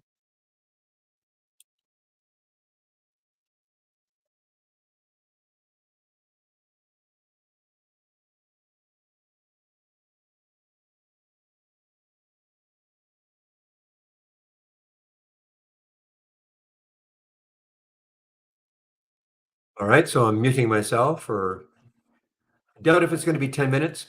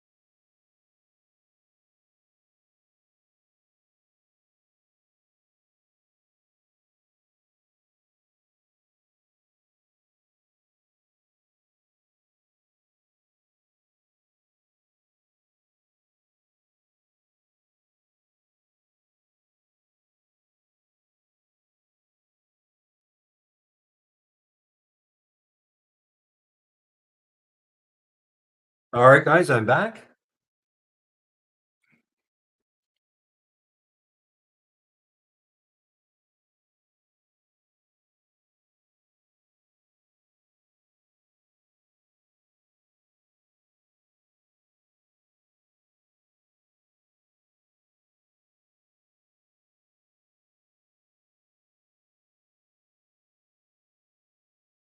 Okay, now start to look at some of these ones from the breakdown now. Not the breakdown, but the 20-day low, range low. So, only two on the 10-day daily breakdown. Of course, spectacular on the WOOF. The alert was at 885, got down to 732 before it started to rally. And then the place for a while just struggled to get through. Well, it got through 18 a bit, got down to 1750, but now it has also popped. So two really nice ones. And then sort of a, not all over the place on the breakouts, but obviously the ENVB was the star. And it still has that look, guys. I'm telling you, holding that VWAP 587. It's been holding the VWAP pretty nicely.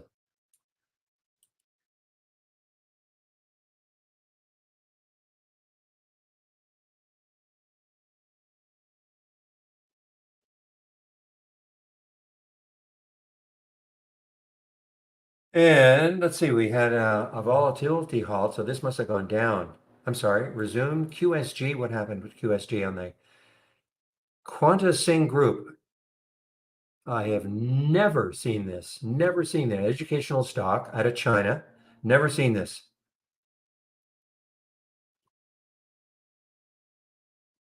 Looks like it started trading as that stock back here. Yeah, back here. So in January, I don't think I saw this one, or I can't recall seeing it.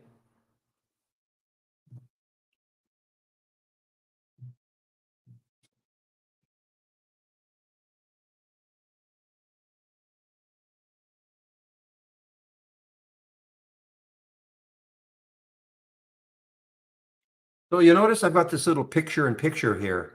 So, I mean, this doesn't, for me to use, it's not a big deal, of course, because I've got a weekly and a daily and a 15-minute chart. I mean, I can't throw up a monthly here. But, if screen space is a problem and you just want, to be able to quickly look at things,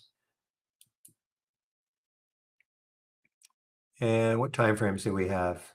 Well, you can put, 1, 2, 3, 5, 10, 15. So you can put all the time frames here if you want.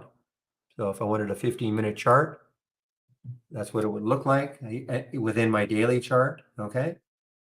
And this is, well, it's already here. This is in these new HTML charts, not available for you guys yet. Hopefully all this will be available, and I'm going to say relatively bug free for the test drive. I mean, there's always going to be probably little things, but I mean, not damaging.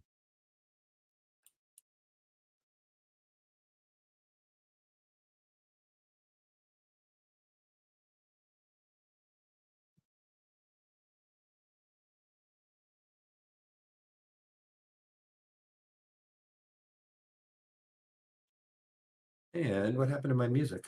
Just give me a moment.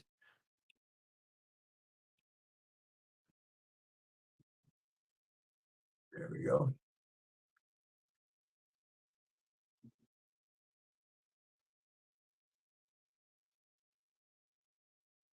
Avid spike, well, it's showing up right here on the in the race. Wow, no kidding, an avid spike. AVID spike. Look at the room it's got. Almost not quite a couple of dollars to the next high looking left. Must be some news hitting all that volume. Some news is hitting this. Don't see any.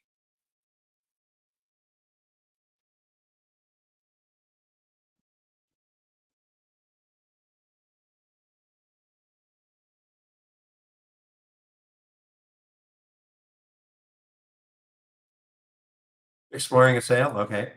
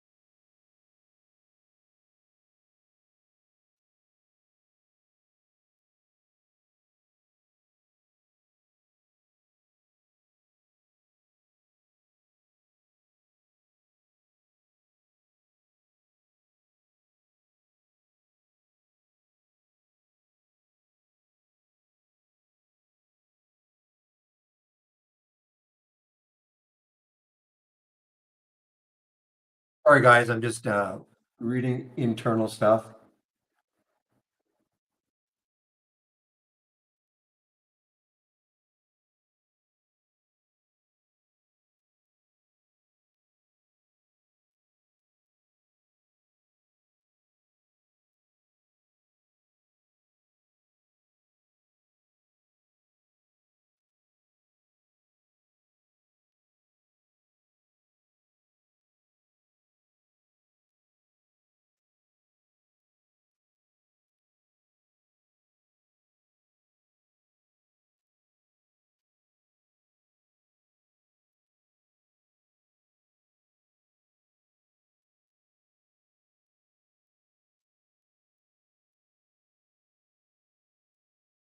Okay, Carl Stock IEP continues. I probably should have taken that short right up here when we first saw it. Well, I first saw it.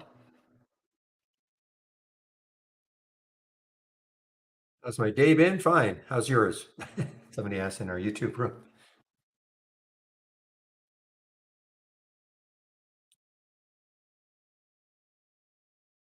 All right, same thing with the Zura, guys. I'm going to stick an alert around 8, okay? 8 for the Zura. See if it takes it out later. Okay, a little over 8. See if it takes it out later, get some volume to come in. Kind of like what happened here. This was at 11:40, or sorry, the 11:45 candle. Okay, and look what happened. It popped right up, pulled right back down. Low float. So this is another one that could get going later on in the day.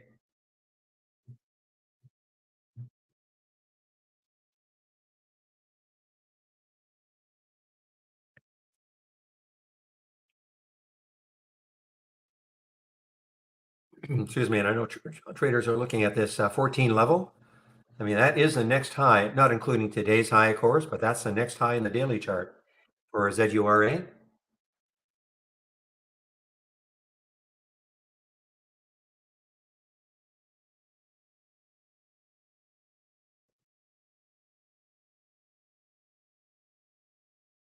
You know, lost sight of the PTCT, but that was a heck of a bounce, actually. This is maybe my number one focus this morning, and thinking that we would be shorting this one.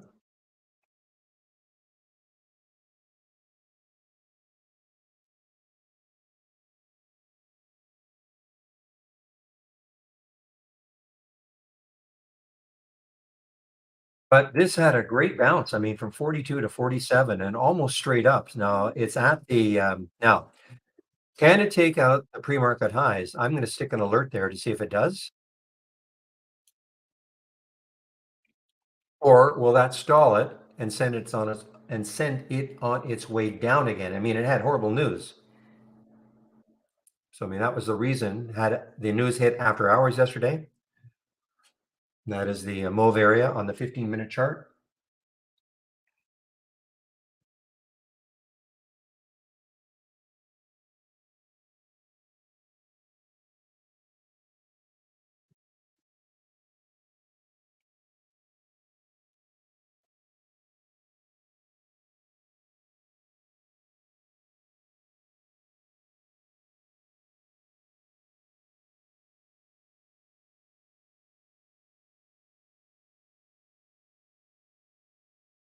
All right, so this QSG is showing up in the race, but this is probably a absolute. I wonder what the spread is. Oh, it was halted too.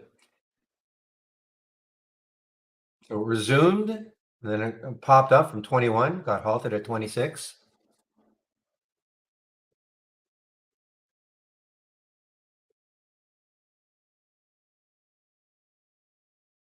Now this is China education, and I think if I can find the news in this one. This was a China education stock also, EEIQ, and it did pop up. It's a US stock, but I think it's something to do with China.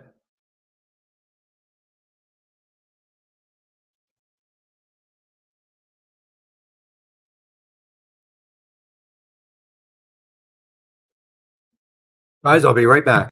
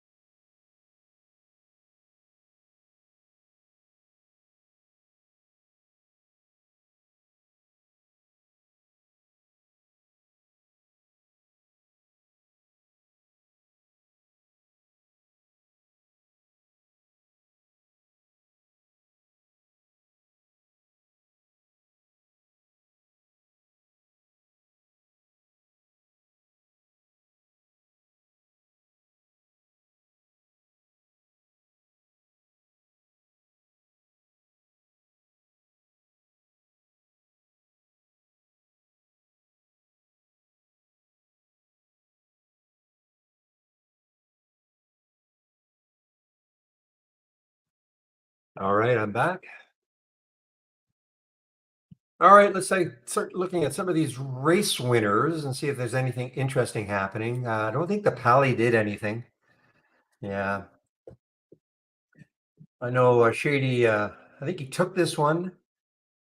I didn't quite like it because I thought it was too close to two. I thought two might stall it, but you know what? Later on, maybe it pops through. It is low float.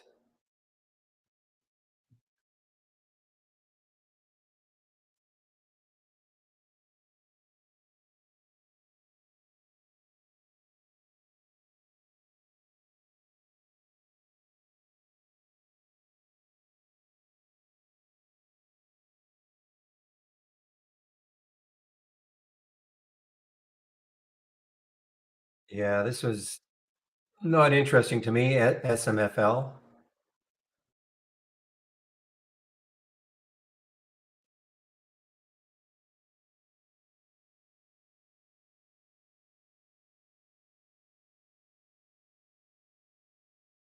This one from a couple of days ago, or maybe even yesterday, LFCR.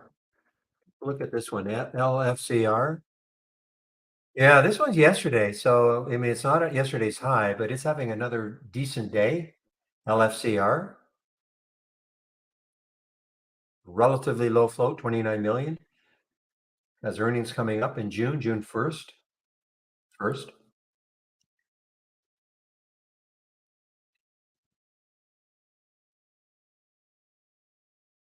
RPD, news spike. Don't see it anywhere. Let's see. I can find it anywhere.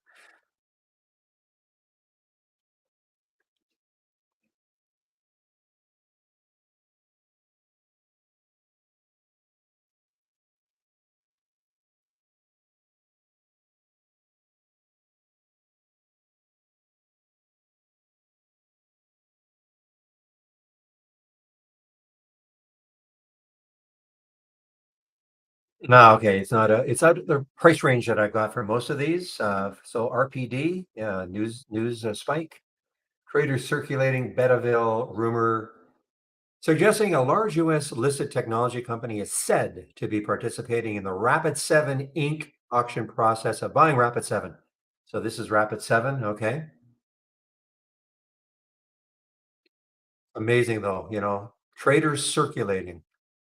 We started seeing little snippets like that. How many months ago? Maybe 5, 6, 7 months ago. You'd watch something pop up, and then you'd see that traders circulating rumor, and that's all it is.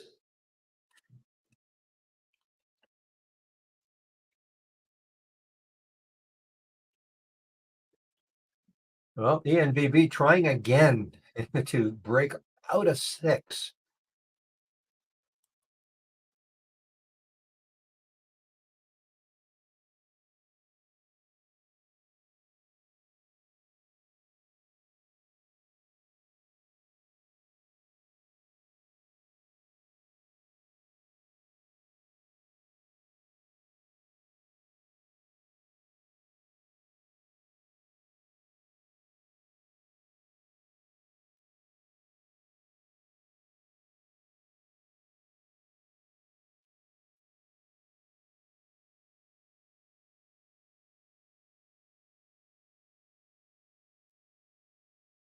Okay, so PTCT looks like the high of the pre-market may have stalled it. What did it get to? Got right to the high right there.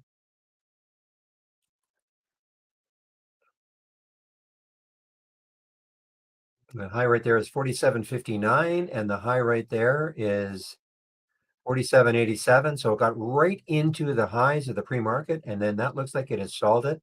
This could be an interesting short under 47. All that bad news is still there, even though it's had a nice recovery.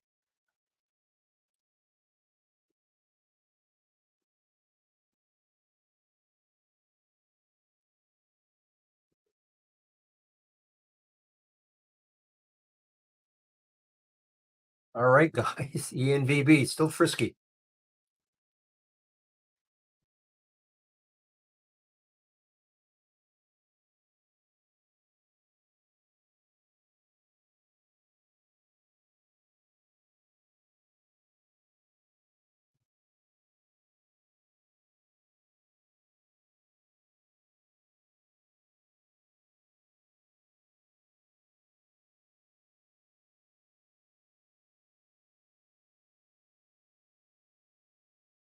Okay, Avid is still popping on that circulation. Here we go. Now this looks like Bonafide now is working with Goldman Sachs Group to explore a sale. Okay, so I mean that seems legit as opposed to just traders circulating rumor.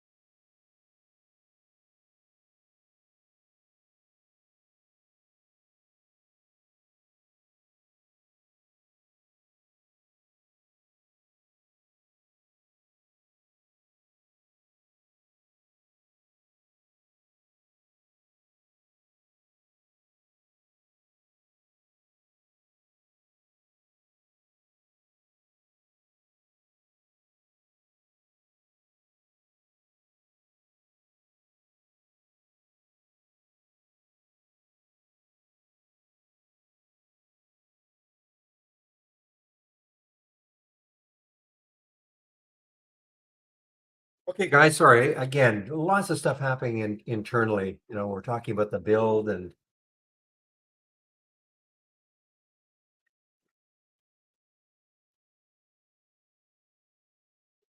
well, I have had the patience of Job on this one, LASL. I've been short at 976 for, when was it 976? Right in this area. So I've been short this one for about 2.5 hours, maybe 3 hours. And why? Well, it's an all-time low. Found it on my 20-day range low, and it's also an all-time low.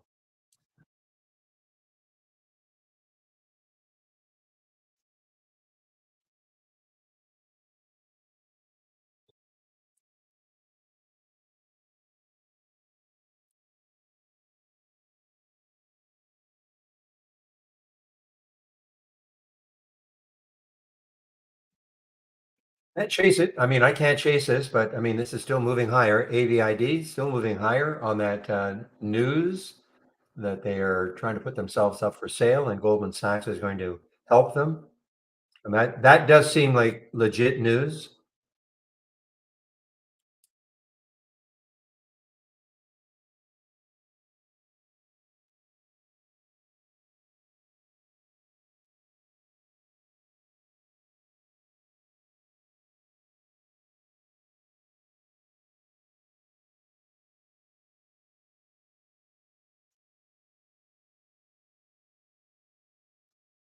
Okay, guys, this is in the simulator. Okay, we're just demonstrating how you can use the simulator to practice trading.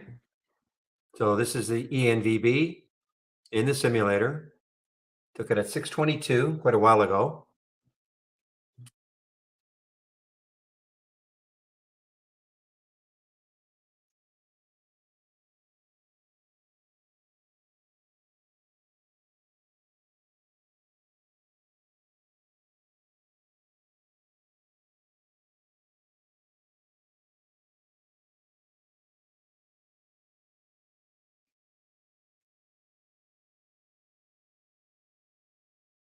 Oh man, just like about a penny move for this RTL.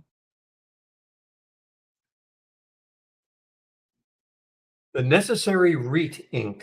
Okay, another one of these ones that got halted. This is another SPAC. LA. No, this is an IPO today, I guess, guys. No, not an IPO today. This probably was a SPAC that turned into LAES. It was trading in the pre-market, and this is was this Seals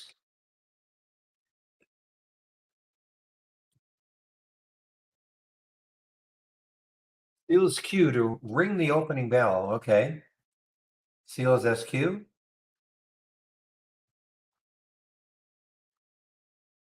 Or is this correct? I can't tell. I can't really tell. It kind of makes sense, but Usually when you see something trading for the first time in the pre-market, usually that means it was a SPAC the day before. I just can't see that information. And that is the LAES.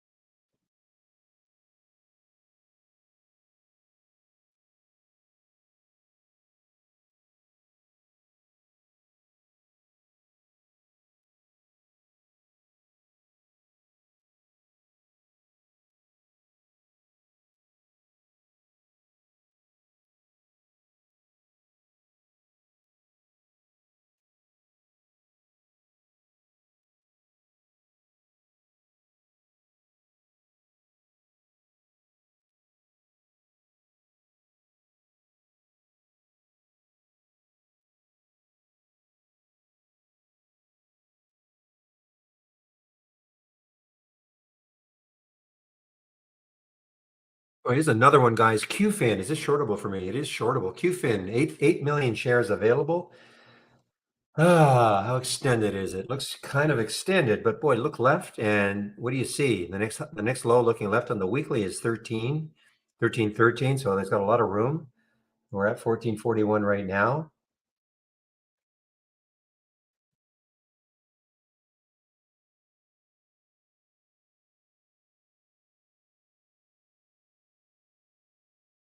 All right. Another patent. Okay, let's take a look at RGTI. The patent play.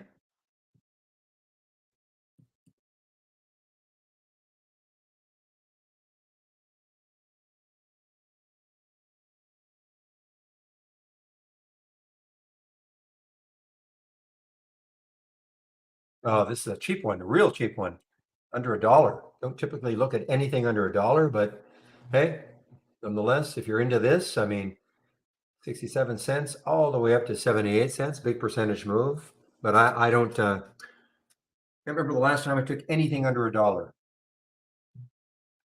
If you're going to ask me why, just a personal preference.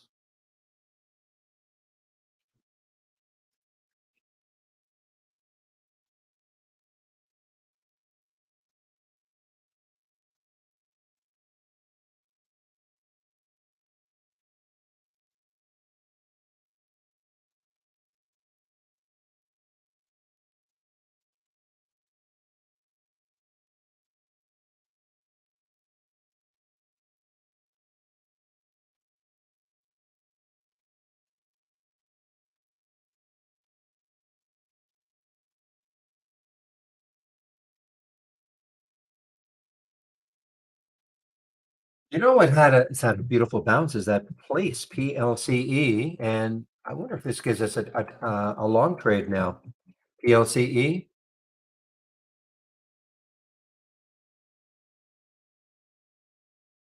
Yeah, I mean this is the not the high. Well, it's the high of the day.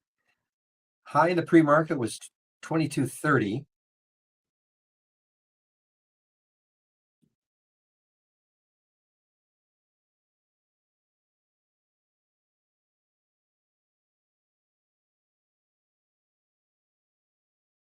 But definitely a great recovery from 1758 to 1927 now.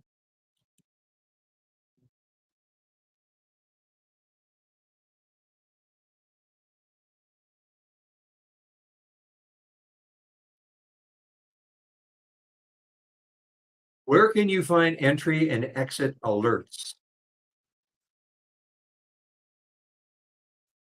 So every chart, and again, this is just suggestion, okay? Just suggestion. Let me obviously I don't have it on this chart, but let me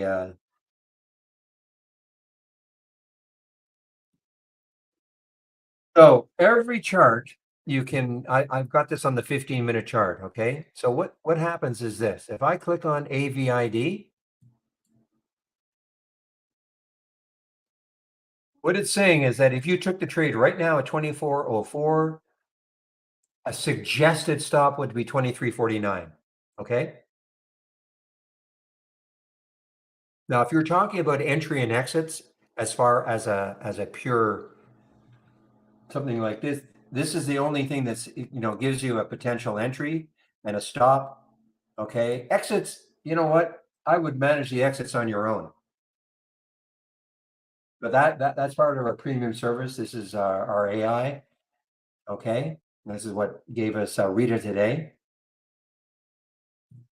But if you're looking to, I mean, if you saw something that you liked, you click on it, and you thought, oh, I wouldn't mind that RTL, and then the smart stop is generated automatically on the chart, 573. So if you took this at, again, a suggestion, and how is it generated? It takes a look at 15-minute, the volatility of 15-minute candles, the high and the low of the day, and it kind of gets all those numbers, crunches those numbers, and it generates a smart stop. Okay.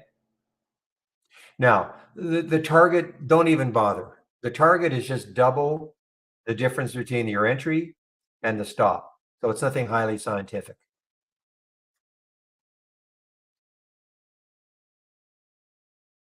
So the true exit, if you want to obey it, would be there. There's your stop exit.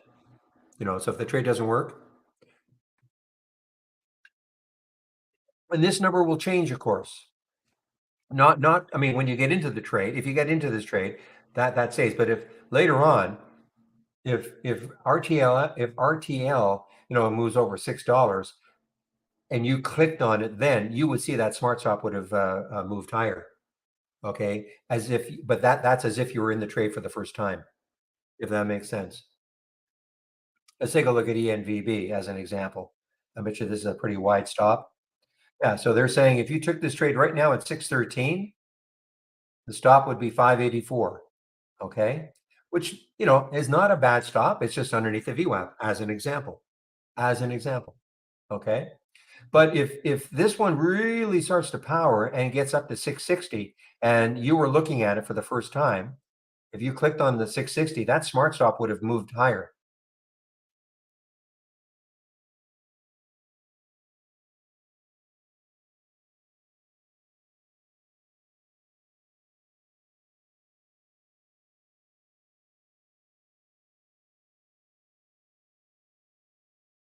Next, do you have our program? You have trade ideas? Okay. So if you go to my homepage, I'll show you, but if you go to my homepage, I mean, you can have all this. I'm sharing a lot of scans, including that one.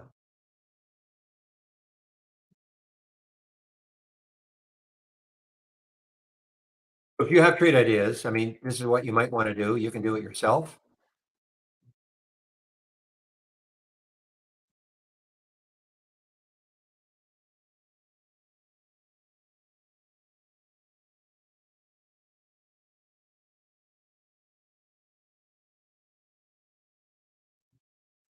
Okay, so if you click on my homepage link, this is what you're going to see. It'll be at the top here. So just scroll down, scroll down, scroll down until you see my scans. Click here, and then the momentum up and down. This is in a doc version, so you get them both. If all you wanted was the up, then if you load this one and just X out the momentum down, just exit out, or click on the X so if you don't care about seeing the momentum downs, well, then you'll just then your screen will just be a momentum up. Then you can take a look, just right click, configure, and you'll see exactly what it's looking for. Okay. Basically, the key thing is 1,000% of normal on 1 minute volume. That's kind of, with other filters in place, but I have a certain price range I like. That may not be the price range you want.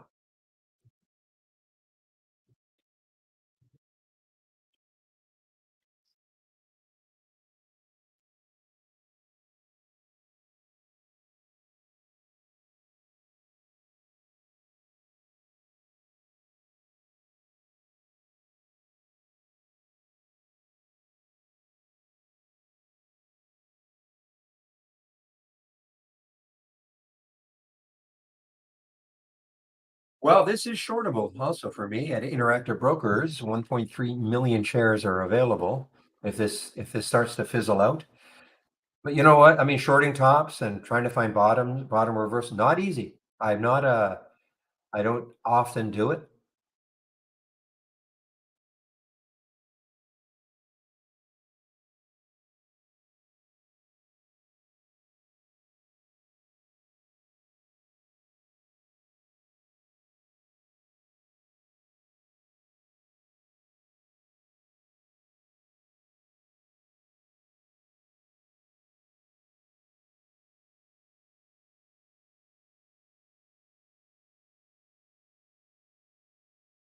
I'm actually almost thinking about upping the filters in here. How many did I get today?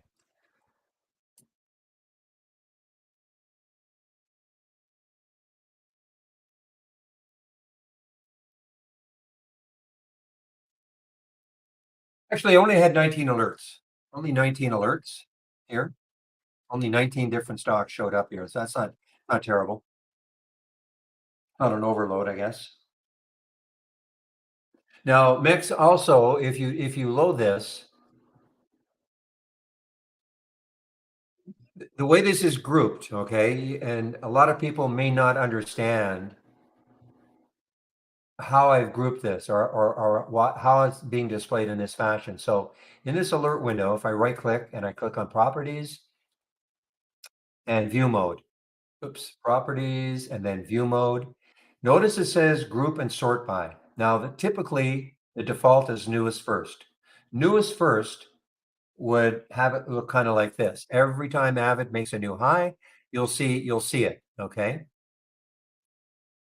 that's what newest first will do. The group and sort by is, I think, is a cool is a an interesting way to present. So if I click on the little properties and then view mode and then group and sort by. So keep newest. So that's why you see it at the top. Sort by time. So I want to see the last one and sort in descending order. So time-wise descending order. So what happens is I will see if Avid makes another new high, I will see it at the top here. It'll tell me the time it made and the price. It's just that I won't see it over and over in a list like this. Okay. And it, completely up to you. If you'd rather see, the stock like presented in this fashion over and over and over again, then you just have to go to the view mode and click on newest first, and then that's how it'll be presented. I kind of like this because it doesn't jam up the window too much with the stock with the same stock over and over and over and over again. But it will tell you this. It'll tell you exactly when a stock meets these filter requirements and makes a new high for the day, and the time, and the price, of course. So you're not gonna miss it.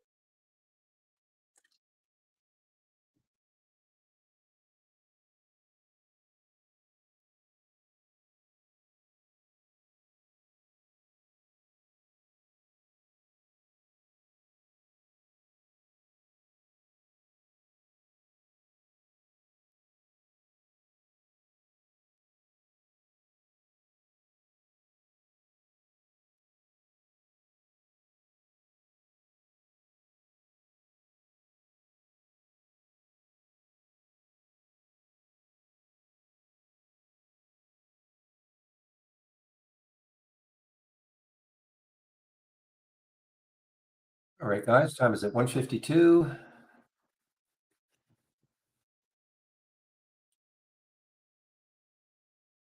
And again, I draw your attention to this 20-day range low, 20-day range high. It's amazing. Nothing here, nothing, not one stock. Earlier on, I think Yang was in here and maybe one other one. But look how many stocks are making 20-day range lows and are also near the low of the day. That's how this is organized. And if you think it's just because the market's down today, no. I've been watching these two top lists for a couple of weeks now, maybe 3 weeks even. And I can only remember one day where there were actually more 20-day range high, but it was never full. It was never full like this, where I mean, it's just a huge list. Now, if you think, well, how am I going to follow all this? I don't. I just look at the top ones. I've sorted on that position in days range right there. So I just sort on it. So QFIN is right here. You can see it's almost at the low of the day. It is at the low of the day. Somebody said VFC has earnings. VFC has earnings. May 23rd. That had earnings yesterday after hours.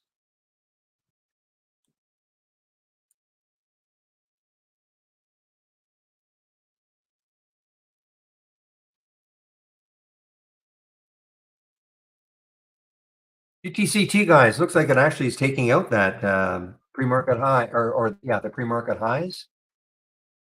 We're trying to anyway. No, not quite. Look what's happening here. I mean, if it can take out that pre-market high, which is right around here, which is about $48, this could have another bit of a run in it for the PTCT.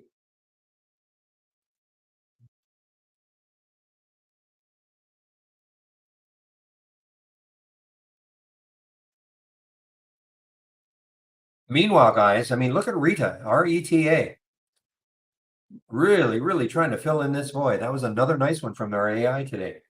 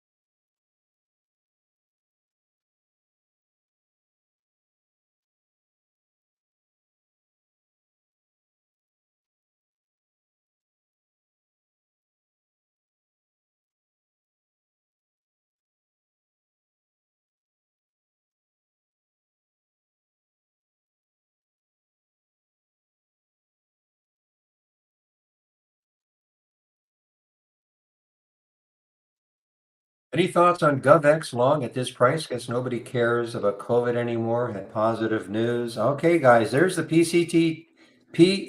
sorry, PTCT. I'm really going to watch this one now, see if it has even more recovery. The spread, look what happened. So it dropped down below 48 again. GovX, wasn't that the monkeypox, one of the monkeypox ones when monkeypox was a thing? Yeah. You're on your own on that one, Baba. I'm sorry. Completely. It's an ugly, ugly daily chart. I have no feelings for this whatsoever. Not trying to,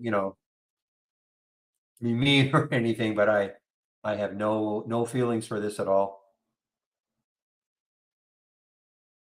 Anything under a dollar, I really don't look at. But look at this daily chart. It is ugly.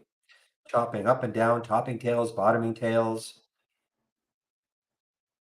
And yeah, okay. Positive. I don't think people give a rip about COVID right now.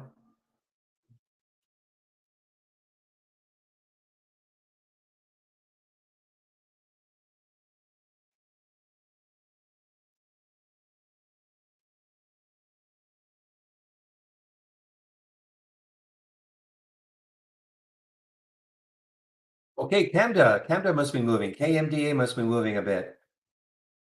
Earnings play. Didn't see this one at all. May 24th. Yeah. Free market. Didn't really see this one at all. Not a lot of volume. 21 times normal. You can see it doesn't trade very much. 338,000 shares represents almost 22 times normal. So this just does not trade very much.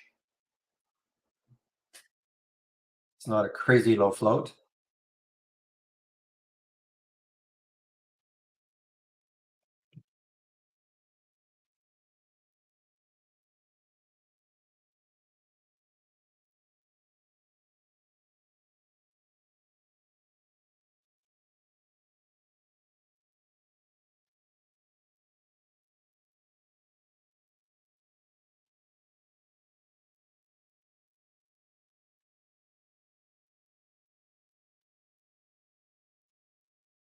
Well, that was a real fake on the PTCT. Took out the pre-market high briefly, and I was getting pretty set to take this one, but I wanted to see how well that held over that whole number, and then it gave it up. I mean, this may not. And I think Real might say that it hit the top of a channel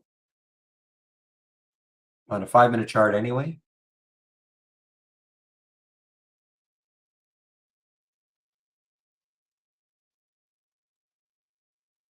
Target way out of the price range I like, but let's take a look at Target from Shady.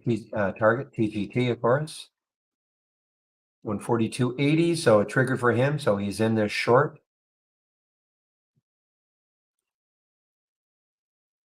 Next low looking left is 139.56. Really? Is FOMC today? It is Wednesday. I never even. Oh, whoa! Chart window SPY SPY 1 minute. Okay.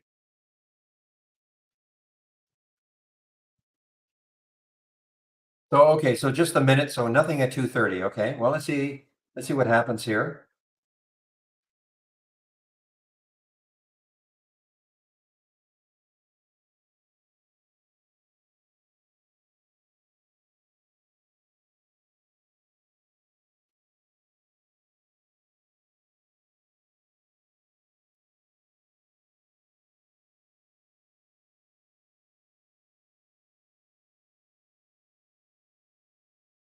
Oh, it's just the minutes from the last meeting. Okay. Got me all excited, JJ.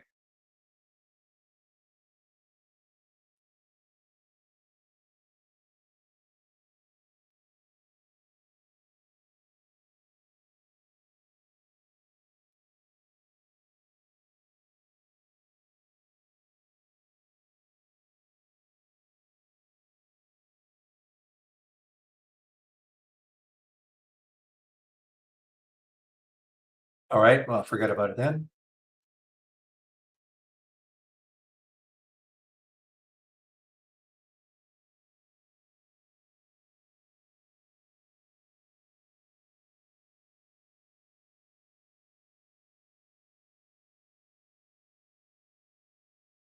All right. Well, if you're so inclined, I mean, this AVID now, three topping tails, a couple of fairly large one, a smaller one. Again, what does it mean? The buyers had it up to these prices, and then the sellers knocked it down a little bit. Buyers try it again. Sellers knocked it down a little bit. Buyers trying again. Sellers knocking it down a little bit. I mean, the trend is still up, but eventually maybe the buyers will give up.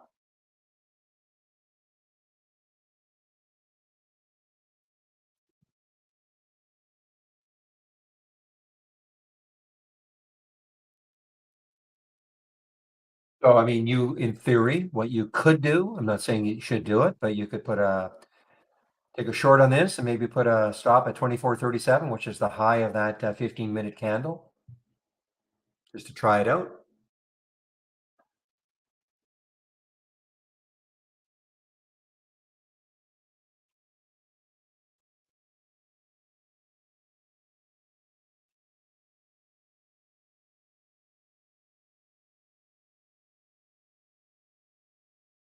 Augurs will not now for the ENVB if it really gives up that VWAP.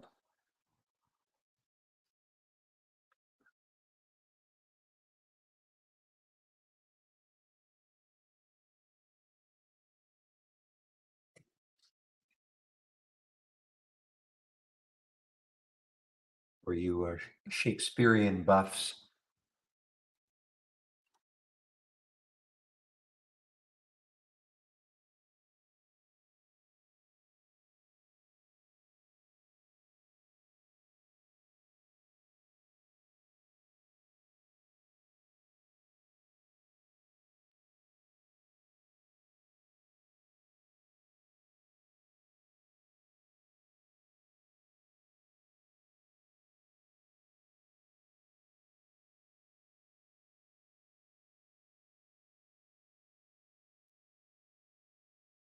All right. Well, I'm going to see about this Avid. I'm short a little bit here. Want to see, and of course, my stop actually will not be up here. It'll be at the top high of that candle, 24.14. See if it has any sort of a move down.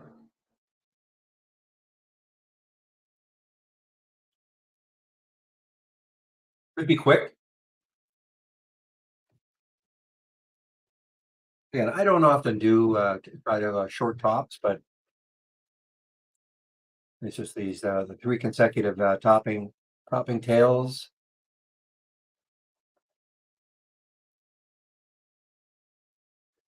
Don't like the way the bid ask is.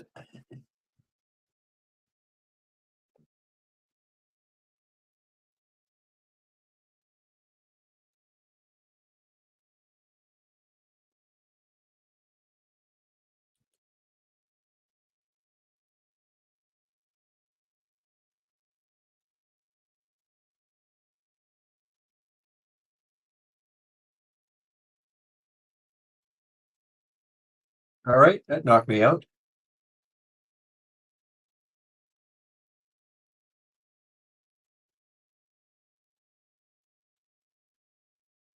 Yeah, I'll take a look at it one more time.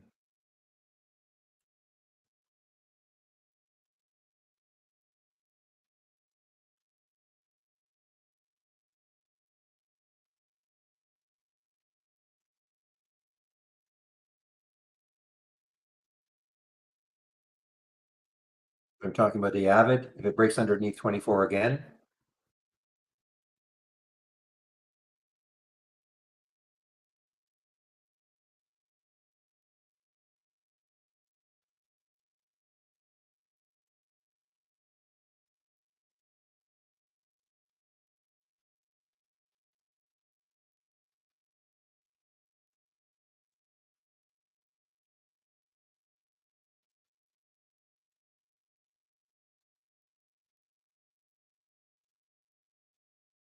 hey guys, I'm just watching. I want to see if this Avid breaks under 24 again.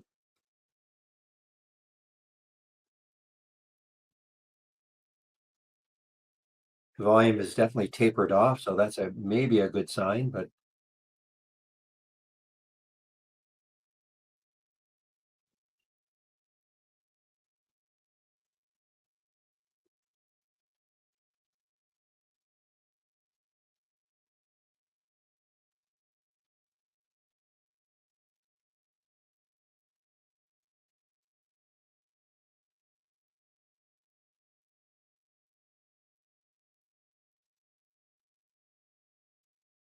tell you guys, you got to watch that Rita tomorrow. RETA. Watch it tomorrow and see if it continues to fill in that void with Goldman Sachs behind. I didn't see if somebody maybe can find out if they actually put a price target on it for Rita, RETA.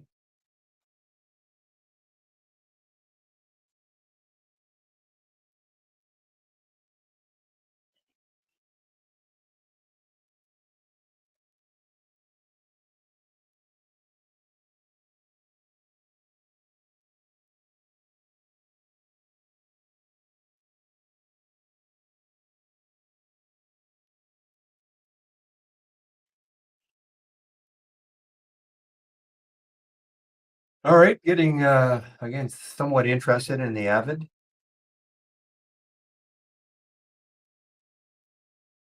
again.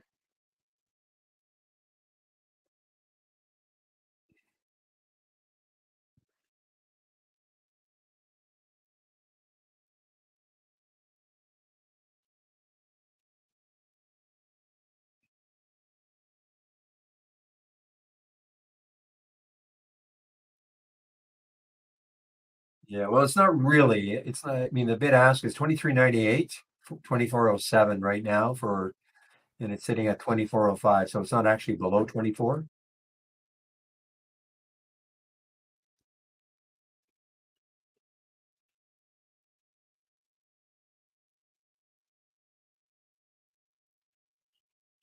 Hmm. ENVB right back over 6.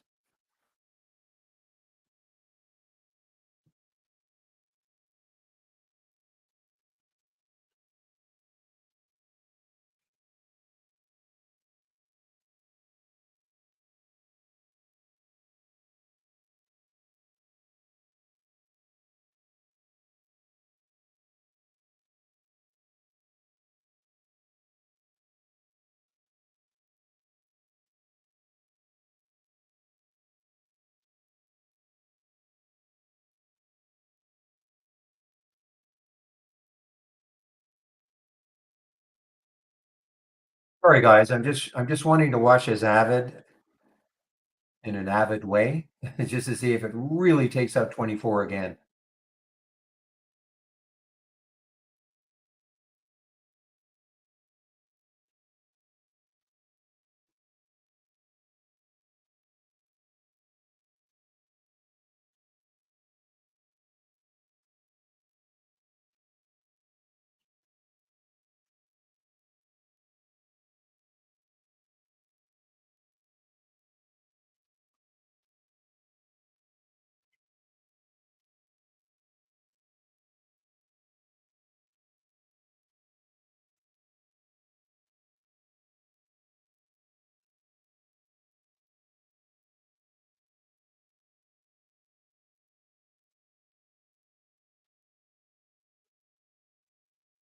All right, guys, listen, what time is it? 2:10. I think I'll put myself on mute, okay? I just want to concentrate on this, so I'm going to put myself on mute.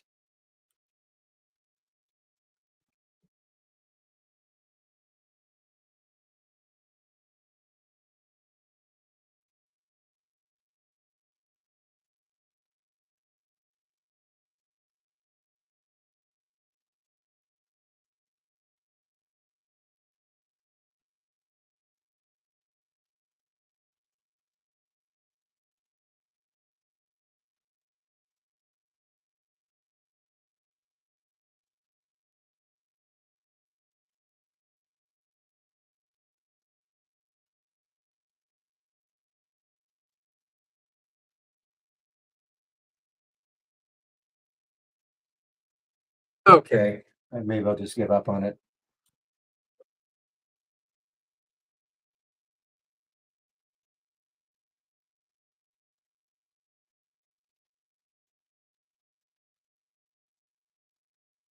I'll stick an alert around 2371, see if it really gives up 24 and maybe starts to move down. So that'll be it.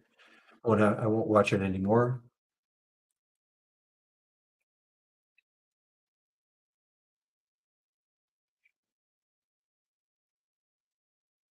All right, guys, give me a moment. I'll be right back.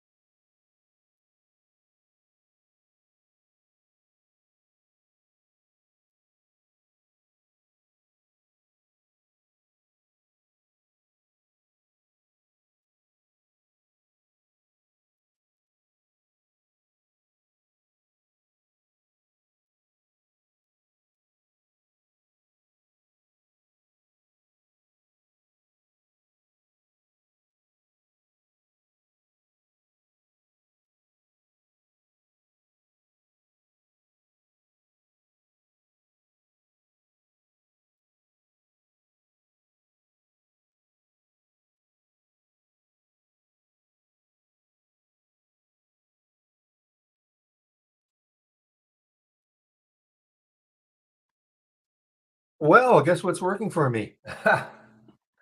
Lessel, LESL. Tons of patience on this one. There was no reason to get out of it. And hey, I'm in at 976 on the short from way back here and all-time low. I'm looking at ICPT and it's sort of in the same way. There's ICPT showing up at the top right there. It's at the low of the day. But also, look at this all-time low, ICPT.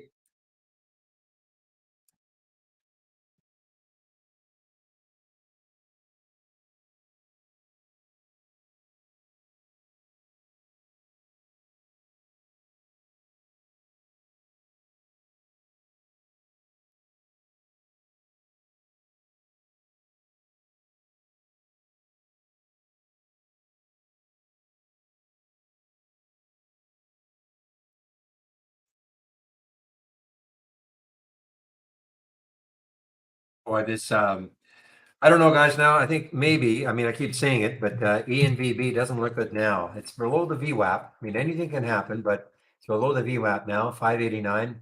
The best we could have said before is that it was kind of holding the VWAP for quite a while, but this is looking a little bit dicey now. Again, this is in the simulator. Okay, this is not. I may even hold this one though.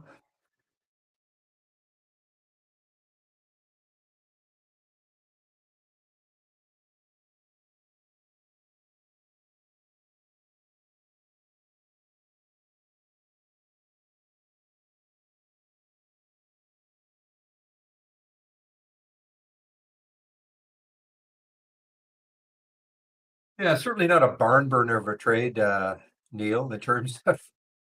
But I'll take trades like that. And you're talking about the LASL.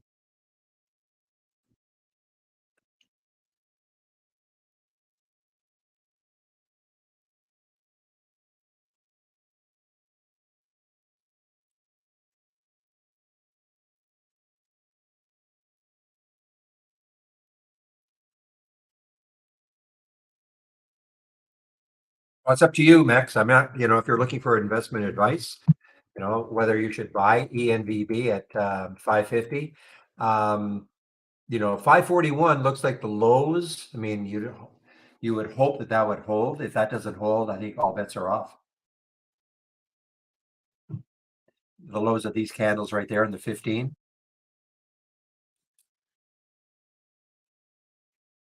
Remember, it is such a low float that they can get incredibly whippy.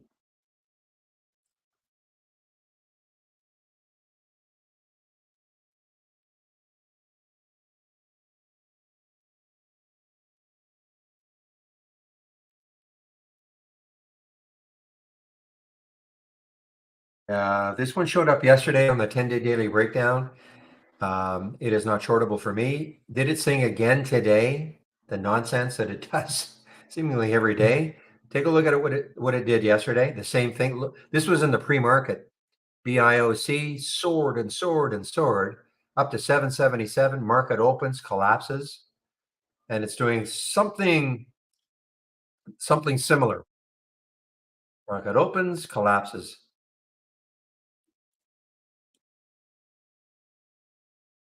Not shortable for me. At Interactive Brokers, BIOC.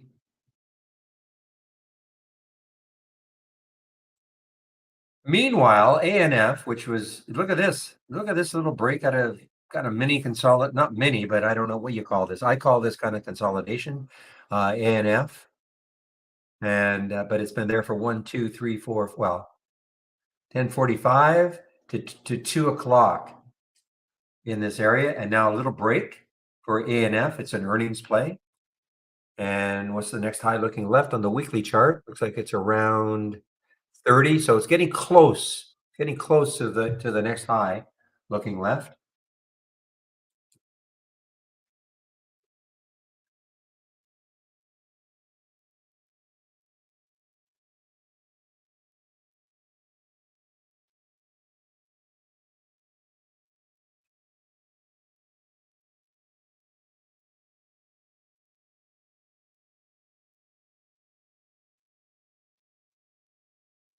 They must have said a lot of good things about guidance next quarter because this is a great move for a retailer.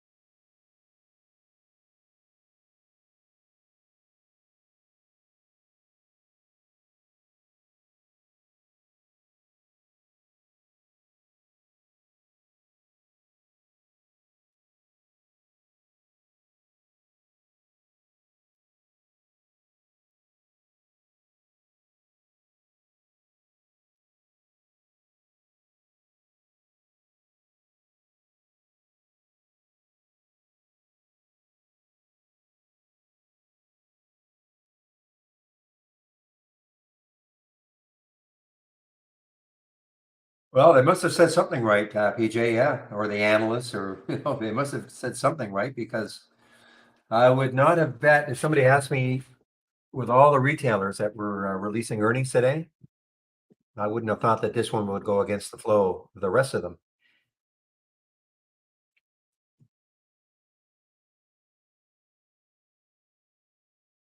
Speaking of Macy's,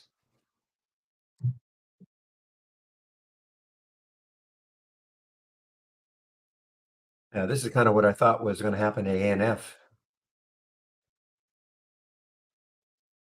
Looks worse than it is. I mean, 15.89 down to 15. It looks like it's, $3 or $4, but it's not as bad.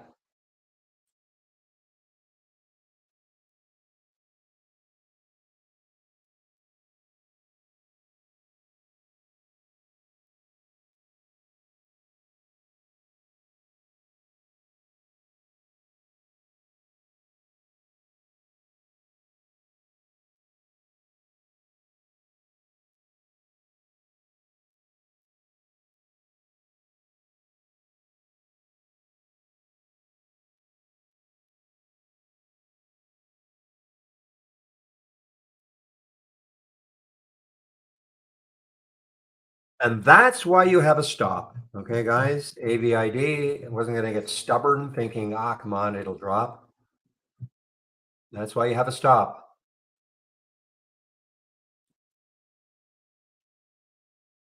All right, goods. Well, you're at least in for an hour until I shut the room instead of 2 seconds like yesterday. And good morning or afternoon.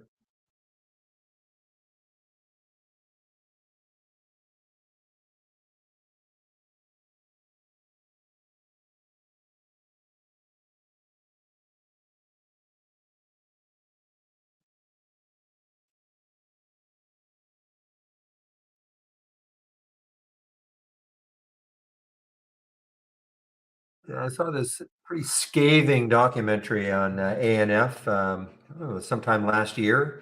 Yeah, I mean, they were the brand. They were the cool, cool, cool brand years ago, decades ago almost.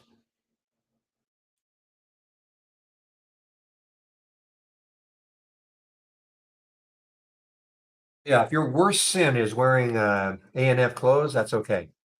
My guess is you've got worser, more worse sins.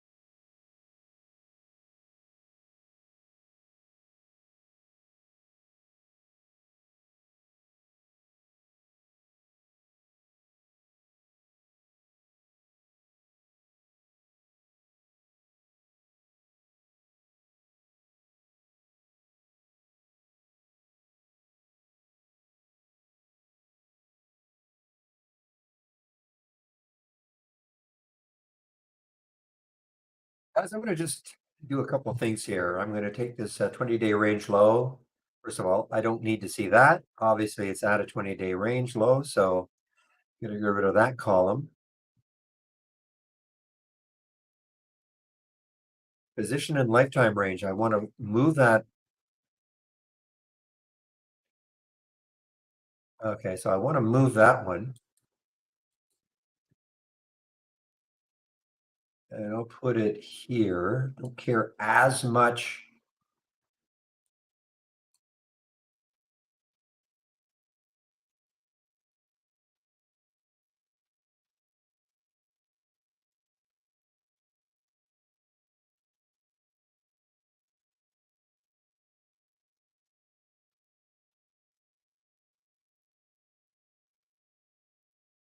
All right, so this one actually be interesting to just do a.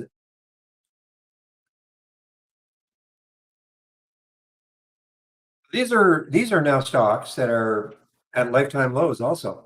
You know, there are 20-day lows, but they're also at lifetime lows. And again, the use of a top list like this is just to be able to sort on the different columns. So I can see ELME. So it's not quite at the low of the day, but it's basically a lifetime low. Now you might say, well, wait a minute, the lifetime low is down here. You're right, but it doesn't count today.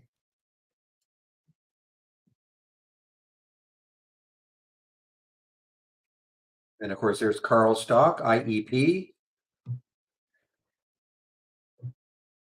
I think what I'll do is I will keep it. I like to see the stocks near the low of the day, so I'm going to keep it on here. But now I can at a glance just see. Oh, I don't need this position in days range. We know that it's below that, so I don't need that either.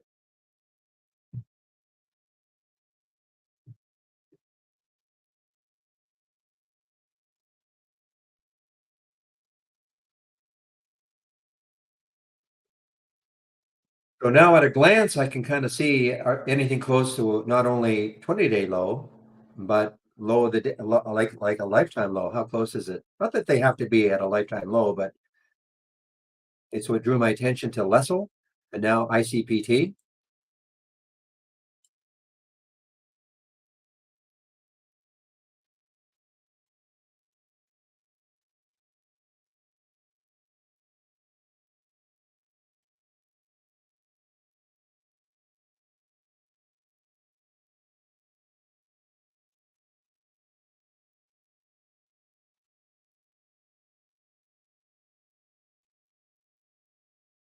Well, where is the next high looking left for Avid? It looks like it's right there. 2455 is the next high looking left on the daily chart for Avid, AVID. And I think it got right into it.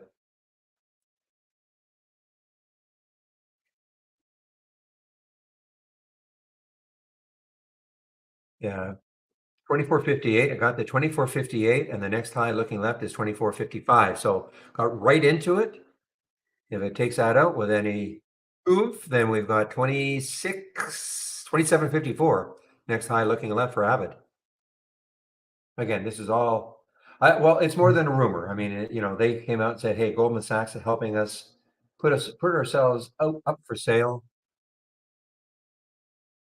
Okay.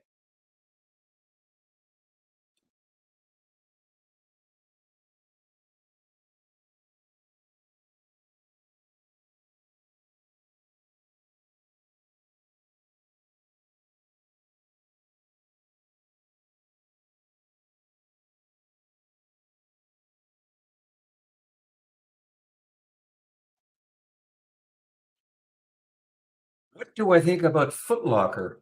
Okay, let's take a look at Foot Locker. Then I'll ask you what you think about Foot Locker. Foot Locker had earnings, of course, last week, I guess. Yeah, last week. It's got hammered down. So what do I think about it in terms of what? Having it continue down? Right now, there's no bounce. I mean, yeah, a little bit of a bounce here, but I mean, this is still super weak from earnings.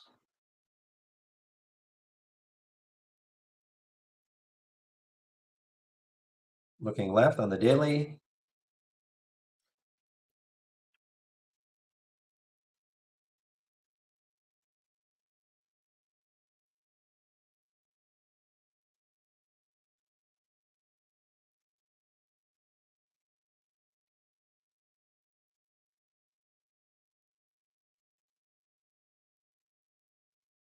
Looks like the next lows are is around $26 on the weekly chart. That is where the next lows are on the weekly chart, I think. I'm eyeballing this correctly. Yeah, so about $26. So 26 could be some support.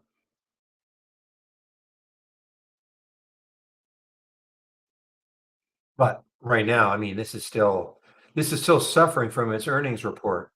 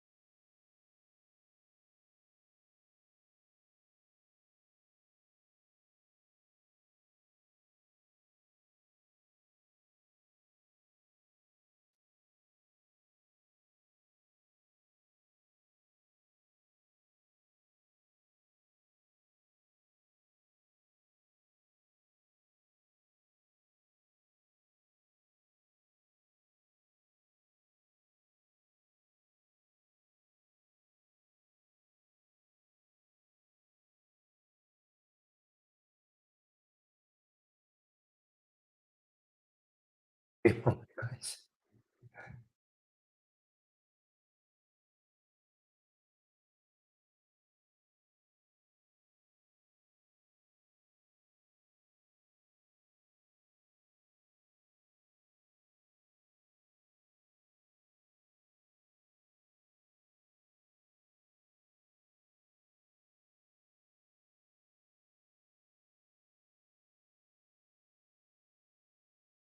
No, I'm not on mute. I'm just not talking. There's so much going on within Trade Ideas. I'm trying to follow a lot of the stuff. So that's what happens. I get immersed in the internal conversations that are happening.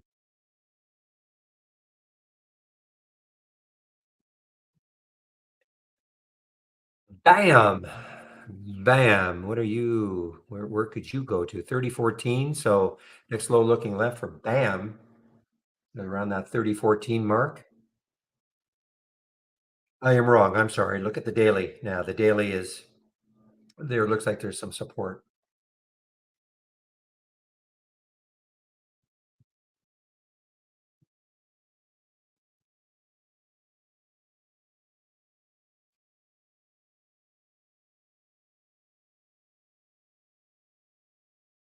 Here's another one near an all-time low. Skin, SKIN. Another one that's just been beaten up. 13, $14 a few weeks ago, down to 9. And the next low looking left, right at it. Next low looking left on the weekly is around 941. After that, around 9 for Skin, SKIN.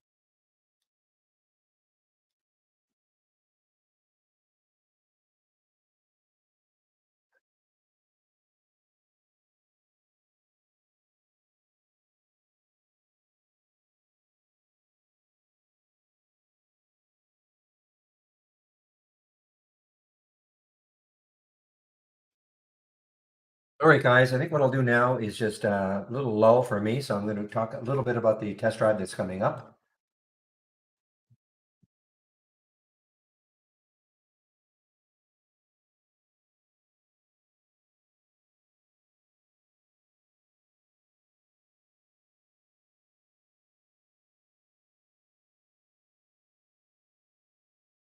Test drive. What is it? Well, click on the link. You'll see 2 weeks, 10 trading days.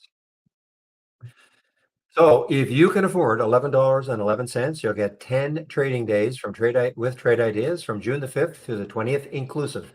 Those are 10 trading days. Actually goes to Tuesday, but Monday's a holiday, so that's why it ends on the Tuesday. Um, if you sign up today, you're pre-registering. So please don't ask our support staff, hey, I signed up, where's my data? It doesn't start until the 5th. It's incredible how many people don't read. Okay. They think, oh, I signed up. I guess I can start early. No, it's all set up for the 5th to the 20th. Okay. You'll have access to our full premium service, except no auto trading anything. Okay. There is no auto trading. So if you were thinking of taking the test drive because you wanted to try auto trading, don't do it then. Okay. When the test drive is over, it's over. Nothing for you to do. There's nothing to unsubscribe from. We do not put you into a subscription. Now, you'll have access to the program approximately an hour after the market closes on June the 2nd, which is the Friday before. So you can play around with the program Friday evening and then Saturday and Sunday. Do yourself a favor if you're going to take this test drive, you know, take it seriously. Don't come in Monday morning not knowing anything about trade ideas. Now, how can you learn a little bit about trade ideas? Well, before you take the test drive,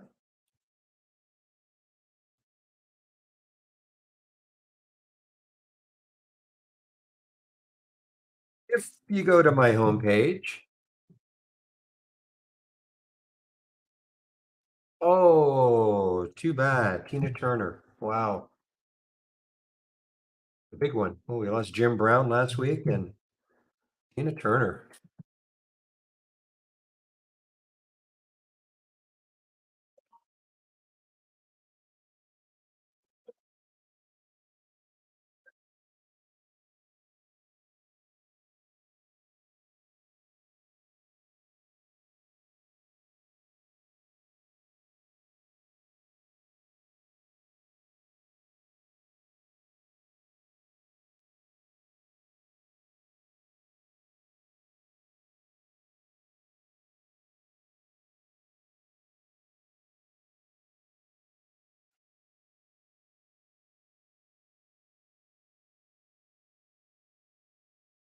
Give me a moment.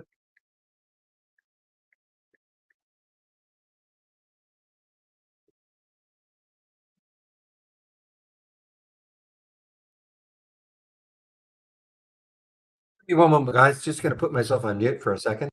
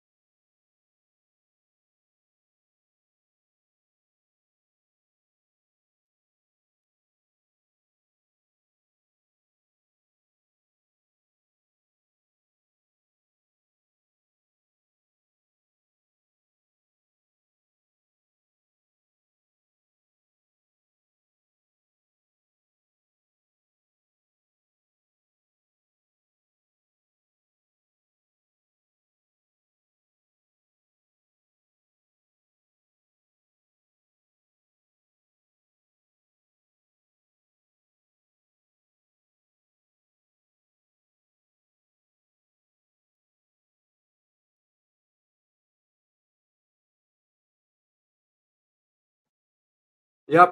Of course I'm muted.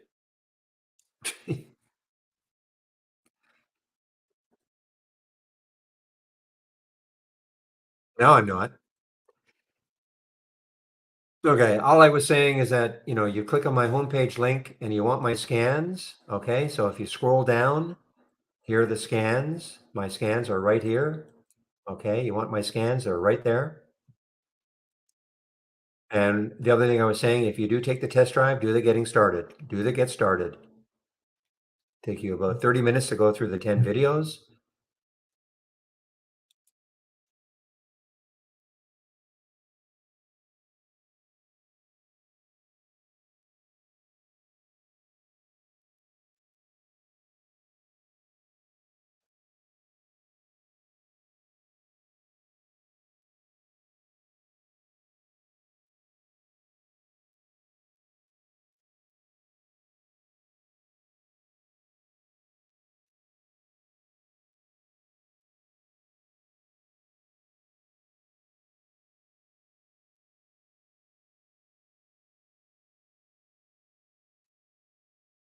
All right, guys. I may put myself on mute now. Usually, well, I'll wait. 250. I usually put myself on mute at 250. Stick around for another half an hour. I'll always hop right back on the mic if there's some news, or I'm sorry, if there's a question.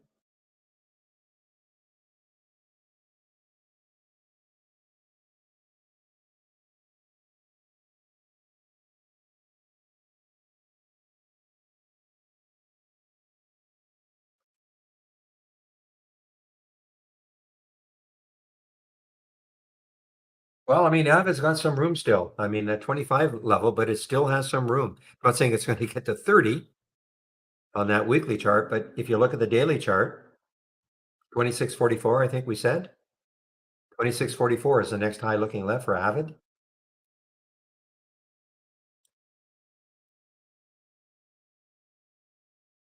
Does it work with the CMC market platform? We're a scanner, okay? So it doesn't matter who you use. Is that some kind of a broker? CMC? I mean, we're a scanner. Okay, doesn't matter. So it depends what you mean by work with. So I mean, if you use this as a scanner and you get an alert that you like, you have two options. I mean, ideally, you can set up something that we call external linking, so that when you click on the alert, it'll load into your platform. Okay, it's just a time saver. If for whatever reason there is not a link that can be made, well, then you have to type the symbol in. But we link with many brokers, and a lot of it, I'm not familiar at all with CMC. A lot of times it's just a matter of trial and error. We have our external linking tool. Okay, you add a link and you just follow these instructions. Typically is if you just put it in the order entry, in your order entry, and many times that will establish the link. And again, all a link is a time saver in that regard. Like somebody like me who's clicking on many symbols all day long, it'd be a pain if I had to type the symbol in to my Interactive Brokers platform. But I just click on the alert and it automatically goes into my order entry. But the bottom line is we're a scanner, so it doesn't matter who you are, who you use as a broker. That makes sense?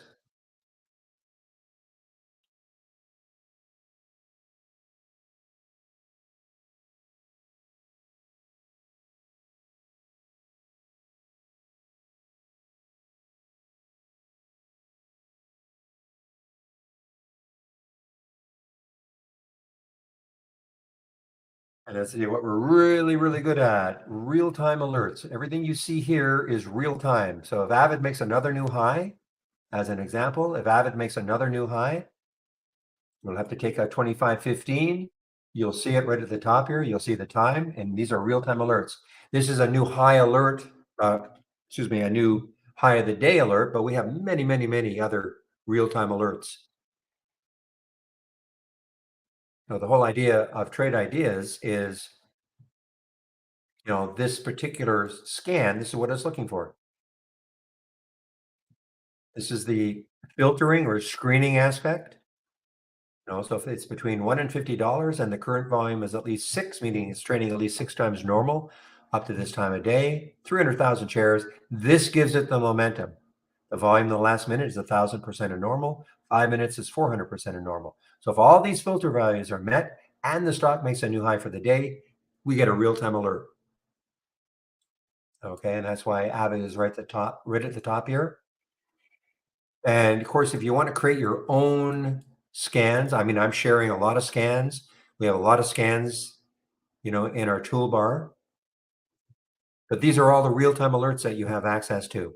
Right at the top, of course, the new high, new low, but many, many, many other types of new real-time alerts. And down here, these are all the filters that we've got, screeners that we've got. So again, I usually always have to tell people, don't get hung up on how many. I'm not just talking to you, Offer Zero, just to anybody who's listening, of course. Don't get hung up on how many we've got. You obviously do not have to learn them all. We have a lot because, all sorts of different trading styles, lots and lots of customers. So we had to create enough alerts and filters so that the majority of our customers could combine them to give them the type of scan they're looking for. But you certainly do not have to learn them all. And this is if I click on new from our toolbar and then click on dock channel bar, these are all theme-based channels. We have a pre-market channel, after hours channel. I always like to show the momentum channel.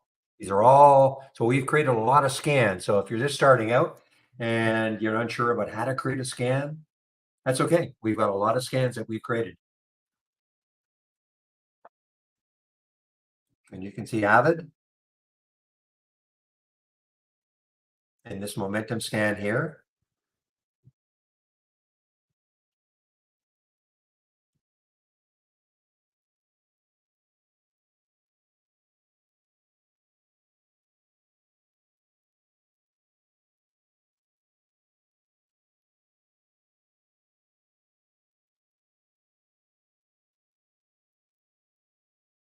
Hey guys, PTCT actually seems like it has broken, or has it? I haven't seen an alert on it. No, I must have missed that.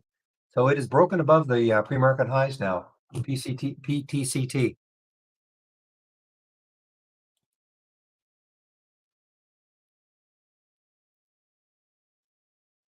So this has actually had a really nice recovery. Devastating news after hours. Market open, or the pre-market is right here. Big gap down, but a pretty good looking recovery for the majority of the day from at 9:45 onwards. It's had a pretty good recovery. And as William pointed out, this is not a one-trick pony. I mean, whatever drug that did not work or pass the whatever, yeah, fails phase three, they obviously have other drugs.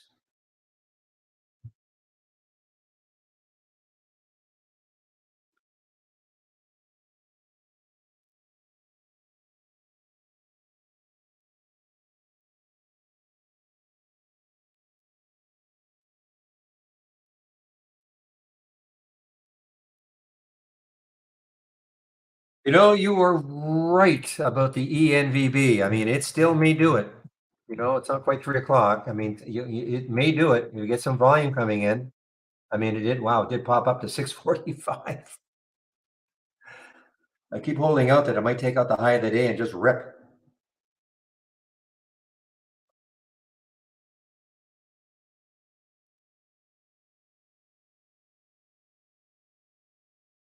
Bad news, some patent information.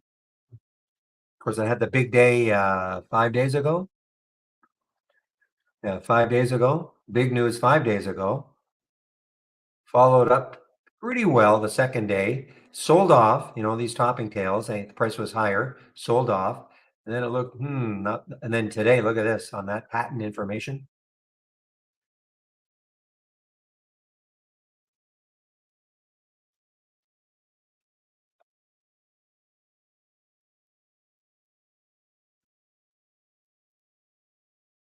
All right, guys, I think I'll put myself on mute. I am here. So if you have, don't be shy. If you have any questions, I'm still here. I can answer any questions. Well, I'll attempt to answer any questions.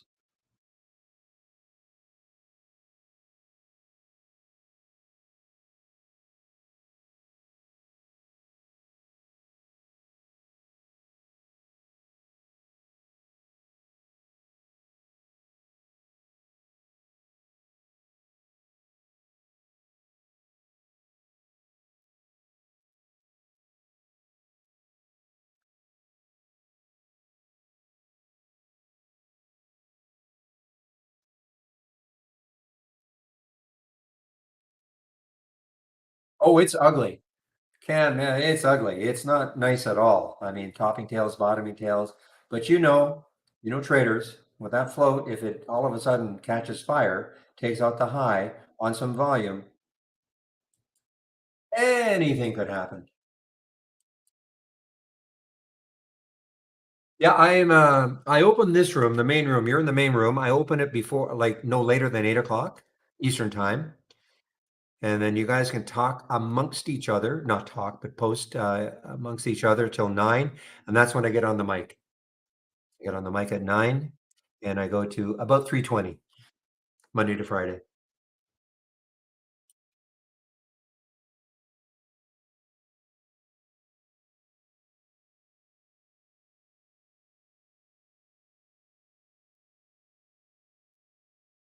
Okay. So I will, again, if you have a question, feel free to answer. Don't be shy. I don't have to. Just being on the mic, this gives my voice a little bit of a rest, but that's not the issue. Sometimes what I'm doing is I'm trying to catch up on a lot of the internal stuff that's happening at Trade Ideas. And so, but I have no problem hopping back on the mic.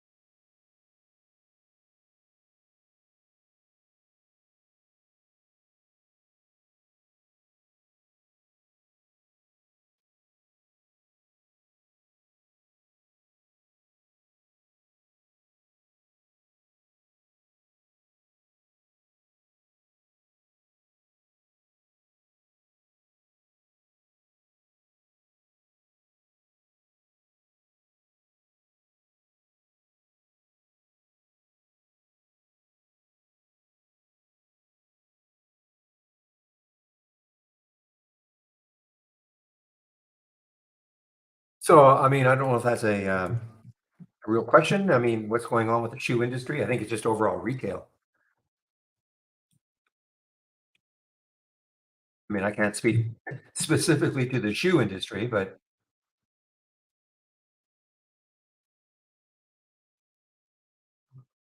at earnings on the 27th, obviously there was a reaction right there. Okay, horrible, bad reaction, and it's just continuing down. But retail itself, I mean, look at retail, XRT, just in general. There's a 200-day moving average for retail, and it broke down on the 12th, and it's been drifting down ever since. So I think it's just overall retail. I don't know specifically about the shoe industry.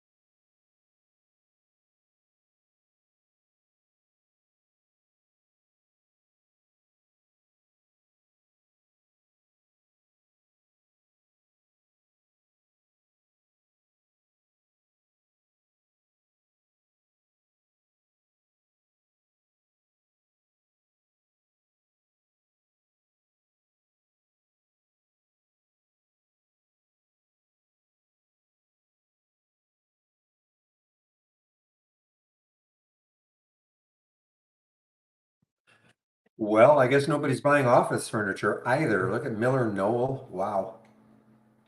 Nobody's buying office furniture and not for a while. $25, 14 has earnings coming up on the 28th. I'm sure they're not looking forward to that. That's about a month from now. There's an all-time low. MLKN, all-time low. Yeah, the PTCT really gave it up. You're absolutely right. And it doesn't look, well, I mean, anything is possible. It doesn't look like the ENVB is going to do its thing. You know what could, though, is the Zura, Z-U-R-A, could, holding 7. You know, it's kind of holding 7. And we'll see. You would probably have to take out about that 738 area on a lot of volume, and that could get it running into the close. Remember, it got up to what, 930 or so.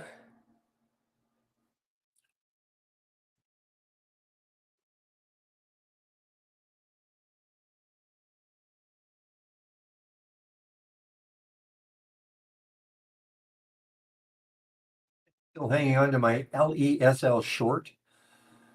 What time is it now? 313. Probably hold it right to the end, unless it gets back up to where I shorted it. But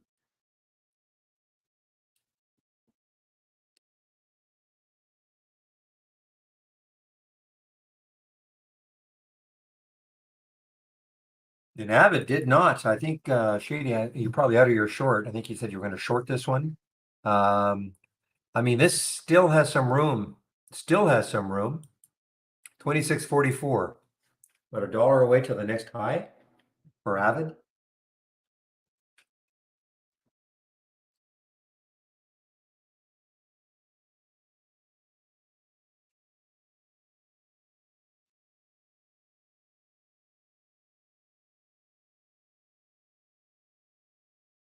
I usually go to 320, Joe. So not 3. I usually go to 320.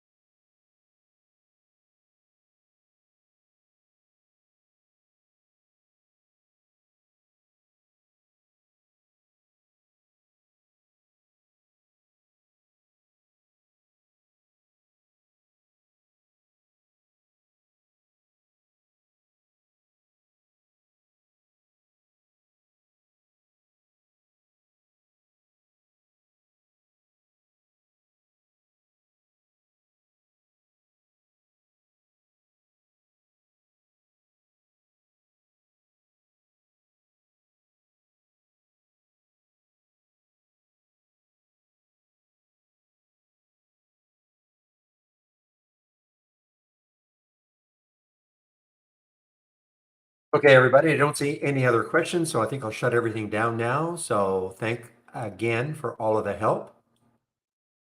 The room will open on the mic at 9. Main room will open at 8. I'll be on the mic at 9. Have a great evening, and we'll see you then. Bye-bye. And now for the YouTubers, same thing.